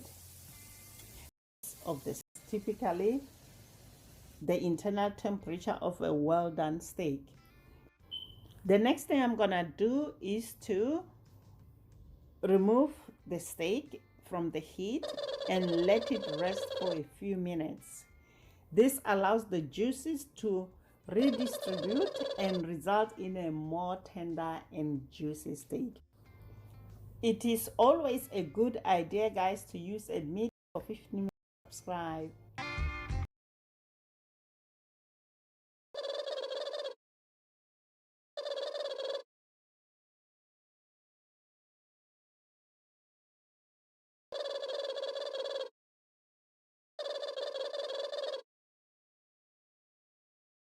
Bye.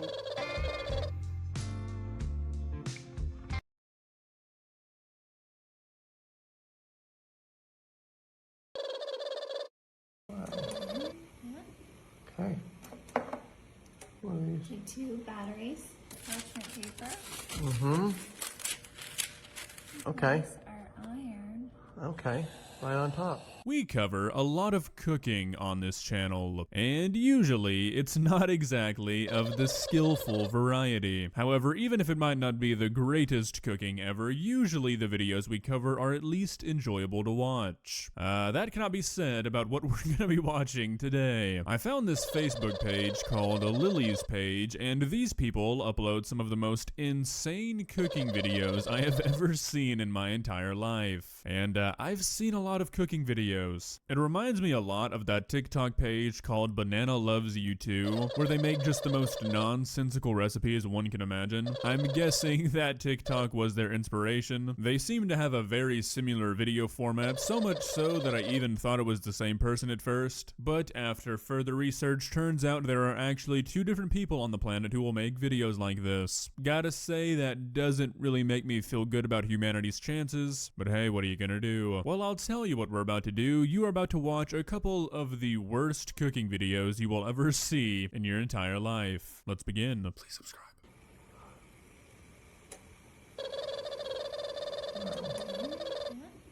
Okay.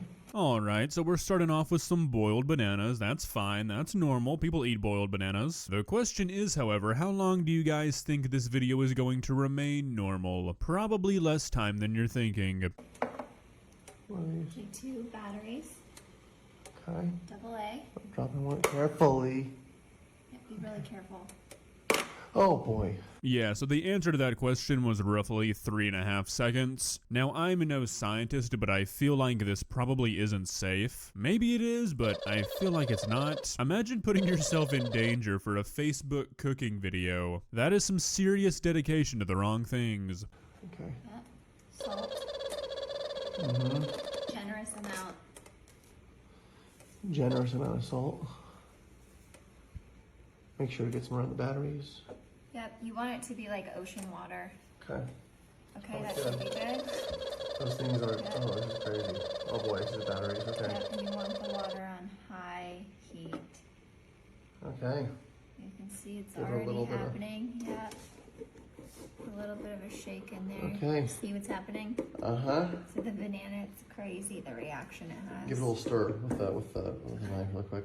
Alright, since these 2 geniuses aren't going to, I'm just gonna go out and say, please, nobody on the entire planet ever ever do this. Don't even think about doing this. Like, seriously, don't even allow the thought of doing this into your mind. Even that is probably dangerous. Careful with the batteries. Yep, those batteries are charged. And get the banana. The banana's already turning brown. Yep, that's Banana's really turning brown. Wow, look at that. Okay. Okay. Should be good. All right, let's take it out. I mean, you could have at least tried to make the cut look believable. I mean, I feel sort of insulted, and I feel like everybody watching should also feel insulted that they thought we wouldn't notice that cut right there. I mean, come on, who is your intended audience? Okay. Let's see. Okay. Yep. Yep, take it off. Let's Oh, see. it worked. Okay. So the Okay. banana's really brown now. Oh, it's black. But I want, it's black. Okay, well, I want to see what it looks like. Cut it open. Cut it open. See this? Look, Yeah. look. Watch. Okay. Watch. Yeah. What Here, happened it's gonna be hot. inside the Put it on the plate. banana is Oh, the wow. crazy part. The more I watch this, the more I become convinced that this was all done in one take. I don't think they even discussed what they were going to say. It seems like they're reading off a script from 2 different videos. It's like they're almost arguing about what's the correct thing to say. Okay, get the knife. Okay, Cut watch. this thing That's open. what happened inside the banana. Okay. Yep, you hear that? You do hear something. That's not the plate underneath it? Nope. That's something else inside of it? I'm just cutting the skin on the top. You know, it doesn't help that we can literally see the cut on the banana already. You could have, you know, flipped it over to the side you didn't already cut open to put something inside of it. That seems like that would have been the obvious choice to me. But hey, I guess everybody's different. Okay, cut it all open. There it is again. I can give it a cut that way also. Yep, okay. Go. Oh my goodness.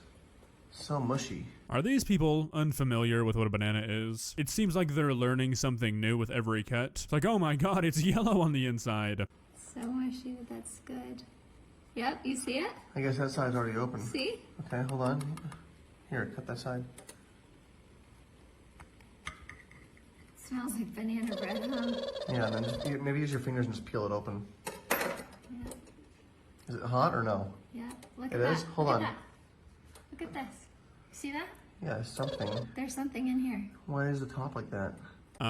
Because the banana has to grow from something? I mean, what are you talking about, dude? I feel like this has got to be the most embarrassing content to make. These two are like 35 and they're sitting there acting like kindergarteners playing with a banana. I mean, are you serious? At some point, that Facebook money just can't be worth it.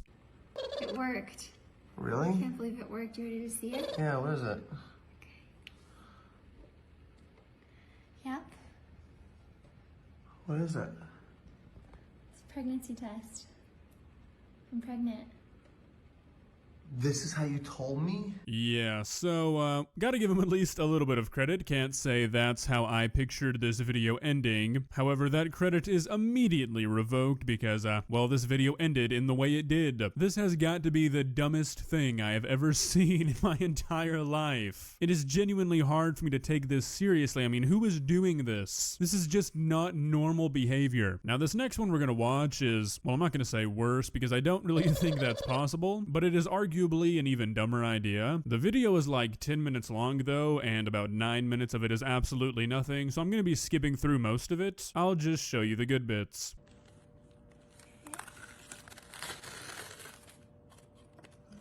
So peeps on top of the cake. Yep. I'm gonna take a little bit of parchment paper. Mm-hmm. And cover them up. Great. Oh wow, an iron. Okay. Place our iron. Okay. Right on top. I can see the steam. Oh my goodness, look at all that steam.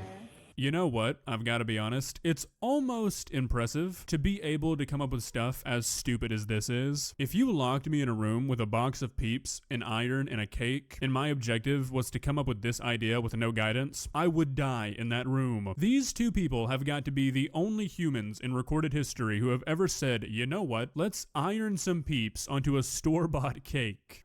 So these peeps are underneath the iron right now, and they're being ironed into the cake. So when you lift this thing up, and this happens really fast, huh? Yeah, really fast. So as soon as you lift that iron up, I'm gonna see these peeps right here, but they're gonna be on the cake, and will they become part of the cake, or will it be more like a mound of peeps, or what will it be like? Oh, you have to wait and see. All right, well, let's do it. Ready? So how long does it take? Just Oh, it 10 happens seconds? really fast, yeah. Okay, so I'm gonna save you guys the genuine torture of what I guess these two thought was a hilarious joke. So do you notice how they're starting to say this happens really fast and then it goes by in like 10 seconds? Yeah, they repeat that about 40 times. They do about 500 5-to-1 countdowns. I don't know what possessed them to do it, but for the next 7 minutes, all they do is talk about how fast it is, while obviously nothing is actually happening. So I'm just gonna skip to the end. You can thank me later. Let's see. All right, ready? Mm-hmm. And wow! Oh, that's fun. Look at how much wider they got. And the top ones still have their ears. That's so fun. Wow, share that with all your friends. Cake. I could have achieved this same exact thing while not infusing cancer into my cake by just sitting on it. I mean, I could have done the same thing by just dropping an elbow from the top rope. It would have looked the same. This genuinely looks terrible. I mean, I know it's probably supposed to, but you guys just wasted 10 minutes of your life creating this. You will never get that time back. Well, guys, what do you think? I honestly think that these are probably the worst cooking videos we've seen so far. Maybe not like the worst actual cooking knowledge and cooking skills, because I'm pretty sure these videos are supposed to be stupid, but just from a viewer experience, this has got to be the bottom of the barrel. Let me know if you agree. If you enjoyed this video, please leave a like and walk on over to that subscribe button and touch it. It's free. It won't cost you anything.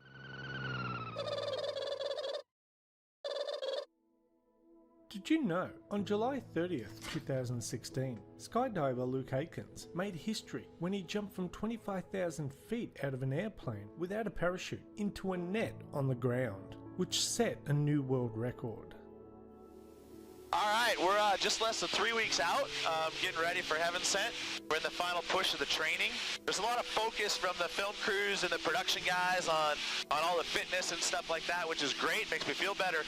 But none of that stuff is what's going to keep me alive on the day. What's going to keep me alive is the jumping. Just repetitive practice, practice, practice. If I miss this target, it doesn't matter how good a shape you're in or any of this other stuff that happens. So hitting the target is the most important thing. Accuracy, accuracy, accuracy. Fighting the wind, countering the wind, all that stuff. The next thing is that rollover. This was a big story at the time. It was even aired live on TV with the name of the show called Heaven Sent. But personally, I've never heard of it before. I just happened to come across his YouTube channel with videos of the jump. But before I show you the jump, let's quickly talk about who Luke Aikens forces. So I think out of the Cessna airplane at miles per hour. Because Luke jumped from 25,000 feet, he had to wear an oxygen mask for the first 10,000 feet of the descent. After reaching about 15,000 feet, he passed off the mask and tank to a member of his support team who was skydiving next to him. Using his GPS and only the air currents around him, he lined up his fall to the center of a specialized 100 by 100 foot net, which was designed to stop Luke's fall as softly as if you were standing on a trampoline and merely dropped onto your back. The net, dubbed the fly trap, was suspended between the tops of 4 200-foot cranes. The netting itself is constructed from Spectra, which is a high-density polyethylene cord that is twice as strong as steel.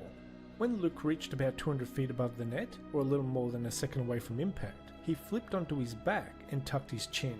Once Luke hit the net, 4 compressed air cylinders, which are connected to the netting via ropes and pulleys, slowed him down in the same way that you might catch an egg in your hand, by decelerating it gently over a distance. The total time from jumping from the plane to hitting the net took about 2 minutes, but when you were falling from 25,000 feet into a small net you can't even see from 25,000 feet, I bet it felt like a lifetime. Luke Aikens set a new world record performing this jump, and I bet you that's one world record that won't be beaten anytime soon. Anyway, that's the end of this video. Thanks for watching, and we'll see you next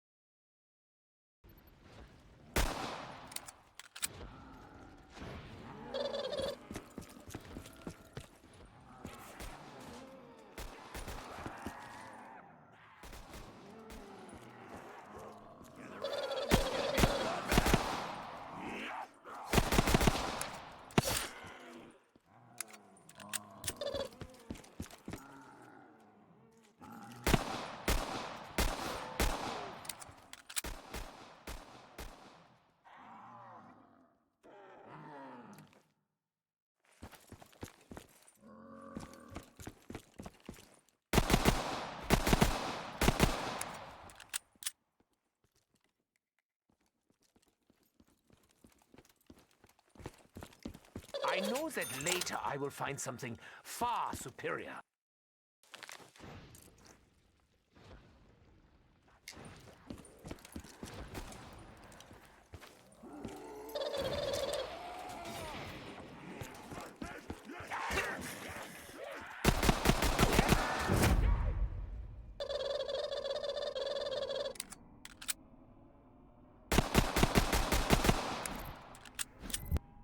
That was nothing to worry.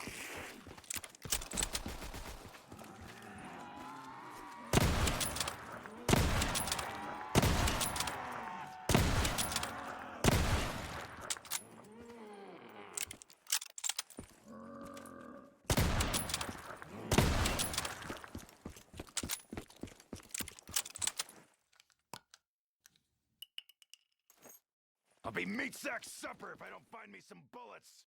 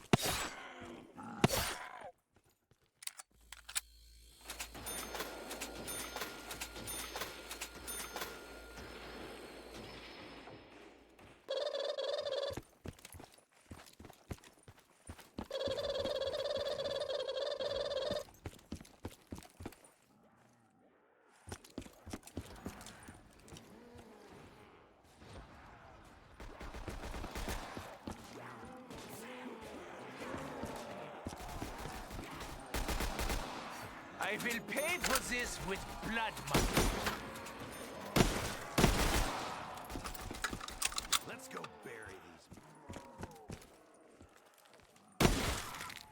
these. Double points. I would do it for free. All of it.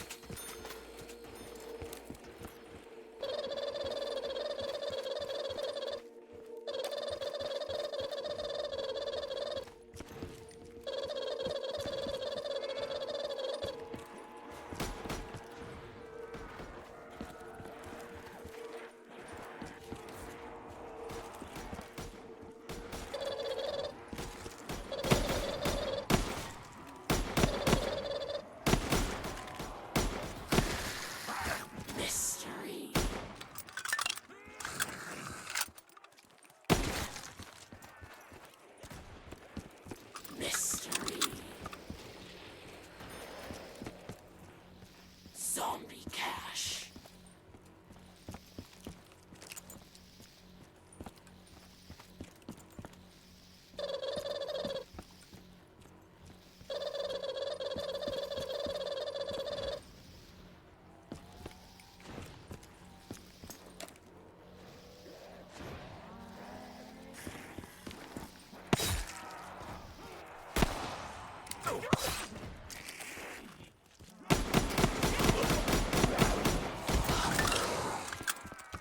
Smell of burning demons. It's not unknown to me.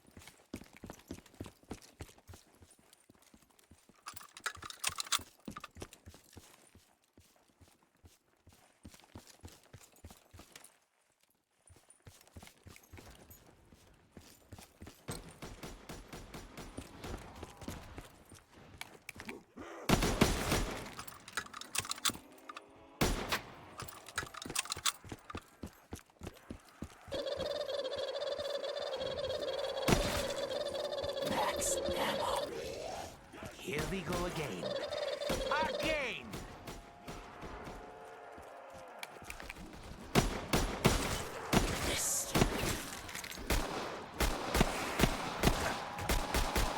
The doctor! We'll see you shortly!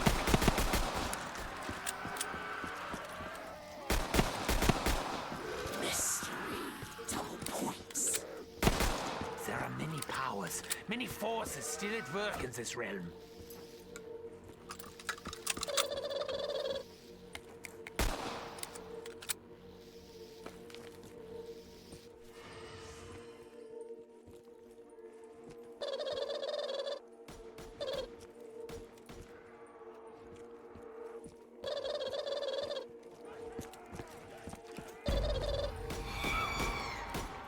Zombie cash.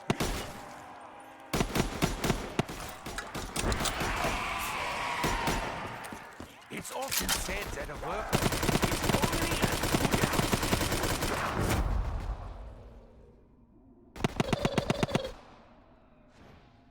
as max ammo.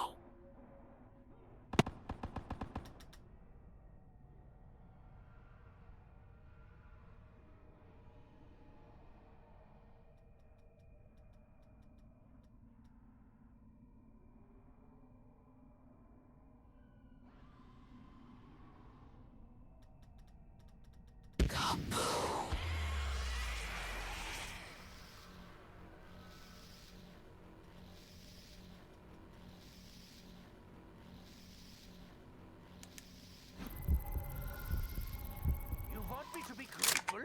Haven't I done enough for you already?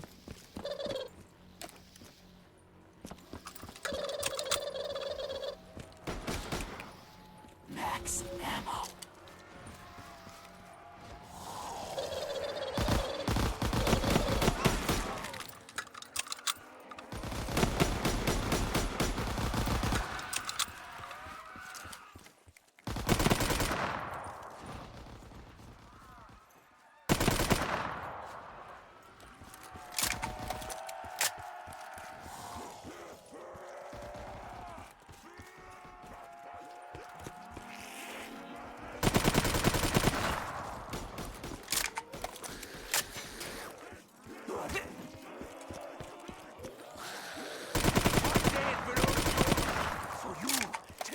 dance that day.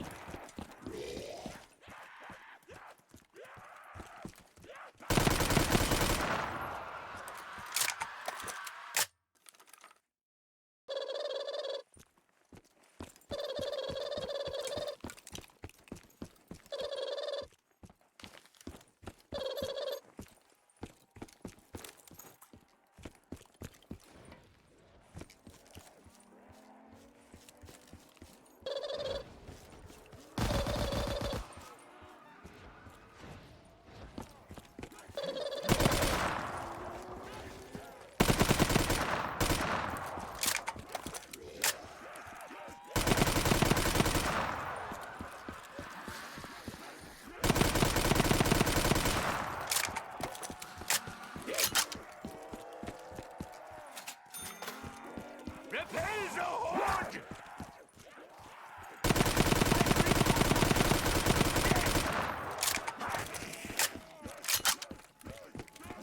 Fire sale. I must find myself a more advantageous position on the battlefield.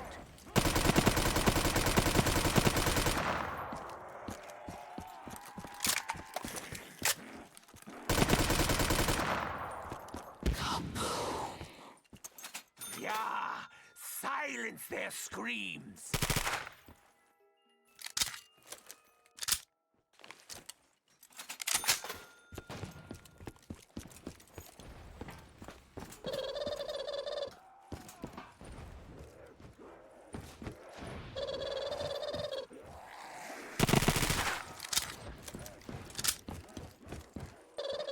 Zombie cash.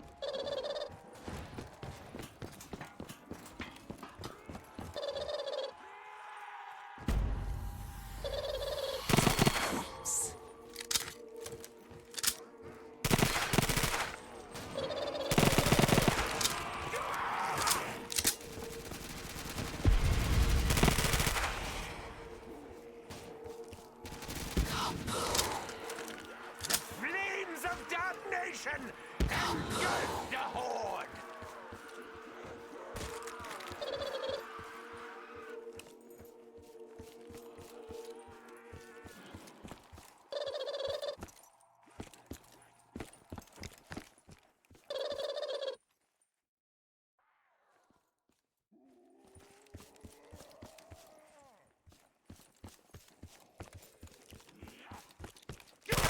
I am a doctor. I recommend you take a nice long lie down in the dirt.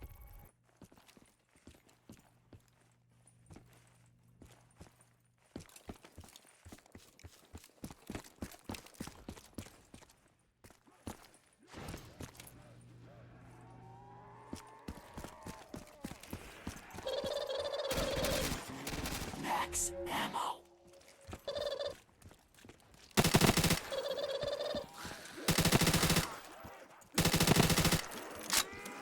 Do you actually believe? Surround the door!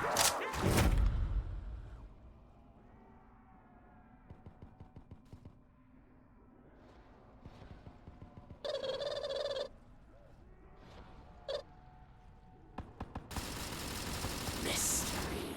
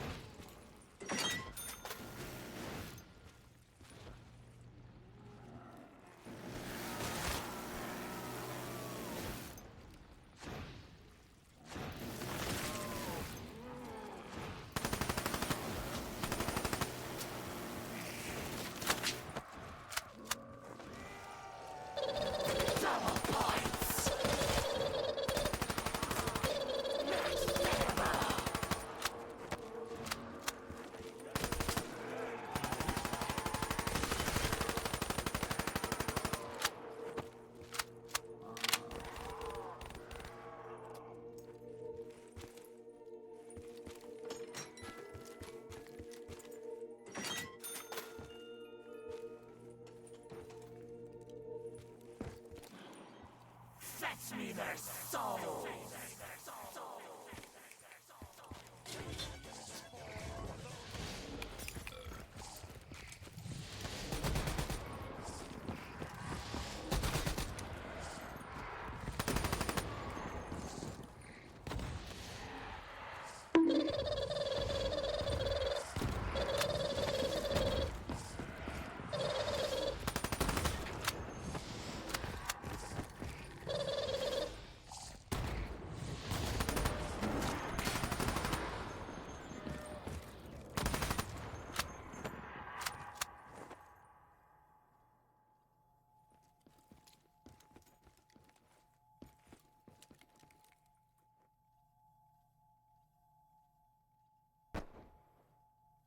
Max ammo!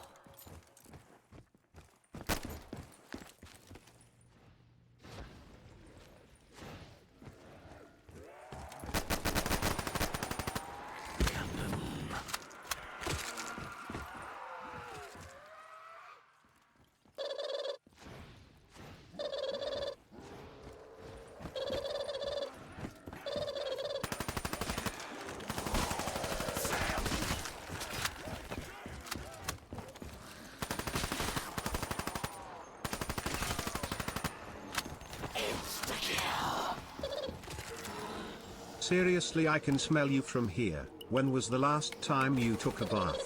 Absolutely stinky.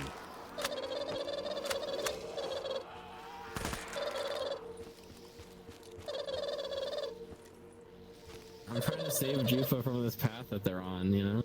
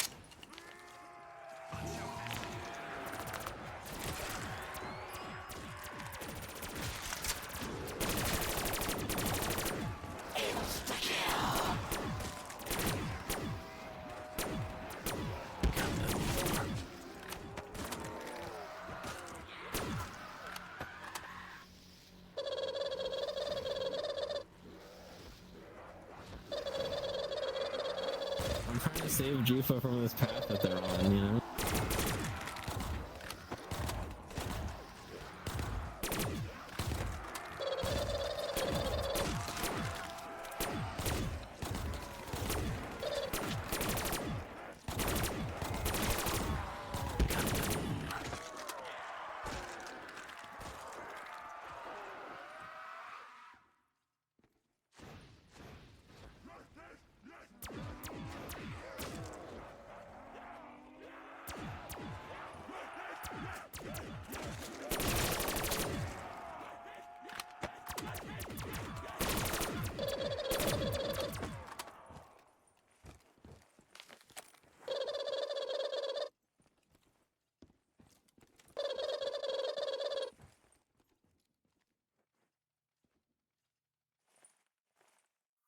Fetch me their souls!